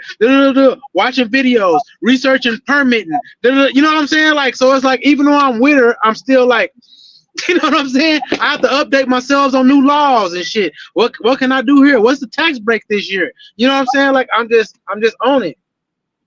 And I think it's like driving a wedge between us because I don't want to hear all that fucking nagging. Maybe she's just falling in love. You say you ain't never hit this level while you was with her, and but she really don't know you then. I mean, I listen. I can say that I took her to Hawaii on she said she wanted to go somewhere. I took her at the level I'm on. It was cool when I wasn't working this much. Like I said, but I told her the last time we went out, we went to Hawaii. I said, hey, when we get back, shit gonna be crazy. And she was like, what you mean? I said, I can't explain it to you. I said, I only took this trip because this was the one time I'm gonna have some off time. After this, when I get back, I made certain moves of things I done bought, duplexes, all this shit. I have to get crews together. I have a remodeling company. I have a moving company. I said I had to fire a lot of guys. I said I done got good guys back in. I said this shit finna start moving and I gotta train these guys and everything. And I wonder about it. I just didn't think she understood because she never been up with a person that moves like me, like what I was saying. You know what I'm saying? Yeah, so now she look at it like, damn, you really is like not at home, or you really like just not here. And I'm like, I'm here. It's just on the weekends you got me. Monday through Friday though, like I got to stay on top of everything because this next move in about a year, I'll have maybe 2 years to chill this time. You know what I'm saying? But I'm in the progress of that year. You know, I plan things. Like I don't know how to explain this other than like really saying what I got going on, but I'm not feeling, you niggas figure it out on your own. You know what I'm saying? It's a mixture of real estate with construction companies. Like I got guys that come in. I got family members flying in from Baton Rouge now to come live here to work for me. So maybe you should have, maybe you should have explained it to her when she asked you what you mean. You shouldn't have just been like, nah, you know what, it's too, just no. Maybe you should have went in detail. You can't tell us what the plans is or what the thing is, but if that's your wife, then you should be able to let her know what's going on so she can feel more secure with the situation instead of, you know what I'm saying, wondering what the fuck going on and you just saying, I'm just busy. Maybe it's a communication situation. Okay, OG, if I tell a person multiple times what it is and they don't understand it, at what point should I stop?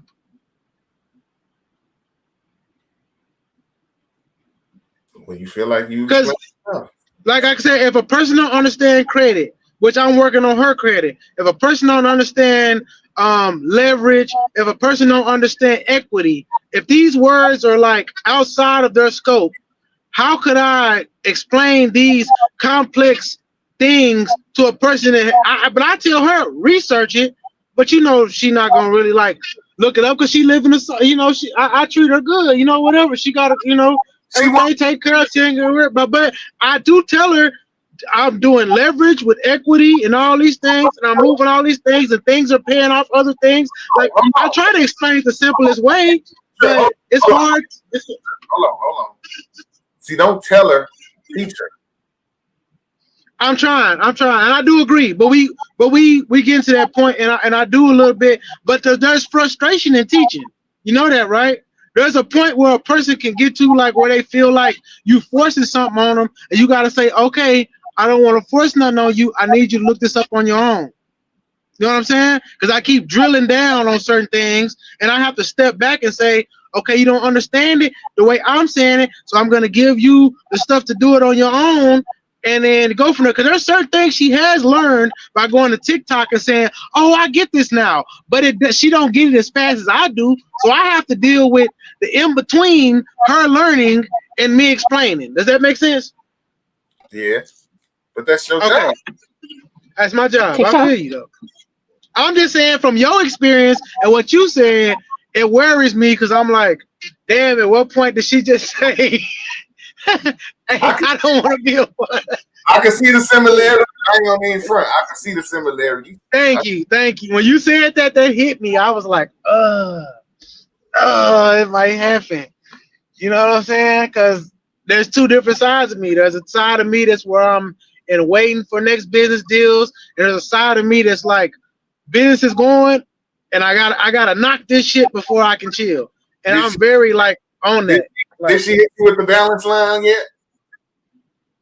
What's the balance line? Explain it. You gotta be able to balance. There has to be some balance because I need and you need to do, but you need to find a balance. Oh no! I've been dreading that day, OG. I've been dreading to hear them words. I'm like, at that point, I know we fucked up.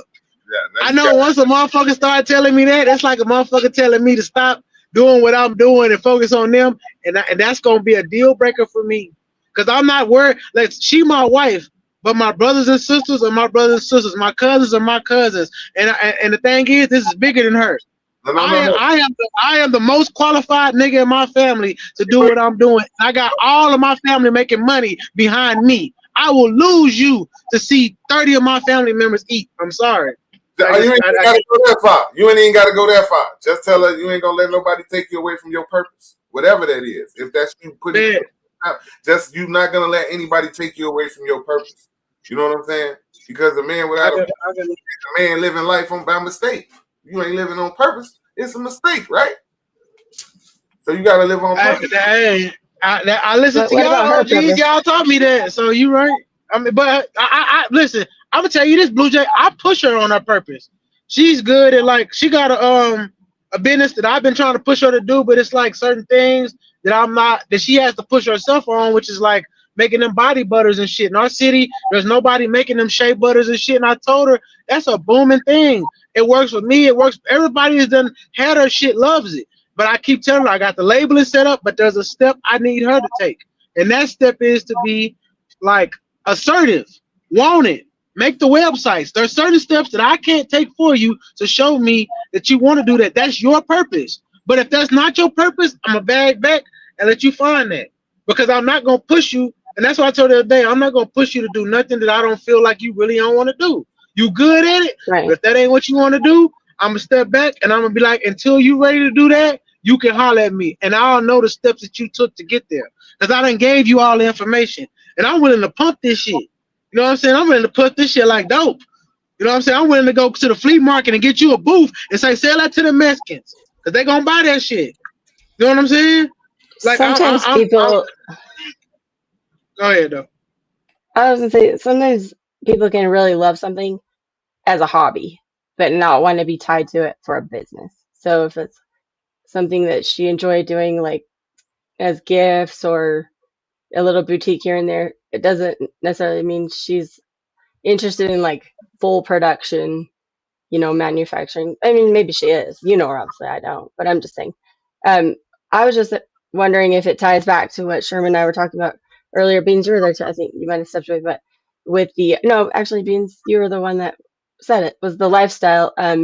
So maybe she got used to you being there a lot with your daughter, and so that's the lifestyle that she thought that you guys had. And so now that changed, it's not necessarily like she's trying to control you. And again, I don't know her. I'm just like speculating.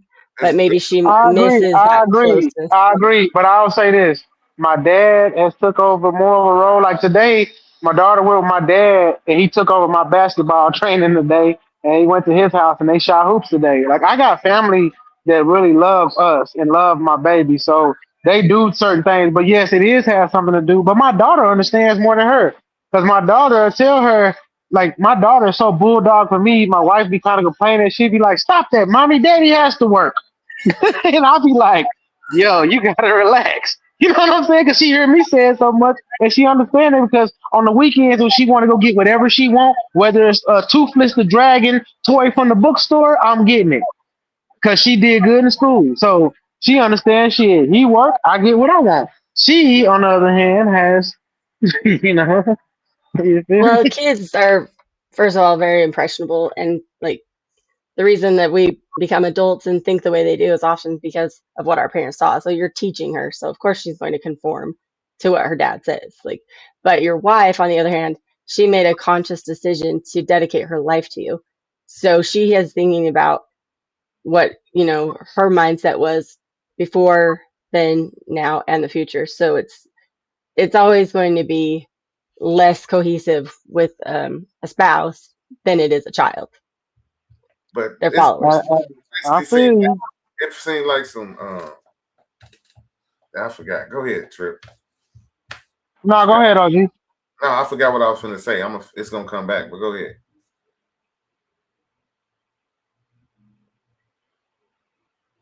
Beans, you done with your meal? We can finally see you again. You back in the newsroom with proper lighting.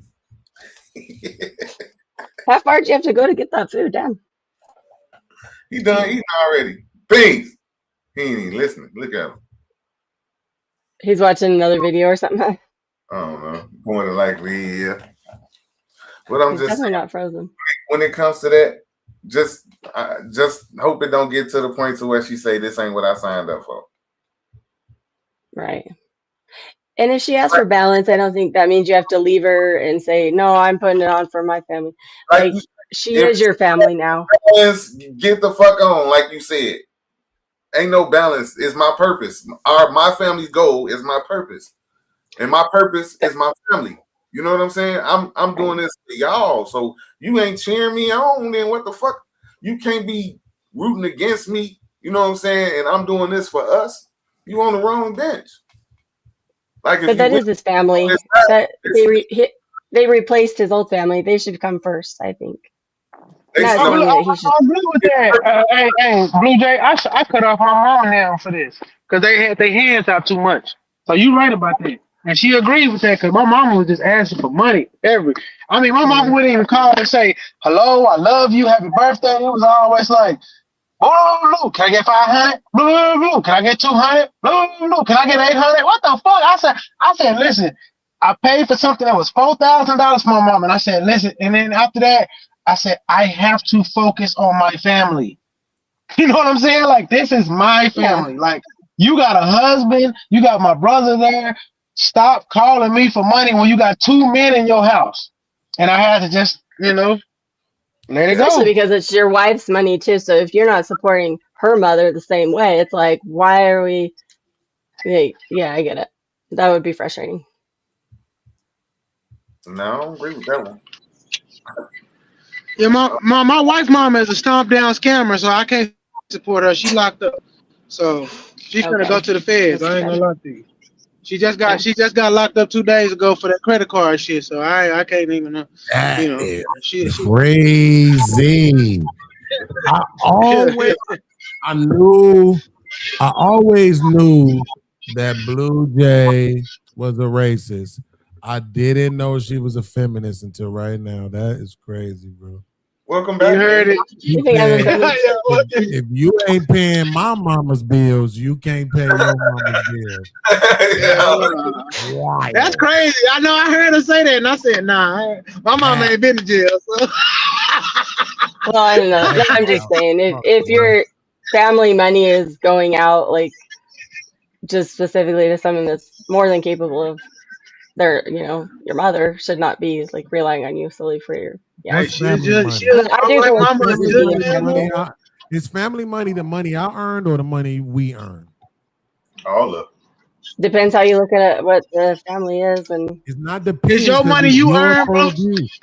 Hold on, y'all, relax. It's not. It doesn't depend because it's your point of view. So I'm asking. Well, it's her daughter's money, right? His daughter's money as well. It's her future, and they have a daughter together, so she could look at it like that, maybe. I'm just saying, I can see how that could be put pressure on a marriage if your mom, like, any kind of mother-in-law, like, problems, either from either side. Like, if the woman, her mom, is always saying like, oh, he shouldn't treat you that way, or he's wrong, and you can come stay here. That's a problem, and then vice versa. Like, his mom could be a problem. Only a woman would say this. Like, understanding, I get up and go to work every fucking day. I make my money. and you think you have the audacity to tell me what I can and can't do with it. But when the shoes is reversed, nobody would be, especially a black woman, nobody would be able to tell her she couldn't do some shit for her mama. Nobody. That's the truth. Any motherfucker that tried to tell her that she couldn't do some shit for her mama, she would leave that motherfucker. Only women, I mean, the audacity of women is fucking amazing, bro. I don't think either person, either mother should be relying on their son or daughter to pay for their life. Nope. Y'all not doing that over here. Over here, we stand on topic. That's fucking irrelevant. The topic is, who the fuck are you to tell me the money I got up and went and earned every day that I can't give it to my mama? Because the truth be told, again, I'm moving it away from you, Blue Jay. So even when I say who the fuck are you, I don't mean Blue Jay. I mean in general. Because I'm trying to tell you, and that's why I said specifically for black women, Blue Jay, nobody. Let me tell you something. I'll give you an example. My grandmama passed in 1983, right? My mama's only 22 years old. But my mama had been saying forever that when she got older, she wanted to get a house and everything so her mama could come stay with her. She ain't consider whether or not her husband was going to have a problem with that or not. Didn't matter. That's what I'm talking about. No, my cousin, I remember one time, this was back when I was staying with my mama. Me and my mama used to get into it a lot. And I was like, we had a conversation. We was kicking at his house, and we was having a conversation about, motherfuckers not wanting people to stay at their house. And he's like, yeah, man, I understand. And I'm like, yo, that's crazy. Like, I really love my cousin. I always looked at him like a brother. I'm like, so, bro, you telling me if I ain't had nowhere to go, I couldn't come here? He was like, nah. He was like, my own brother right now don't have nowhere to live. And I told him he can't come here. And I was like, yeah, but your fucking brother's a dope fiend. Oh, shit. I'm not on drugs. You ain't got to worry about me stealing nothing. This is what my cousin said to me. He said, yeah, but I got women in this house. Mm. One of those women was his motherfucking mother-in-law. Okay. So the mother-in-law was living there, but if my black ass needed somewhere to sleep, I just got to be homeless. Hey, is that simping? When a nigga got his mama-in-law staying in the house, but don't help the homie. I mean, I'm not here to say that that's simping. Because look, at the end of the day, my ex, would I want her mama to live there? No, because her mama was fucking irritating. But if you had a cool ass mama who got up, cooked shit, we waking up and smelling like biscuits and eggs and shit. She did a little light cleaning here and there, so you ain't got to take care of it. Like if you had one of them kind of people that made the shit easier for you, stayed out the way, didn't try to get involved in your relationship and all that shit, wasn't pouring salt in your girl's ear, like it wouldn't really be an issue. But what I'm saying is, this is exactly why I don't really feel no way when niggas rob niggas no more. Because y'all got all this love and shit for fucking females and women. And I get it. I love women too. And don't get it twisted. I know now, after having my own spaces, I would not want no motherfucker to come live with me. Oh, God. But at the same time, I would give my nigga a night or two off the streets. Oh, God. I would definitely give my nigga a night or two off the streets. Yeah, and not only that, I'll buy my nigga a hotel room for a night or two. But ain't nobody living in the house with my wife and my daughter and all that other shit, bro. It's too much that can happen, bro. That'll put me in a fucked up situation, bro. Sherm, you hit that shit on the head. I did that shit. I would get my homies hotels before I get them. Listen. Hold on. Especially if I got a wife and a daughter, like he said, I got women in this house, bro. Not saying you will do it, but who's walking around and saying I'll do it? You know what I'm saying? Like you got to protect your feet, your women, man. Your wife and your daughter. I don't know about the mama-in-law. Go ahead. I don't want to be disingenuous, right? So I'm gonna say this. That's why I started out saying I don't want a motherfucker to live with me. Not live with me. I don't want to have a roommate. I don't want to share an apartment with nobody who ain't my woman that I'm fucking on every night. Right. So other than that, no, I don't want a motherfucker here. But what I am saying, I had a homie back in 2009. I couldn't even tell you this nigga name right now. 2009. Come on. That's how we went, like we knew each other because we all hung up at the lake at Hayes Park. How old you in 2009? 50? Trip, your ass talk too much. Slow down, bro. Hold on. So I found out that the nigga was fucking sleeping on the streets.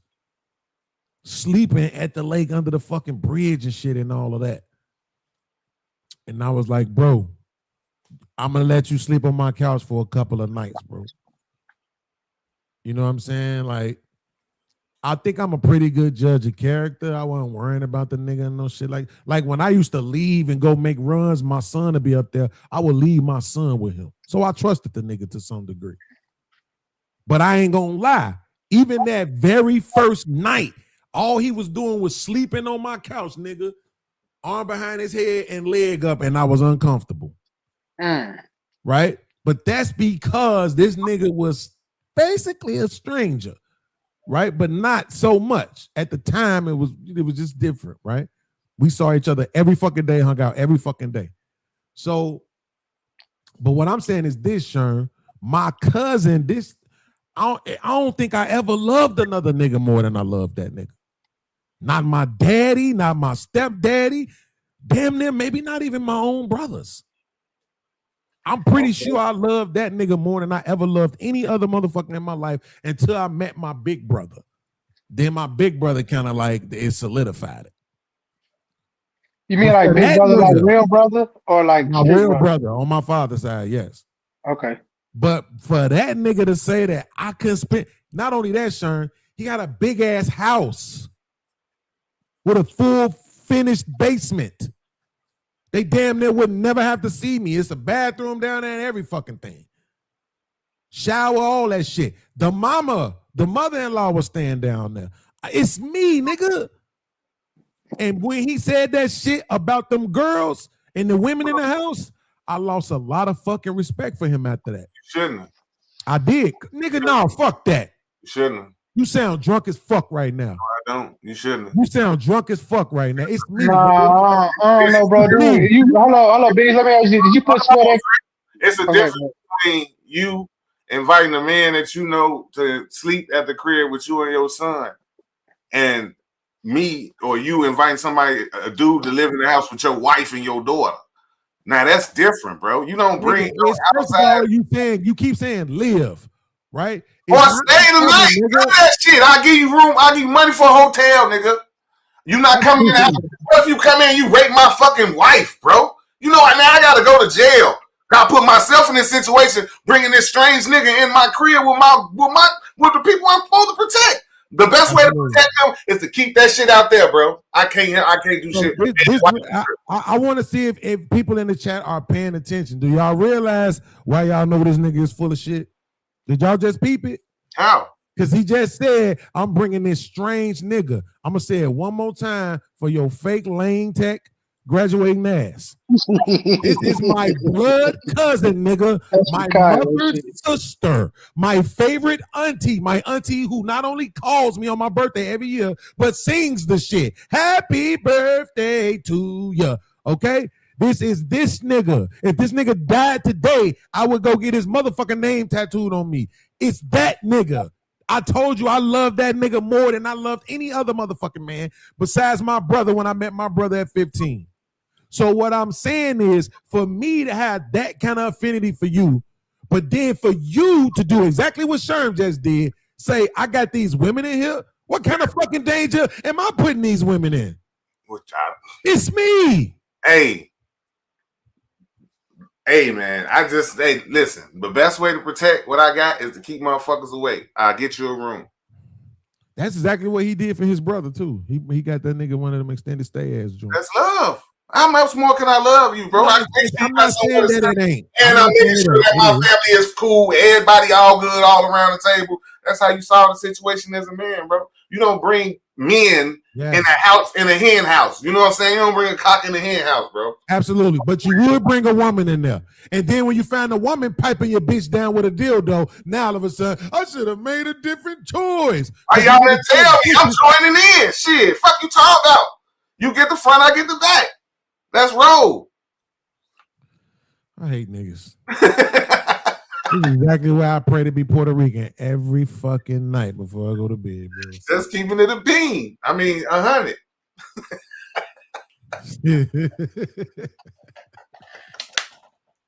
No, sir. That's real shit, though. Look, I'm telling you now, I completely fucking understand, bro. I do.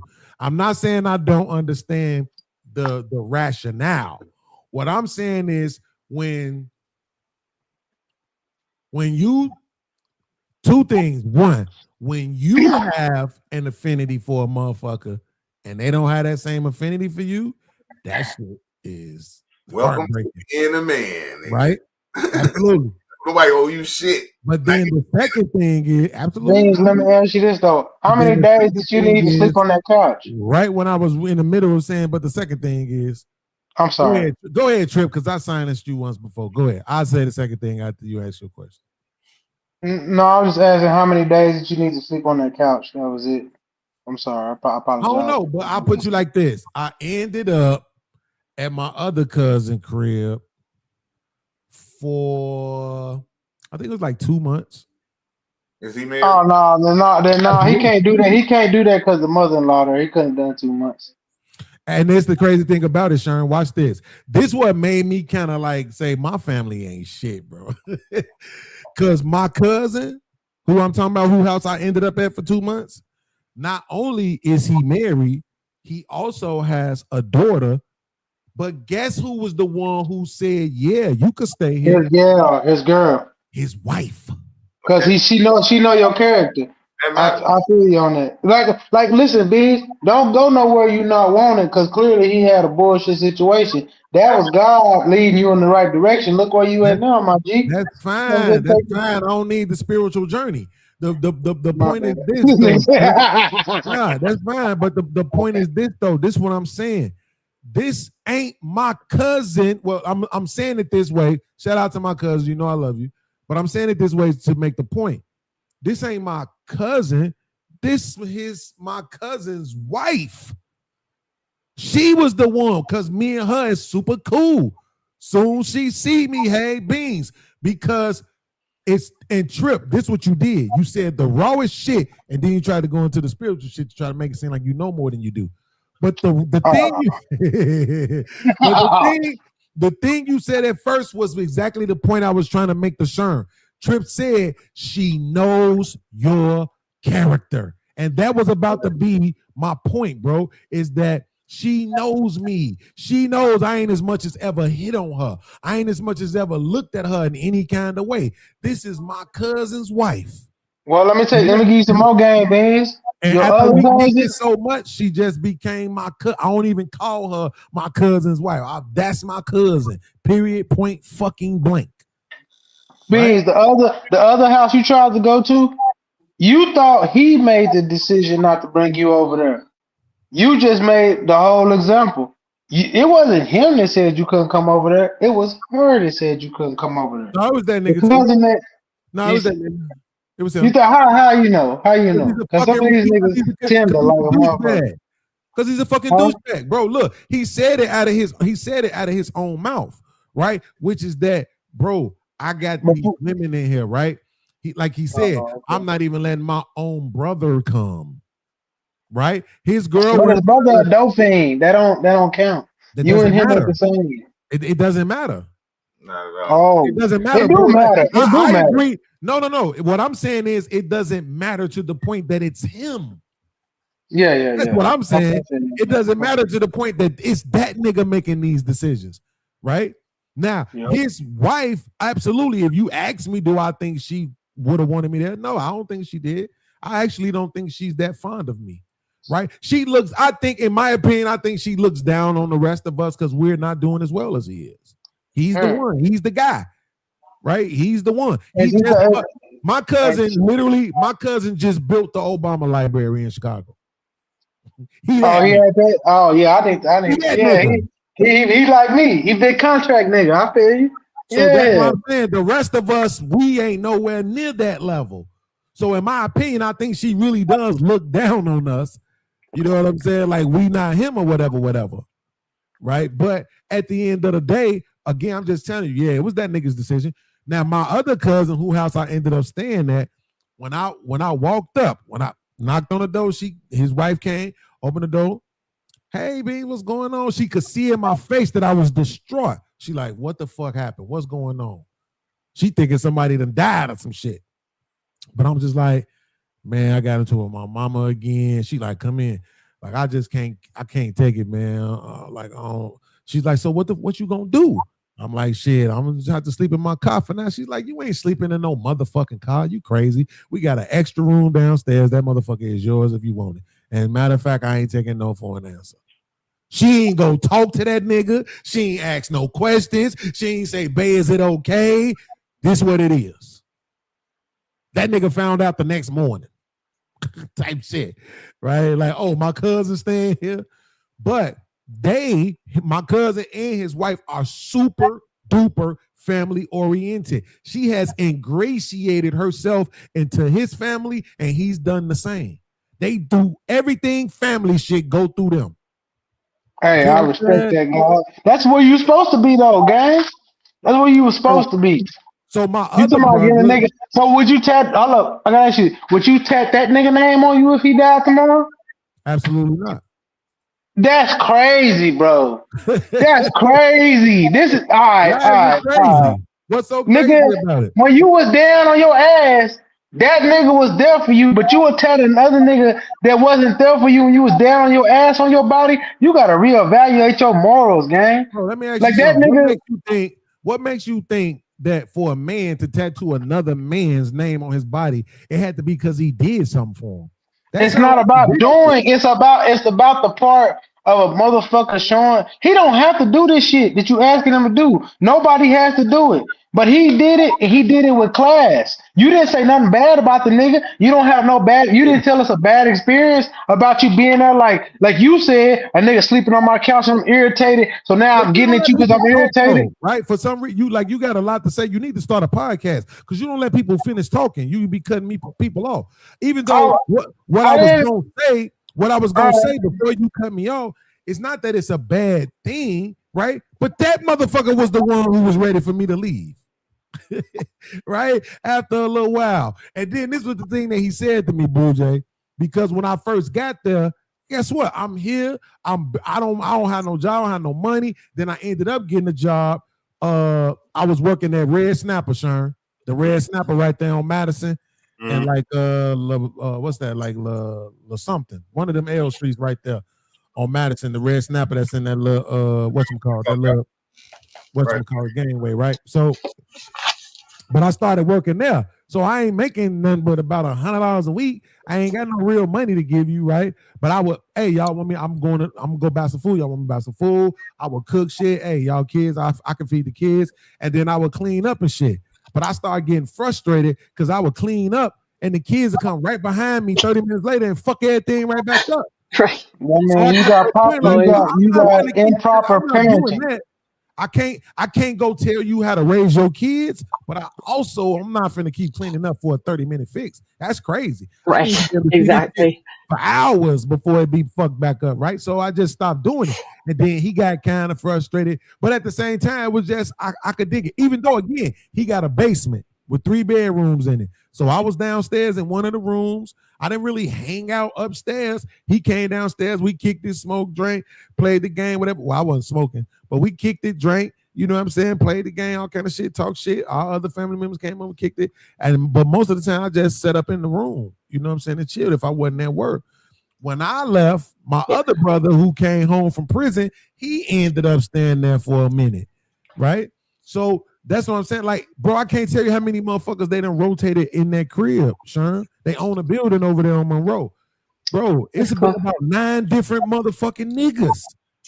Niggas that came home from prison. Niggas that been off work. Niggas that got divorced. Niggas that had all kind of shit. All of us had a rotate and turn up in that motherfucker. Now you see my cousins curved your ass. Well, it's like my parents' house. They always have somebody staying with them for some reason or another, in the Now basement. you or see whatever. my cousin curved you because he didn't want that same carousel, nigga. But he did. Nigga, but that's the point. I ain't talking about the motherfuckers. It's me.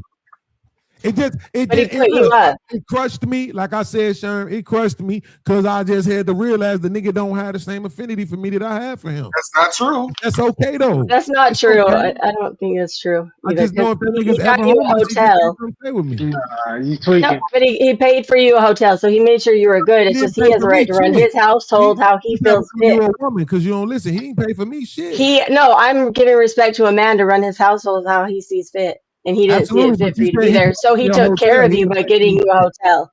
Right, but you keep saying that for the third time, and I keep saying he didn't pay for me nothing. Oh, I thought that was the same one that put you in the hotel. No, I never said nobody put me in a hotel. That's how we know you're a woman. No. Watch this. Hold on, stop, Trip. Sherm, you there? Yeah, I'm here.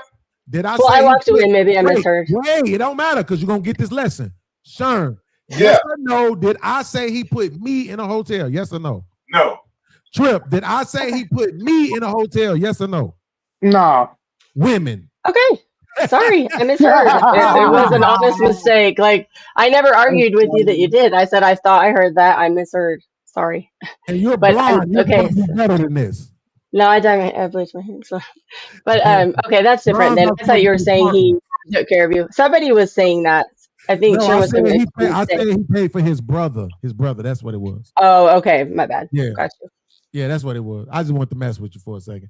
But yeah, it was his brother that he put up in the hotel. Okay. Yeah. Yeah, But just to leave you like high and dry is not cool. Like that's not. Yeah. I mean, look, this is why I'm trying to say to Sherm.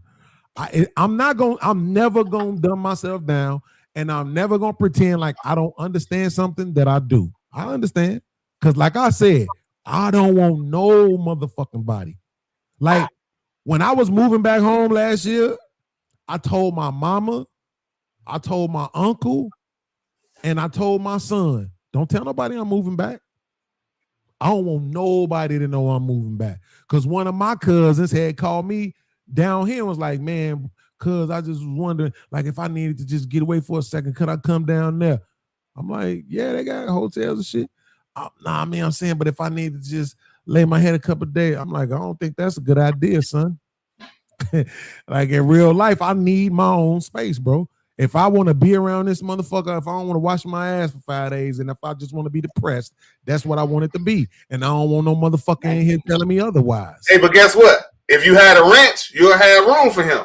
There we go. No, that's true though. I let a friend stay with me on the couch for a while, and like after he was like, "Can you tell him to be quiet?" Talking about my son playing his video game in the other room. I'm like, "No, like now you're running the show." I was like, he didn't stay super long, but yeah, you never know what's gonna happen. That's what I'm saying. So let's just say I got some shit that I need to do in Utah, and I slide to Utah right now. I got some business I need to handle. I need to be there for 2 weeks. Can I stay with you? Yeah, absolutely. Me? Yo, let's get it. Hold on. I got another bedroom. I gotta. No, I guess I get that from my parents. You want to sleep in the bed? This is really no. important. We didn't say that. This is really, really, really important because I don't fly, and I know Utah is a long way away, and I think Blue Jay knows I don't fly, so I think I'm trying to make sure she's not telling me this lie because she know I won't test it. You don't fly. I wouldn't take it as like any kind of romantic thing, just a friend. I'd be like, yeah, I gotta, my son can just stay with his dad while you're here. No big deal. And you can stay either in like the guest, the bedroom or the couch. That's fine. I'm not, but I'm saying legitimately Mr. Beans TV. I'm saying me. If I needed to come to Utah to handle some business, you saying I can stay with you for a couple of weeks? Yeah, I probably would have say, can you stay in a hotel the first night so I can meet you, make sure you're like seem normal. But from what I know about you, yeah, and I, like, yeah, that's checkmate, Sharon. Huh? Checkmate. Checkmate what? Nigga, This motherfucker know me from the internet, and she knows enough about my character to know I ain't no fucking threat to her. Thanks. So how the fuck could my own cousin not know that, bro? Because he know his wife, nigga. He know his wife ain't going. Oh, you said his wife never blamed you. He What if said she the shit, falsely bro. accused you? No. Sherm said some real shit. He know his wife, nigga. Right. Y'all not What does that listening. mean? That means everything, bro. He's saying Let him he explain nigga. it. Let him explain it. He got a Go ahead, Sherm. Go ahead, Sherm.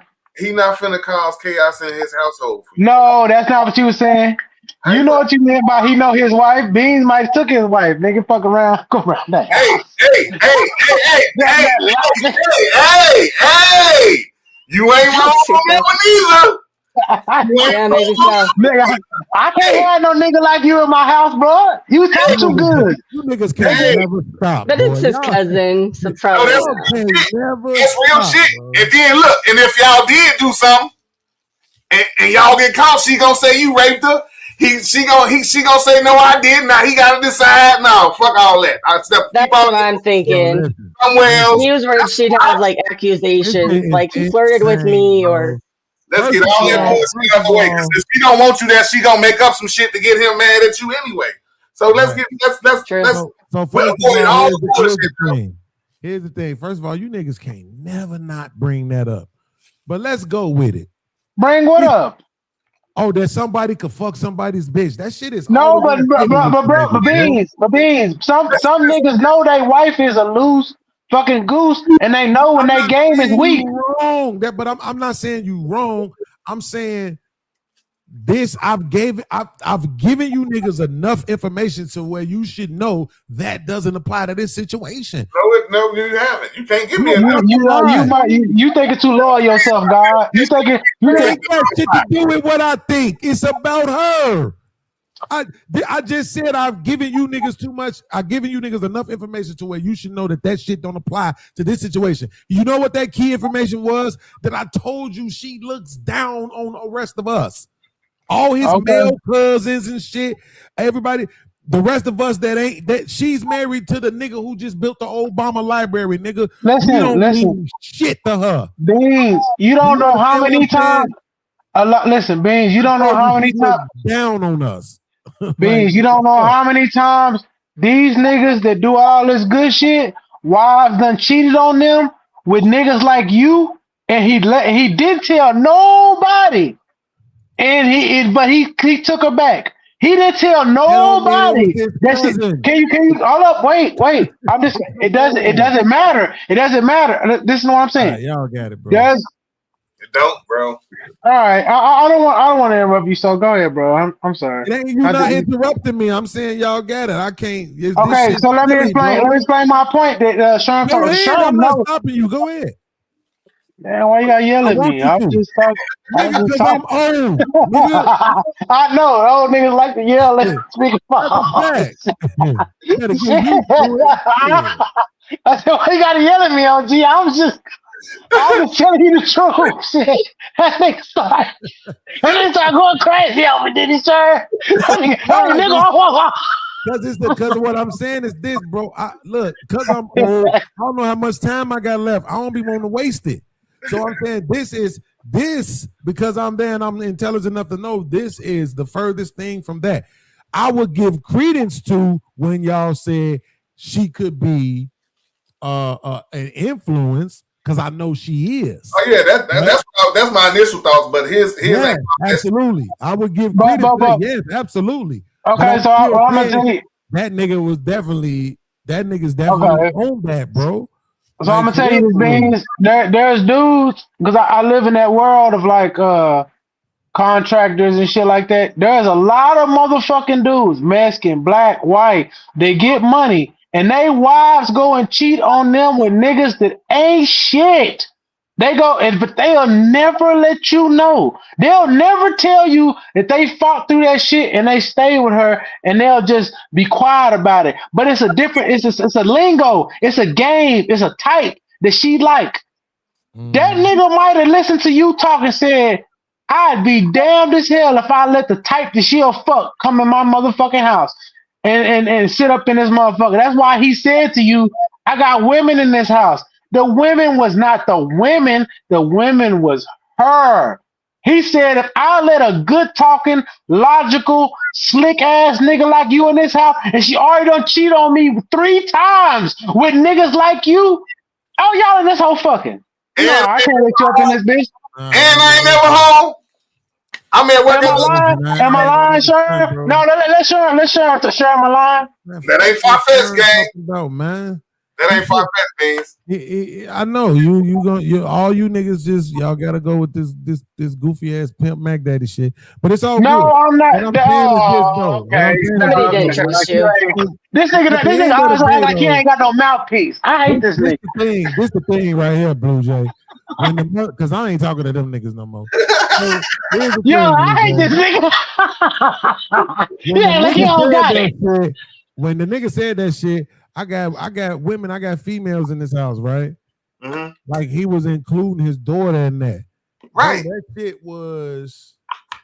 No, he only do that. He only do that to throw you off with the daughter, bro. I mean? This is what I'm talking about right here. When I'm in the middle of talking and you just cut me off. That's what I apologize, brother, and I work better towards not doing it. I apologize. Chicago you go ahead. won't be safe for you if you keep doing this. Hey, stay away from Chicago. I'm trying to tell you. Okay, I got some nieces that will fuck you up, boy. Yeah, nieces. My nieces are stupid. They ass dumb. I can't stand their asses. They not regular at all, Blue Jay.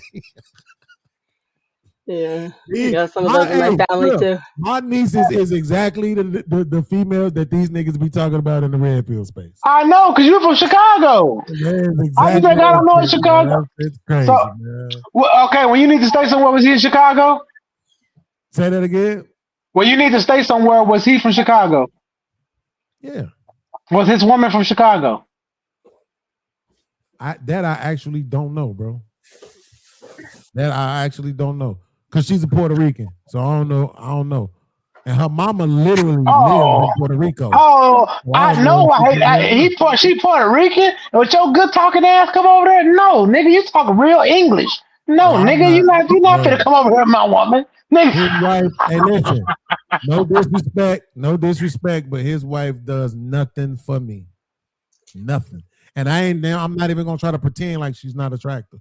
I'm not saying that she do nothing for you, but when you walk in the house from work 3 hours early before he come home and she's sitting there with that thing spread open and say, "Oh, papi, I didn't know you were gonna come home at this time." You gonna be like, I don't think he was worried about that too much either with the daughter and the mama in the house. Like it's 3 generations of women in the house. Where she gonna have the silly shit we be taking it too far.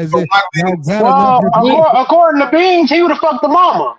That's a fact. Well, you guys are just speculating, right? Ultimately, this is all speculation. But I'm saying that Beans said he likes stretch marks and motherfucking certain shit. Beans wouldn't have fucked the wife, he would have fucked the mama. That's gonna fuck up the whole rotation. Now he ain't acting like stepdaddy and shit. That motherfucker got stretch words, nigga. That's like, nigga. Stretch words. Oh my gosh. Like I initially said, I believe he was coming from a perspective of I got women in his house. You know what I'm saying? I know you, my nigga. I love you. I trust you, but I have to kill me and you if you touch my daughter or my. Not saying that No, that's not his character. That's not his character. No, bro, relax. It ain't. Stop interrupting. Like what? Who got a character? Like I'm gonna touch people? No, he's not saying that you would do that, but. I'm not even gonna put myself in that position or nobody else who I love in that position. Period. And plus, wifey has something to say about it too. It's a lot of different variables. So let me ask you this. Yes, sir. Let me ask you this. Now, everybody, pay attention because this is where I show y'all that I just realized that Sherm is a conservative douchebag. This nigga's a Republican. I'm a redneck, bro. Yeah. Okay, cool. So here we go. Cowboy. Now, your wife is on a trip down here in Louisville, Kentucky. some shit go fucked up with her car, whatever. She type stranded. Do you think you should be able to call me to go assist with that? I got I'm triple. your cousin. I got triple. I'm your blood cousin. I got AAA. What if you didn't though? Don't get yourself out. What if you didn't? What if she needed help? Should I be there for her? Yeah, I'll call you there. Yeah. Exactly. See what I mean? This shit is hypocritical. Wait, Hold on. Now you're not worried about me sleeping with her. Hold on. You gonna sleep with her about a spare time, about a flat tire? Nigga, we in a whole other motherfucking city. The whole time. She don't trust you. She don't trust you. If she don't trust you, I'm gonna make sure my wife comfortable, bro. Absolutely. She tell me, oh, you cousin is. I got a wife. Just let me know when you're done. Exactly. Wife comes way over cousin. Like, but here's the thing. Can I just say one thing real quick? No. Hold on, Blue Jay, because I don't want him to escape this. This is important. Think about it. What I'm saying is this. If the point is that you're not going to leave me alone with your wife, why the fuck would you send me to go be alone with your wife? It ain't saying I'm not. In any capacity. Now we in a whole nother state. We right across the street from the hotel. Her goddamn car done broke down. I can pick her. I'm being a hero. You don't have to. I built the Obama library. Nigga, I don't need you. What the fuck? Checkmate. Nigga, fuck you talking about? See? Now the Obama library matter. I was trying to tell y'all that shit a few minutes ago. Y'all was acting like that shit didn't matter. Now that shit matter. Go ahead, Blue Jay.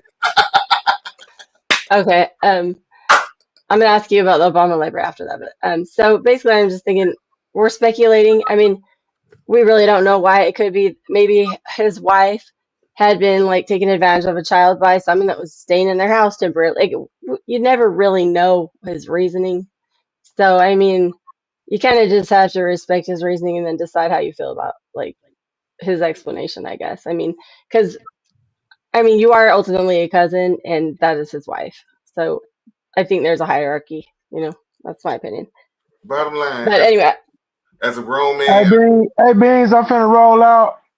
Maybe I catch on, but I just wanted to say, hey man, I love your content. That's why I support you, bro. I really think you the most logical nigga on this motherfucker. You doing great shit. I didn't mean to interrupt you, you know what I'm saying? I just get excited with the conversation with my OG. Yeah, we was on the streets, we would do this shit, and it wouldn't even be no, who do I wham? As the nigga JP say, who do I wham? As y'all say, but good, bro. The link is Trip, the link is always available for you, bro. Like real talk, you be having some stories and shit. You very knowledgeable. You respectful. I appreciate you, bro. It ain't nothing, bro. The link is always available for you if I got a show going on where I'm dropping a link. Yeah, my dad big FOI. So my dad actually been up there in Chicago and shit. So you know what I'm saying. I respect y'all, my Chicago players. As y'all say. You know what I'm saying. So shout out to you, Sherm. Shout out to you, Bean. Shout out to Blue Jay. I'll get y'all, but I'm gonna keep supporting you. You need to grow. You got some great content, guys, because you really be on the real. So I'm out at y'all later. Yeah. All right, Trip. Be cool, bro. All right. Yeah, man. Shout out to Trip, man. Like, I really appreciate people who take real notice, man. It ain't even about kissing ass. Nigga just acknowledging like he could see where I'm coming from. And you have to, I think we need more of that in the space where people just want to be contrarians, But so Blue Jay, you said you had another question too? Yeah, I don't think, can you hear me? Yeah. Okay, I'm switching out my headphones real quick. So can you give me just 1 second? Yeah, they're dying, so I'm trading another one. Yeah, to Blue Jay's point, right? I'm not even gonna pretend like I don't still love the nigga, son. Like the nigga is just he my favorite cousin, man. It is what it is. You gotta respect, bro. It's too I don't though. I ain't gonna lie, I don't. You got to. I don't because it's me. Right? And I don't because it's me. And the truth be told, if it was him, it would be the same thing. You know what I'm saying? Now we talking about some short-term shit. We not talking about no long-term shit. Right? That's another conversation. But we just talking about some short-term shit. Like I said, I ended up at my cousin's crib for 2 months. And then I ended up going back home before I ended up moving back down here. You know what I'm saying? So just say that was the time frame, 2 months. You know what I'm saying? But as a grown man, you already know don't nobody owe you shit. Right, and that's exactly why I don't want to be black no more. Because black people keep saying stupid shit like that. That's well, real. other motherfuckers, that shit don't matter. Hey. Like that age, you grown. No other races don't give a fuck about that. That shit don't got nothing to do with nothing. You either worked it or you ain't. That's it. That's on this side of the ranch. Yeah. See, I'm gonna let people come stay on the ranch, bro. They're gonna have to work though. This shit crazy. I meant to say something about that too early. So I can't get to your wife on the ranch all of a sudden. What you mean? Get out of here, bro. Because you said, "Oh, I let a motherfucker come stay if it's on the ranch like that." Do you know how many wives on ranches got fucked? That shit. How does that make it more better? I'm talking about in the house, bro. Well, when motherfuckers sleep, I don't want my daughter to say he touched me in my sleep or none of that shit. I kill myself and I kill you first. I got that's what I'm saying. So if it's a ranch and he got a whole other house, it's a whole nother house. It's a ranch house. It's guest houses. That's fine. All I'm saying is them people get fucked too. Okay. But here's my question though. So are you telling me that you don't have, and I'm gonna go with relative, even though I know some people actually have better relationships with friends than they do with their own relatives. But you don't have one male friend, brother, cousin in the world that you could say, I know for sure this motherfucker would never, under no circumstances, this nigga wouldn't fuck my wife. He damn sure wouldn't touch one of my fucking kids. That shit, I know he ain't that. Right? Because if a nigga is that, I wouldn't even pay for his fucking hotel if I had it. Right? So this is what I'm saying. You even though he didn't offer to pay for me a hotel, if you was willing to pay for me a hotel and you thought for a second that I was that kind of dude, why would you even do that? Because it ain't about that. It's about disrupting his household, bro. I'm not finna go against my wife for you. Y'all keep saying that, but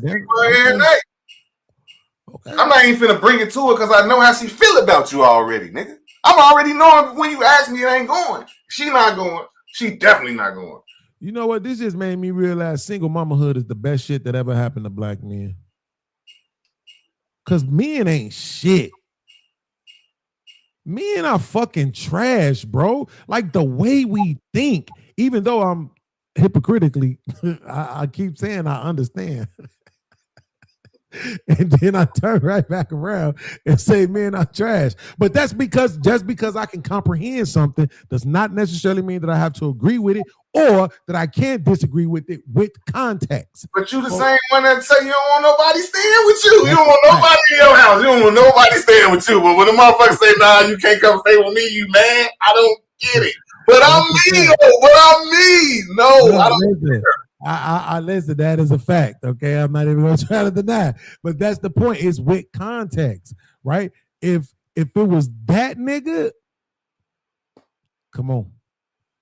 And one of the biggest things, forget I know this nigga not gonna touch my woman. Forget I know for a fact this nigga not gonna touch my kids. But I know this nigga don't want to be there more than I don't want him to be there damn near. I know him, he don't want to fucking be here. You know what I'm saying? Like, that's the thing about it. So he finna do something. He ain't finna just come here and lay his head. He finna find his way up out this motherfucker. That's another thing too. So the cousin that you went to stay with, you was the first one that stayed with them? No. Because one of her brothers had came home from jail. He stayed there. So you was 2 of 9 in the carousel. Probably, yeah. Cuz built the Obama library. He not done, right? He made good, sound decisions and able to be where he at in his life right now. Mm-hmm. So you can't see the soundness in that decision that he made? I keep telling you I can. Okay, well, get over it. Because it don't matter, because it's me, nigga. That's why. Look, I got a cousin who I could be sitting at my table and I could be counting out my money. Let's just say I got 20 bands, right? I could be sitting at the table counting out my money. Doorbell ring. I look at my little tablet, see his face on my camera, nigga. I'm putting my money up. Right? Mm-hmm. That nigga, I look, my cousin who we talking about, I look and see him, I'm buzzing the door open. I'm not worrying about him coming in here. I got to get up and go to the bathroom. He finna peel a couple dollars off. I'm not worried about him robbing me on, you know what I'm saying? Like, I'm not worrying about none of that. I know this nigga not that. So what I'm saying is when a nigga can't say, I know you're not that, that say something to me, bro. That say something to me. That ain't what he's saying, though. In my opinion, it is. And I'm specifically saying my opinion because I'm trying to be respectful to you. If I didn't give a fuck about being respectful to you, I wouldn't say my opinion. I'd just say that's what it is and fuck what you talking about. But because I respect you, I'm going to say it's my opinion that it is what he's saying. Nah, I just think he was coming from a grown man perspective, bro. Like, I'm not finna invite nothing into my house. And now I don't respect you no more. Why? Because what the fuck does grown have to do with it? I hate you niggas. Watch this. If Jesus came back, I bet you he let that motherfucker stay in his house. I don't know. Jesus had hoes. Jesus had somewhere to stay. Come on, Jesus. That ain't the point. So I guarantee you, I'll be like, Jesus needed somewhere to stay. You ain't got no hoes, Jesus. That ain't the point. You kicked through a Mary the whole time you was here. You was with hoes. Now you come back and you gonna come stay with me? Come on, Jay. That ain't the point. I bet you he would though. I guarantee you, if Jesus knocked on the door right now and was like, I need to stay here for 2 months, he'd be like, come on in, Lord. But how do you know Jesus ain't gonna fuck your bitch?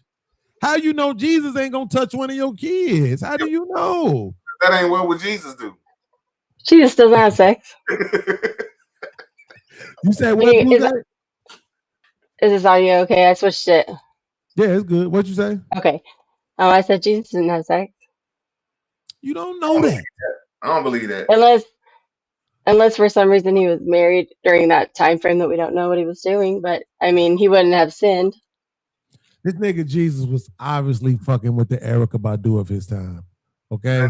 Like, y'all notice how everybody that fuck with Erykah Badu end up Christians and shit? Jesus was like Tupac.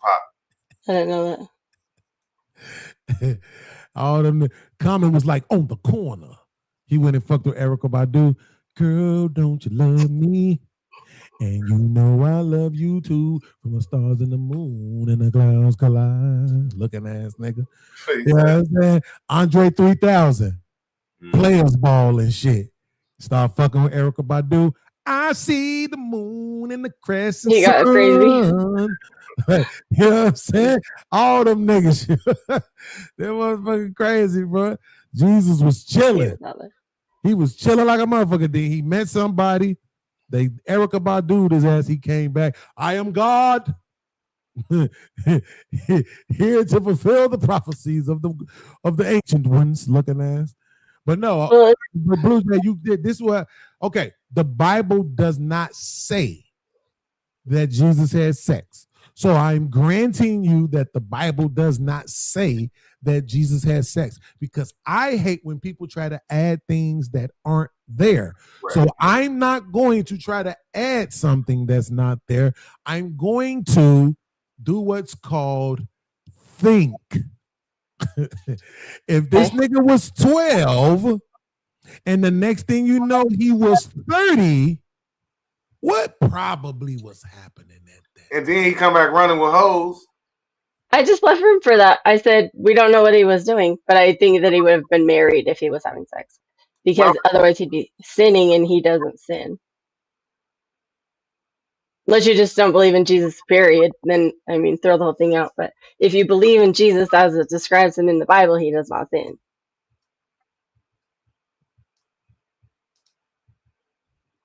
Yeah, I say he was fucking. I say he was fucking too. And maybe he was, but he was married. That's all I'm saying. No, he was running with Mary. What does that mean? Wait. What does that mean? It was a loophole. It was a loophole. Listen, this is a jewel right here, right? The hoe he was married, the hoe he was running around with was Mary, right? Mary. So when he was with her, he was married. Married. Yeah, shit. married, so he can fuck it. That was the loophole. That was the loophole. Look at that. Look at that. No, because That's a gem right there. That's a gem. That's a gem. Every time you see him, he's married because he was that's married. blasphemy, actually, because it did blasphemy because it did specify that that she was not married. So if she had been married to Jesus, then that would not have been the case. No, she was married. You can't tell us what that means, though. She was married, right? What was her name? I thought she was a prostitute. What was her name? Are Mary, you talking about the Virgin Mary or Mary Magdalene? The prostitute was married too. Right. I didn't know she was married. Mary Magdalene. That's right. So I believe she wasn't married, right? Her name is Mary. Right? Is her name not Mary? Is that Sherm, it's going over her head. I get what you're saying. I don't know that was correlated though, because the Virgin Mary was named Mary before she was married.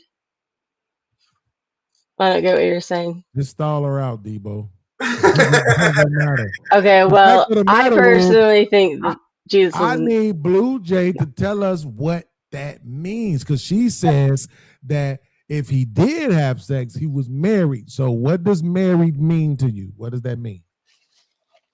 Because otherwise it's a sexual sin, adultery. What do you mean? Nope, that's not what I asked you. Watch this. What does codependency mean? Well, it's a cycle. It's an unhealthy need to be needed in an unhealthy way. That's the best way I can explain it. Absolutely. Now let's try it one more time. What does married mean? Married means an interdependent team that complements one another and fills the needs that each other cannot fill for themselves. So you're saying that's what you think Jesus had if he would have been having sex? Well, just based on the fact that premarital sex is prohibited. See, there you go. So now you're saying premarital, right? Right. So I'm saying if he had sex, he was married. Yeah, I said that from the beginning. What do you mean? No, see, that's what I mean. You're here's the crazy part. You're saying the right thing, but you mean the wrong thing by what you're saying. Watch this. Okay. She said if he had sex, he was married. Absolutely, because that's what the Bible says marriage was, sex. Yes. No, it doesn't. Okay. You know. Otherwise, it'd be impossible to commit adultery. You'd just be married to everybody. Adultery is having sex with another man's wife. Absolutely. Or a divorced woman, or looking after a woman with lust is also committing adultery in your heart. All of that is true, but it doesn't take away from the fact that those women were married because they had sex. Where does it say that sex equals marriage in the Bible? Because I've looked for that and I've never found that. That's fine. I'll happily show it to you. I just want to get through the exercise first, right?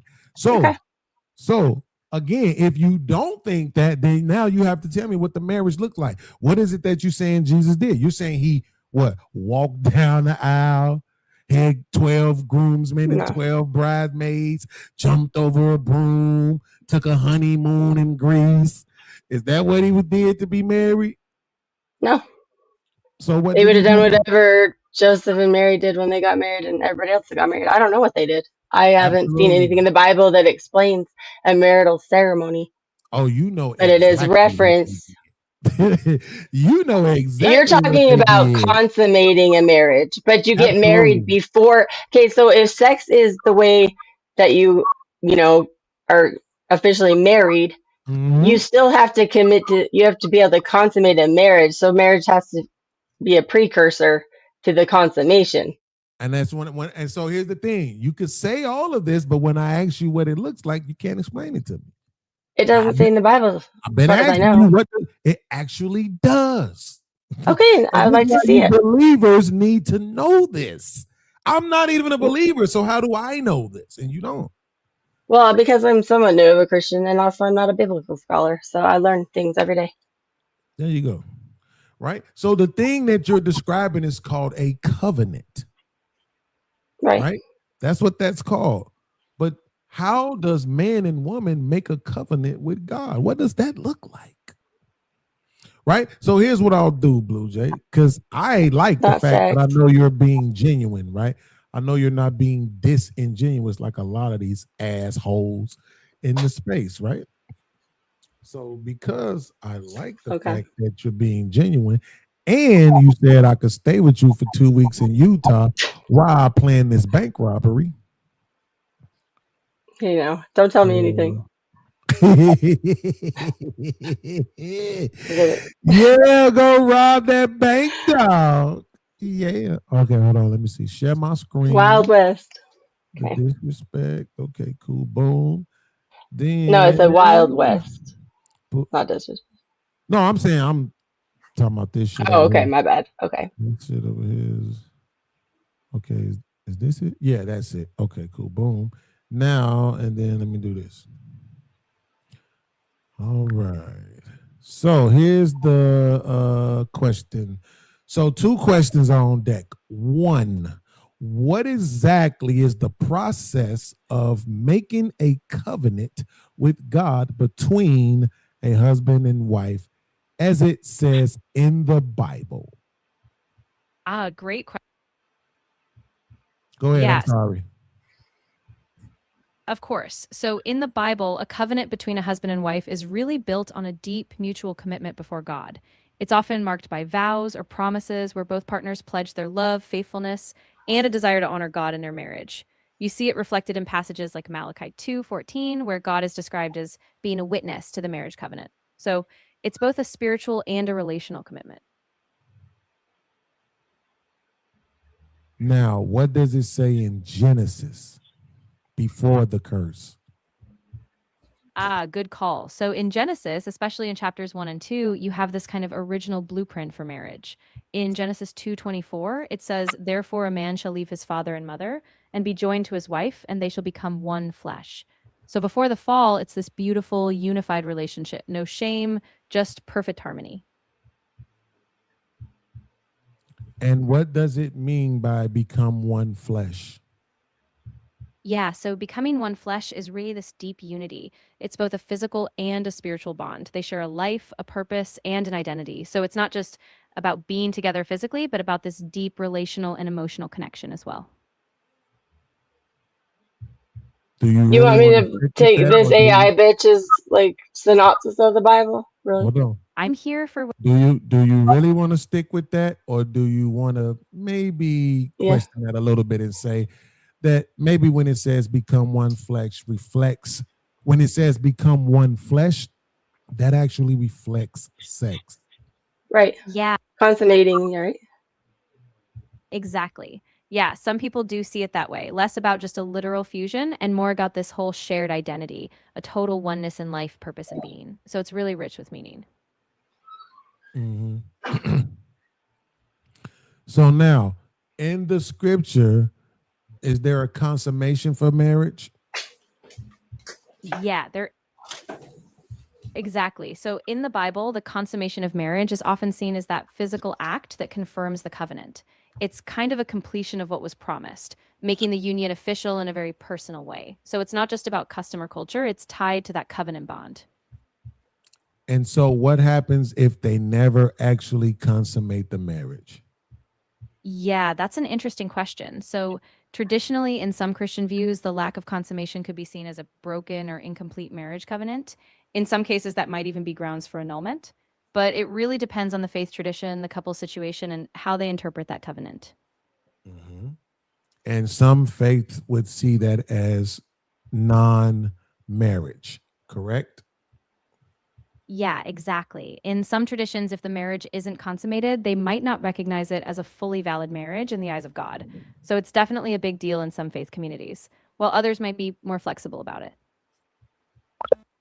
So what you see there, like what I was saying to you is, even if we have a covenant, if we never have sex, we're not really married. Right. I'm not disagreeing with you. I You think see what we're I'm saying? agreeing.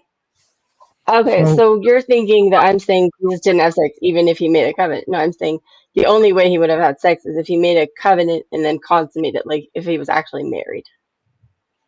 I'm not saying he didn't have sex. I'm saying he would have been married if he did, and we don't know that. Right. But in the beginning, it says, shall a man leave his mother and father and cling to his wife, right? Okay. And the two shall become one flesh. So from a strategic or like from a strict, right, literal sense, that don't mean we had some ceremony, right? We met. I don't know. It still didn't answer that, right? Huh? Nothing that was said answered that question. Still, if there's a ceremony, that doesn't matter. What I'm saying is the covenant is made first, then the consummation seals the marriage and completes it. But the covenant is first, and you were saying anytime anyone has sex, that means they're married. I said I don't agree with that. It does. Now, if they don't make a covenant first, then they're just immoral, sexually immoral. Absolutely not. Okay, then how can you be sexually immoral if anytime you have sex, it's fine because you're just getting married? Because the same rules applies to a man when he rapes a woman, according to the Bible. I'm saying, how can you be sexually immoral if every time you have sex, you're just getting married? If I rape you, guess what happens? You essentially become my wife. You become my responsibility because we had sex and because I took it. That's in the Bible as well. You want me to show you that scripture? No, I believe you. I mean, I'm just thinking that may mean that you're supposed to provide for them, but it doesn't mean you didn't sin by having sex with them before you made a covenant with them. I got a question. Can I ask a question? Yeah, go ahead. So the term one flesh, mm-hmm. that means married? That means sex. I mean, arguably, it also means making children because you're making a whole new one flesh. That's you become one flesh, right? So you become one flesh with your wife, right? Mm-hmm. Right? Mm-hmm. Look up how many times one flesh was used in the Bible. And I'm pretty sure it's an instance where a man had sex with a prostitute, and the Bible said they became one flesh. I hope not, but it's possible. Mm-hmm. It's true. It's definitely true. Look it up. You got AI right there. Well, men marry prostitutes and get divorced an hour later all the time in the Middle East. I mean, that doesn't necessarily mean anything. Well, but now what we're talking about is from the biblical perspective because that's what we were discussing, right? So that's why I'm saying, like, when you say that, that's why I asked you, what did you think that meant? Like, once you have sex with somebody, they are essentially your husband. It's just a modern phenomenon, a modern ideology that's not the case. Right? When you look at this thing from a biblical, like I said, from the biblical perspective, I look up the one you said in a second, Sherm, even though I don't want to, because I hope you're wrong. You haven't answered my question though yet. But I wanted to show you because you said it didn't mention about the ceremony, but it did earlier. It was in Malachi. It was somewhere in Malachi. It said. Malachi 2 something she said. Yeah, but right. What I'm saying is you still haven't answered my question. What was your question? How can you be sexually immoral by having sex outside of marriage if every time you have sex, it's marriage? Because you can't be married twice. Well, no. That's not true. They get married a lot of times in the Bible. Women? Yeah. So women have multiple husbands in the Bible? Men can be sexually immoral in the Bible too. I'm saying, do women have multiple husbands in the Bible? No. Okay, then that's what that doesn't like. Okay, so if we're married and you go out and you have sex with somebody else, you can't become their wife because you're already mine. But men can have multiple. I understand that. And men can have multiple wives and concubines, right? So if a man can't, if men have multiple wives, how could he have sex with her without being married to her? So you're saying that sex out of marriage, other than the instances where a woman is already married or was, men cannot be sexually immoral other than. The only way a man can be sexually immoral is to sleep with another man's wife. It's to covet another man's wife. That's adultery. Adultery is coveting another man's wife. That's adultery. So yeah, I can have sex with somebody else that's become my wife. That's my second wife. How many wives did everybody in the Bible have? They had multiple wives. That's who they had sex with. And their concubines was the ones they just got head from. We're arguing the difference between doing the covenant first before you have sex versus just, oh, we had sex, so I guess you're my wife now. Trying to answer, but y'all like Hold on, going. let me get one more, right? So if I tell you I love you and you tell me you love me back, is that not a covenant? A marriage covenant? I don't believe so. But I mean, I don't know. That's what Beans is trying to answer us right now. Like the process that means you're officially in a marital covenant. No, I'm trying to answer your question. All right, okay, my question. Because she's trying to understand how a man can be. You're telling her how a woman can be, and then you're also telling her one version of how a man can be sexually immoral, right? Because you're saying he's sleeping with somebody else's wife. Here's the thing: what I'm trying to get you to understand. The reason, Blue Jay, that we can say once you sleep with this woman, she becomes your wife, is because that's what's supposed to happen. Do you understand it now? If you don't practice that, that's what makes it sexually immoral. I understand this is supposed to happen, yes, but not every man that sleeps with a woman does his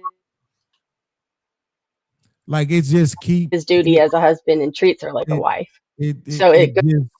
Soon as you said not every.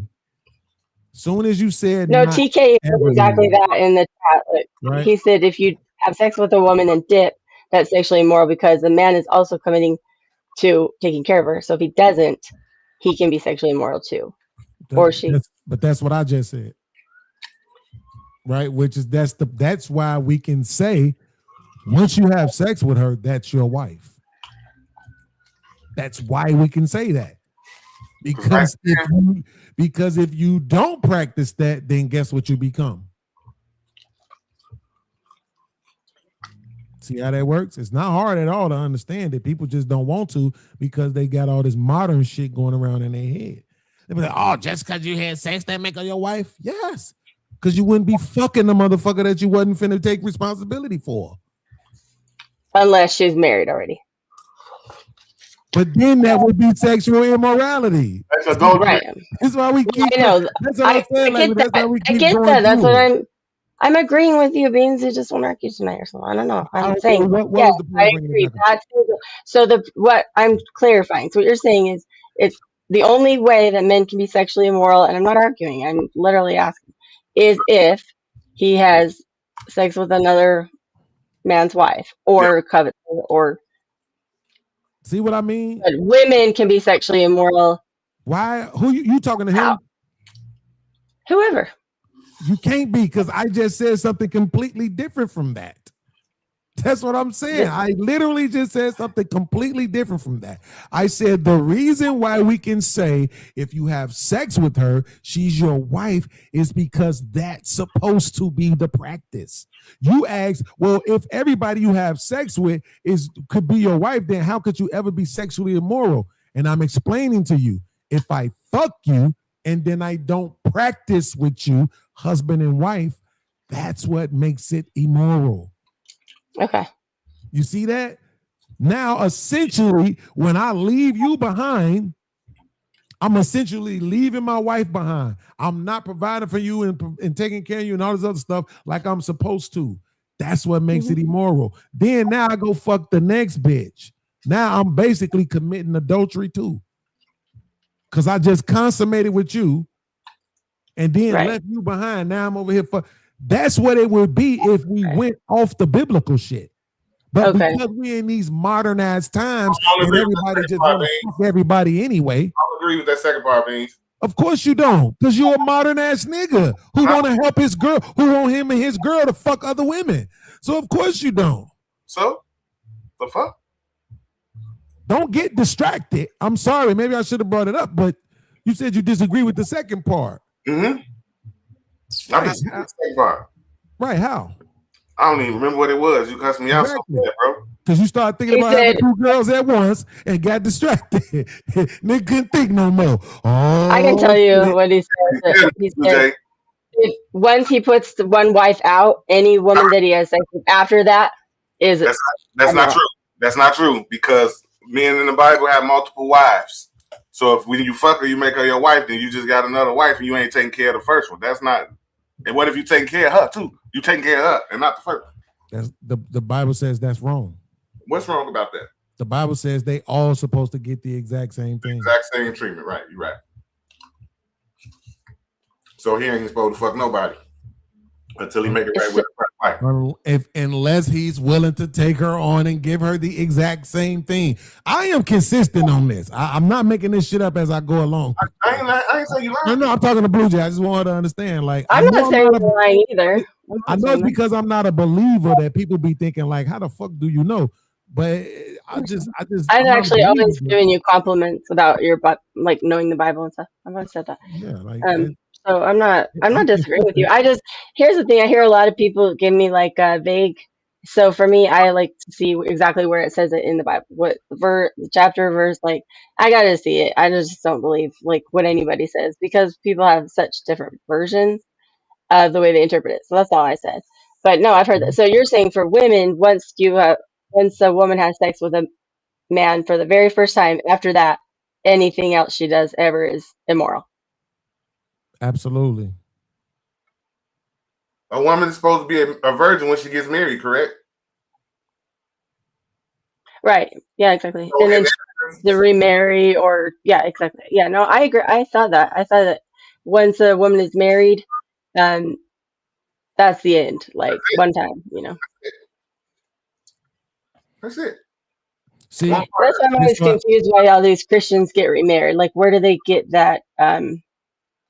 What, like, are they just making that up? Because the Bible says you're not supposed to get remarried either, right? Bible says you ain't if you are a widow, you can absolutely remarry. Okay, only in that case, I believe. Even if you got cheated on and he left you, you still cannot remarry. What is cheating on? It's cheated on. So what I'm saying is there's a biblical divorce, right? There's a very specific reason why you can divorce in the Bible, and that's infidelity. But even if if a husband is, if a husband cheats on his wife and she decides to implement the biblical divorce reason and she divorces him, biblically that is acceptable. However, she still is not permitted to remarry, regardless that it was not her fault, is what I'm saying. So and any man that marries her is committing adultery too. Infidelity is in the Bible? For a reason to get divorced, yeah. That word? Well, no, it's adultery, I believe. That's how it says. Okay, so adultery is having sex with another man's wife. That's not having sex with another woman. How else would he get a second wife? Like back in the days, it wasn't just one man, one wife. It was men can have multiple wives. So having sex with another woman is reason for you to get divorced. That's not adultery because I'm not sleeping with another man's wife. I'm actually creating another wife. So now I got two. What if he did though? Huh? What if your husband did sleep with someone else's wife? Right. If he slept with somebody else's wife, not just another woman. Okay. Or once the woman has been married and divorced, it's still adultery. So even if he slept with a divorced woman, it's adultery. So what if he slept with a single woman? Unless she's a virgin, it's adultery, right? Because you're saying the first man that a woman has sex with, that's it. But if she's a virgin and she's single, okay, and he can have it. It's a very rare case, but yeah. Back in the days, it wasn't though. We talking about back in the days. This shit don't apply today. This shit apply. Right. This shit is not in practice today. Well, usually it wouldn't have applied back then because she would have been prepared her whole life to be a bride, and some married man wouldn't be coming along. Back then they didn't have privacy. You saw who came up the walkway, who's in the village, who you didn't really like get alone time like we do. So that would have been very rare, I think, back then too. So Deuteronomy 22, 28 to 29.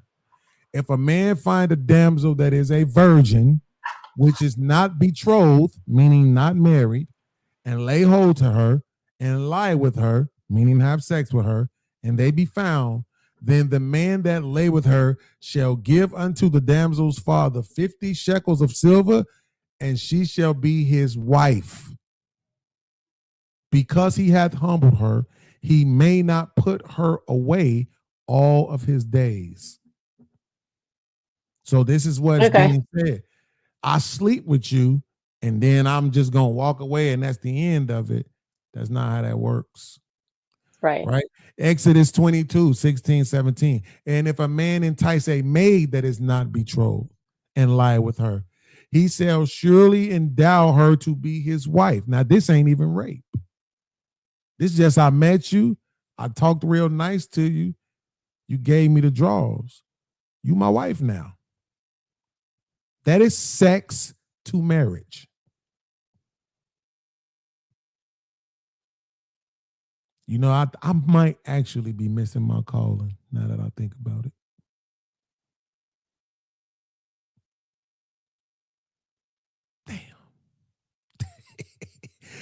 Truth be told, I didn't even know about this Exodus 22:16 scripture until right now. That's interesting. Yeah, I don't argue with it. I mean, that makes sense. I guess it's as long as she's a virgin. That's the basically where the nuance. Like if she's not a virgin, then that means it's adultery. Mm-hmm. So the scripture in Deuteronomy before this talks about if the man rapes a married woman, right? What's the scripture right before that one in Deuteronomy that talks about the consequences of raping a married woman? Oh shit! What's the scripture right before that in Deuteronomy that talks about the consequences of a man raping a married woman? Yes. Go ahead. Right. So just before those verses in Deuteronomy 22, in verses 23 to 24, it talks about a situation where a betrothed woman is raped. It says that if a man forces himself on her in the city, both the man and the woman are to be brought to the gate, and the man is to be stoned. If it happens in the field, only the man is put to death. So it really differentiates based on the setting. See? So that's letting you know you slept with this woman who's somebody else's wife, or you at a minimum you took the cakes from somebody who's already married, then you need to be stoned to death. Right? That was the punishment for raping a married. Watch this, because this was it gets sweet at. The punishment for raping a married woman was getting stoned to death. The punishment for raping a virgin was she becomes your responsibility. Okay, that's interesting. So it said if it's in the town, basically, then they both get stoned, but if it's in the field, then only the guy? Like, is that what it said? Can you hear me? Oh, okay. It says, well, this I is gotta what scoot it's up. saying, but I don't actually think it says anything about the woman anyway. But I'll just give me the actual verses in King James. Of course. Here are the exact verses from the King James Version, Deuteronomy 22:25-27. But if a man find a betrothed damsel in the field, and the man force her and lie with her, then the man only that lay with her shall die. But unto the damsel thou shalt do nothing. There is in the damsel no sin worthy of death. For as when a man riseth against his neighbor, and slayeth him, even so is this matter. For he found her in the field, and the betrothed damsel cried, and there was none to save her. See? So nothing happens to her. She was raped. Nothing happens to her. Right. Okay. You know I could have sworn it said something before that about a yeah, different setting. that was the AI way of, you know what I'm saying, talking it out. But like I said, I know in the scriptures I remember nothing happens to her. She was raped, you know. So, but now, but you see the difference. Oh, you took some cookies from a married woman, you die, right? Adultery, we're gonna kill your ass. Rape, we're gonna kill your ass, right? Basically, not adultery, but rape, we're gonna kill your ass. You rape a married woman, but you rape the single girl, she just becomes your responsibility, right? Really? And then the scripture says, unless the father says he refuses to give her to you, then you can pay him some money and move on with your life. Okay. This is why I be So saying against her will as well. Single. Absolutely. Wow. That's crazy. Yeah. But it's the Bible. Well, I still believe the Bible. I mean, not towards you, but everybody that be talking about the Bible and they believe in the Bible and they Christians and all of that, they be fucking lying. They don't know what's in this book. This book got some crazy shit in it. Okay, it just Oh does. yeah, it does for sure. Especially the first half. I mean, And that's people ain't fine. gonna fucking follow this shit. Once they start getting into a little bit of it, they know, especially women, it's too much shit in here for y'all. Y'all not gonna follow this shit. No, actually, I've really seriously considered the fact that I probably should never get married because of that is from everything that I can see that I've found within the past couple of years. Obviously, I didn't know all this before, but I'm not supposed to. So I do definitely like think about that a lot. These motherfuckers made us work all night long for free. I can't believe it. They ain't shit, bro. Bastards. We 5.5 hours in. I'm trying to get out of here. Oh wow. Okay. Oh my God, man. Blue Jay, man, I wish you could come earlier, bro. Why you gotta have a job and shit? Yeah. I know I'm like an hour ahead, or like it starts at 6 here. So I just try, yeah, I'll keep trying to get here earlier because I do like hanging out. It sucks. I just have to get pretty much everything done for the day before this, because then once I get off, it's like that's the end of the night. You know what I mean? So anything that I have to do, I have to just. But I'll try to be prepared. I get it, but you got a different voice, different opinion. It's definitely worthy, and I definitely appreciate Thank you. it. And you don't be taking everything all personal and shit. So I like that too. You learned how to deal with. You learned how to deal with my crazy ass over these couple of years. For real. I've seen it. No, you've never really been like, mean to me. I've seen you be. But a lot of time you have it. I feel like it's justified when you do freak out on people. Like, I think you're fair. I think I am too. And not everybody else thinks I am, but I think I am too. God damn it, shit. Everybody could get it, it ain't nothing personal. But anyway, man, I gotta say this, man, before I get out of here. My main man, Sherm. Listen, y'all, he need prayer. just for the next 6 months until this nigga get where he trying to get to. The beginning of every show gonna be, you niggas don't want to buy no land. Y'all want to stay on the green. Hey, bro. When you know better, you do better, and you try to teach. So like that's what I'm on, bro. Like, yeah, so I keep me in y'all prayers on my journey to, get my land and build wealth the real way. You know what I'm saying? Instead of being caught up in this little rat race. I'm going off the grid. OG Sherm. OG gonna stand for off grid pretty soon. Nice. I These feel you. rappers need to be stopped. Okay, so this is what I want to do. Dang, man, I wish we had more people here, man. I really do wish we had more people here right now. What I want to do before we get out of here, I don't know if Sherm wants to do this, but I want to play our 2 most recent songs. Sherm got a song called Michael Jackson 2026, Leave Me Alone. and I got a song called Against the Grain. So I want to play these songs. Sherm, are you cool with us playing your song? Yes, sir. Okay, I just wanted to make sure. Nigga might be like, no, sir.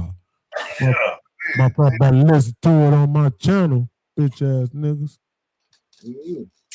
All right, so we're gonna play Sherm's song. And then we're going to play my song. And then we're going to get the heck up out of here. All right, cool.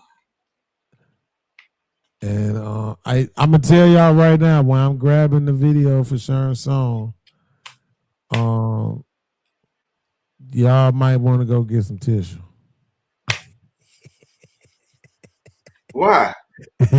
Get some tissue. The dedication. Nigga, I listened to the song.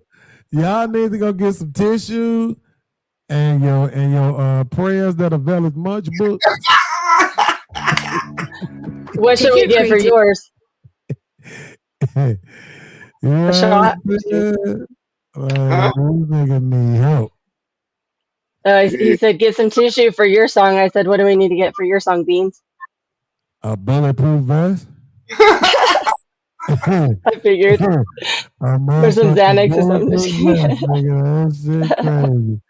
This song insane. I don't know what's making me do this at this point. All right, y'all. Let's check out my man Shern and fucking the man Lonely Road. Goddamn it.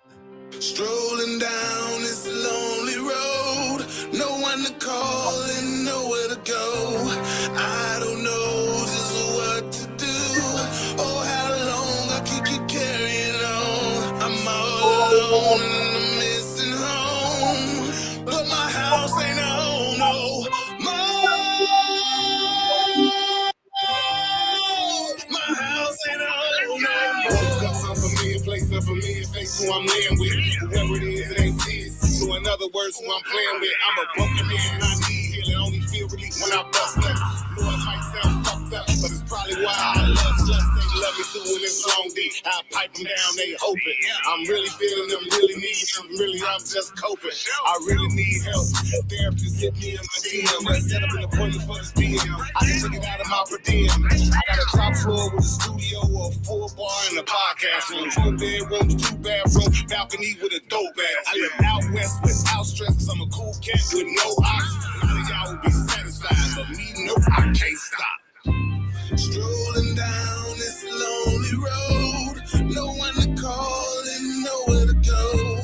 I don't know just what to do. Oh, how long I keep carrying on. I'm all alone and I'm missing home, but my house ain't a home no more. My house ain't a home no more. I'm a fixer, I fix shit, but I can't fix shit. Fuck this bitch, this ain't it. Dick, that's it. That's all she gets. No commitment, no time spent. I come, you go right after you spit. You agreed, we did the deed, and now you don't wanna leave. Fuck you, bitch, I ain't going nowhere. Don't call police. Ran to the kitchen and grabbed me, now I'm the sink. And she started to swing, I grabbed the wrist, cut my shit. Oh, fuck, my face is bleeding. Cut your pinky. Now we both leaking. She didn't wanna leave. Where's my phone? I'm gonna call the police. Couldn't find him. Call the people and lie. Then was gone before they arrived. Left a bloody scene, including me. Shouted you fire. Strolling down this lonely road, no one to call and nowhere to go. I don't know just what to do. Oh, how long I keep carrying on. I'm all alone and I'm missing home, but my house ain't a home no more. My house ain't a home no more.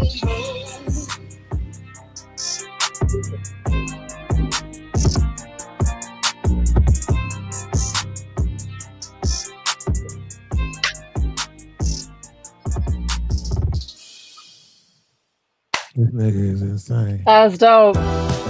I love that. But my house ain't a home, no. I love that mixture. Thank you. You got like that rock, a little bit like country. Yeah, that's sick. I'll definitely done. Okay, I'll hit that link. Thanks. Yeah, he definitely didn't go where we thought he was gonna go when you hit a beat. He did some different shit. A lot of people can't do it. When I first seen that he was performing, I was afraid because a lot of people want to be rappers, especially after everybody seeing Corona was rapping. Then everybody just thought they could rap, okay? But they wasn't me, and so I just really felt bad for a lot of people who was trying. But this nigga can actually rap, so I gotta get that shit to him. But there can only be one. I like the singing too. I like it's like it's got some soul to it. Yeah. Nigga, I was there. Hey, nigga, I was there when Corona battled Mick Luda at the Tuesday night fight at the Car Club, nigga. That shit was incredible. Yeah. Oh my God, Mick beat that boy ass so bad in the first round. The second round didn't even matter. It was like that shit was incredible, nigga. They took like a 10-minute recess after that first round. Nick beat Corona ass so bad. Yeah. Man, I never thought I could, because I think Corona had won like 17 weeks in a row. Mm-hmm. And Mick showed up with that Nas flow, nigga. It was done. Like, God damn. Motherfucker was on the side. Throw the goddamn towel. Remember that shit on Rocky? Throw the goddamn towel. Stole him out, Debo. Leave him alone. What? Boy, that shit was incredible, nigga. I'll never forget that shit. I wonder if that's on YouTube. Hell no, we weren't nowhere near thinking about that shit, boy, at the time. That had like an off the grid feel to it too. I could see you like around the campfire, like with pick up some little guitar skills, and then like. Ain't that a bitch? Why you had to start this nigga back up? Oh, hey man, now it sound like you on the lonely road. She said it sound like you off the grid. OG Sherm. He'll be so happy. We're gonna be like, man. No, I get it. Shit's ridiculous. Like a rat race. Crazy. The shit is coming through your fucking music, nigga. The fact that you want to be off the grid so bad it's coming through your music, nigga. That is crazy. That's good. That means you're fully internalizing it. That's right. That's exactly what. You know what's crazy though? You know what's crazy though? Half that song 2 years old. That's crazy. Okay, so it's been like festering and right, exactly. So yeah, it's manifesting and now and it's like coming into action. That's dope. Yeah, that's how it works. Yeah, envisioning. Okay. Okay, your turn. I want to see this. Now we're gonna go. Yeah. So let's get to my song. I don't know if I'm internalizing this. The brass knuckles. I got him right here. Hold on. Right, exactly. And I just put a regular. I didn't make no thumbnail or nothing for this. I just put this picture on here just to be able to play a video because this shit won't let me play the audio. But so I'm gonna bring us back up. We don't even need to look at this picture. Yeah. Yeah. Yeah. Love. You're not a bad bitch, I promise. You never had shit, I promise. I came along and wrote you a song. I'm talking to smash shit, I promise. Now you got habits, for real. You like an addict, for real. Let's kill the suspension, your DMs and mentions. Got your mind addicted, seeking attention. Yeah, she my ex, she could see the vision. All that I mentioned, I run with a henchman. Shoot from the hip and he keep an extension. House on the hill, cost me a pension. So many tears, feel no more pain. Too much to lose, a lot more to gain. ODOG, got able with cane. Switch to the green, the hustle don't change. Chain on me, keep the thing on me. I bang, homie, with the gang, homie. 5 points on my name, homie. Chiefy Lee said plain, homie. Ask folks, I'm a G, nigga. Still rapping solid T, nigga. East to West been the same, nigga. Known to go against the grain, nigga. Never been the type to stain niggas or to change niggas over dames, niggas. Know I dream bigger like a king, nigga. Just stay away from the rain, nigga. Niggas pitching, I do wholesale. Niggas snitching, pull my coattail. I got 4 shells at a hotel. They find a body in the motel. Need it when on, they think of your D. Turn on the news, they don't mention me. You resting in piss, I'm resting in cheese. Fuck on the west, get head on the east. Bon appetit, cause I'm about to eat. Don't wanna win if you never cheat. It's a movie, nigga, pull up your seat. Thick and sweet till I bloody your teeth. Chain on me, keep the thing on me. I bang, homie, with the gang, homie. 5 points on my name, homie. Chiefy Lee said plain, homie. Ask folks, I'm a G, nigga. Still rapping solid T, nigga. East to West been the same, nigga. Known to go against the grain, nigga. It's me in the flesh, you whole niggas. I'm here to press you, whole niggas. All of them threats you told niggas. Hope you wearing the vest, you whole nigga. Aim for your eyes, I might hit your neck. Still in the game, cause I won't respect. The fuck am I kidding, bitch? I want the checks. Love to see you hit me, doing my best. Cold nigga, fuck your soul, nigga. I won't fold niggas for you slow niggas. First I told niggas, then I showed niggas. Bitch, punk, pussy, hoe niggas. I know young niggas, I know old niggas. I know rich niggas, I know poor niggas. Switch hitting bitches, lick up the kitty. Chiefy Lee got the key to the city. Chain on me, keep the thing on me. I bang, homie, with the gang, homie. 5 points on my name, homie. Chiefy Lee said plain, homie. Ask folks, I'm a G, nigga. Still rapping solid T, nigga. East to West been the same, nigga. Known to go against the grain, nigga.